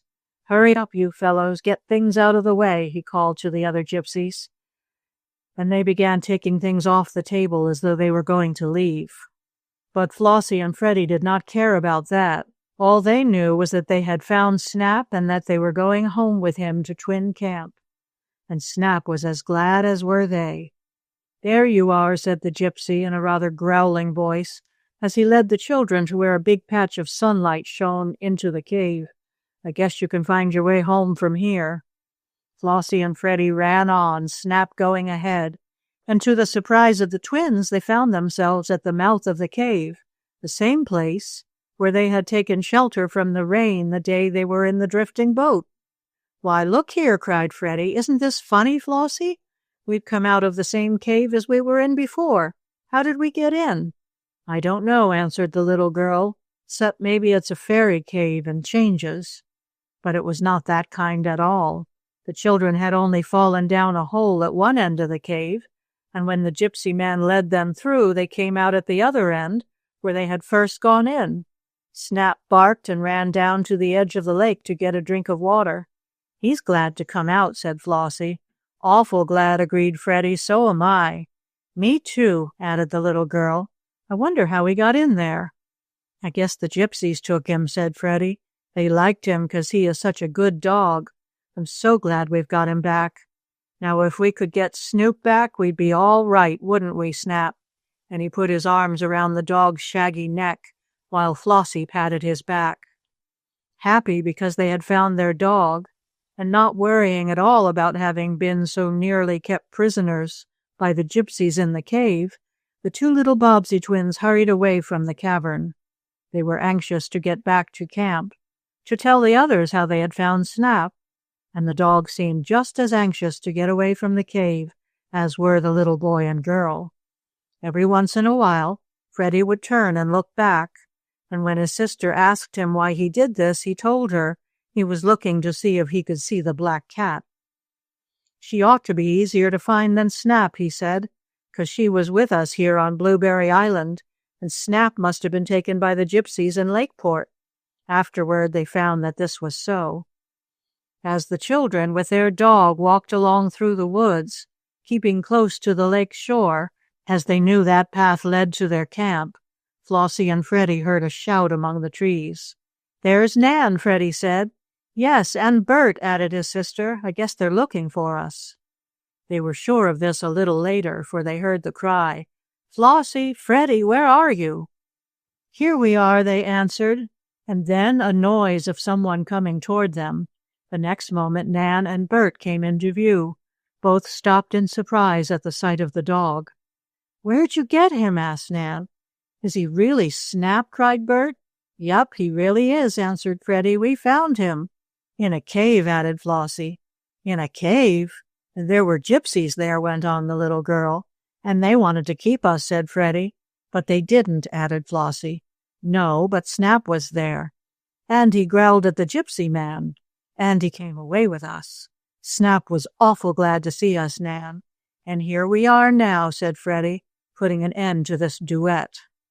"Oh, dear," exclaimed Nan, "this is dreadful. Gypsies on this island, and they almost kidnapped you. You must tell Daddy right away. We've been looking everywhere for you. We thought you were lost again, and you're all dirty and sandy," she cried. "That's where we fell down a hole into the cave," said Freddie, and he told Nan and Bert what had happened. Mr. Bobbsey was much surprised when the twins came home with the long missing Snap. So was Mrs. Bobbsey, as well as Sam and Dinah. "Gypsies here, are there?" exclaimed Mr. Bobbsey. "Well, I'll have to see about that. We don't want them hiding in a cave and stealing our things. I guess I'll get some police officers and pay the tribe a visit." But when Mr. Bobbsey got to the cave with the officers, the gypsies were not there. They must have known that when the children went out, they would tell what had happened, and that the police would come. So there was nothing for the police to do. The gypsies had run away. They went to the mainland in boats, some of the blueberry pickers said who had seen them. "And now that the island is free from the gypsies, we'll have lots more fun," said Mrs. Bobbsey. "The thought of them made me nervous." "Hark!" suddenly exclaimed Nan. She, as well as all the other members of the Bobbsey family, had followed the police to the cave, even Flossie and Freddie going along, riding to the place in the goat wagon, drawn by Whisker. "Hark to what?" asked Bert. "I thought I heard a noise," said the little girl.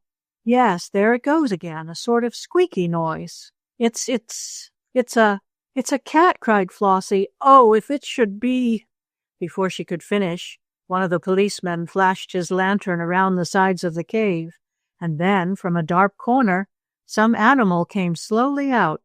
"It is a cat!" cried Flossie. "And it's our Snoop!" added Freddie. "Oh, we've got him back again!" "Oh, goody!" cried Nan. "Well, well," said Mr. Bobbsey. "Everything is turning out right for you children now." "And Snoop really was in this cave!" exclaimed Bert. And so it proved. Whether he had wandered off and had become lost in some little hole of the cave where he could not get out, or whether the Gypsies had stolen him as they had Snap, the Bobbseys never heard, but they knew they had their black cat again, and they were happy, especially the little twins. "I want to hug him," cried Flossie, as the cat rubbed up against her legs. "So do I," cried Freddie, "and I want to hug the head part. You can hug the tail end." "That end doesn't purr," exclaimed Flossie. "I want the end that purrs." "You must take turns," said Mrs. Bobbsey, laughing. "You ought to be glad you have Snoop back, instead of quarreling about him." "Well, we have found nearly everything we wanted now, except that bacon someone took the first night." "I guess the Gypsies got that," said Mr. Bobbsey. "It must have been one of them who was sneaking around in the night, and who wakened the children. They probably wanted to have something to eat in their cave, but they've gone now." "Yes, and they seem to have left something behind them," observed one of the policemen. "I see something white over on one of the boxes they used for a table. Maybe it's only some old papers, though." Bert hurried over and picked up the white thing. "It's a doll!" he cried. "Flossie, did you leave your doll here?" "Nope," answered the little twin. "A doll!" cried Nan. "Oh, maybe it's Helen's talking doll. Let me see, Bert." But Bert had already pressed a spring, and the doll began to call in a queer phonographic voice. "Mama! Papa!" Flossie and Freddie looked at one another. "That's the noise we heard when we fell into the cave," they said. "Then the Gypsies did take Helen's doll after all, and brought it with them to this island," said Mr. Bobbsey. "My, but they are great rascals. We took our dog, our cat, our bacon, and Helen's doll." "But we've got everything back except the bacon," said Bert. "The doll seems to be all right, too, except she hasn't a dress." "Oh, Helen found that the day she was here on the island," said Flossie. "She found it in an old stump, you know, and I guess maybe the Gypsies hid it there, or dropped it." "I guess so," agreed her mother. "Well, now, isn't this just wonderful? We found Helen's doll and your dog and cat. It's a good thing we came to Blueberry Island." "But I'm sorry the Gypsies came here," said Nan. "They made a lot of trouble." "They've gone now, though," remarked Bert. "It's queer that they brought our dog and Helen's doll here with them." "Maybe the little gypsy girl whose papa took away Helen's doll brought it here to play with," said Nan. "And perhaps that is how it happened.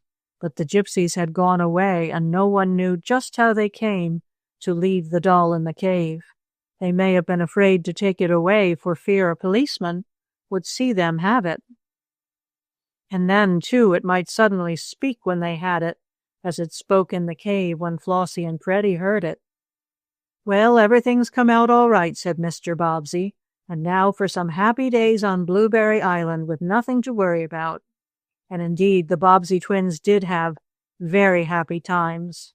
Snoop and Snap were back with them again, and with Whisker the goat, played with the children. Helen was told about her lost doll having been found, and she came to the island to get it. The go-around bugs were not found. Maybe the Gypsies took them, but Mr. Bobbsey bought new ones for the little twins. The police said the gypsy man who had picked the doll up from the yard, where Helen had left it for a moment, must have taken it for his little girl and have hidden it in one of the wagons. Then someone of the band going about Lakeport before the Bobbseys went to the island saw Snap about the house and enticed him away. They probably took him over from the mainland in a rowboat. Snap was a friendly dog. As for Snoop, he either wandered away or was stolen. But now no more fear need be felt about the Gypsies, for they were far away and when it rained, the Bobbsey twins used to play in the Gypsy cave, as they called it. "Oh, but I just love it on Blueberry Island," said Flossie, as they all came back to camp from a little picnic in the woods one day. "So do I," said Freddie. "Now let's hitch up Whisker and have a ride," and they did. And so I must bring this story about the adventures of the Bobbsey twins to an end. They had many other good times, some on Blueberry Island, and others when they went back to their Lakeport home, and I may tell you about them later. Snap and Snoop had a large part in the good times, and the dog and cat were none the worse for having been kept in the Gypsy cave, nor was Helen's doll, which the little girl was very glad to get back. It talked as well as ever. And now I will say goodbye for you to the Bobbsey twins. End of the Bobbsey Twins on Blueberry Island by Laura Lee Hope.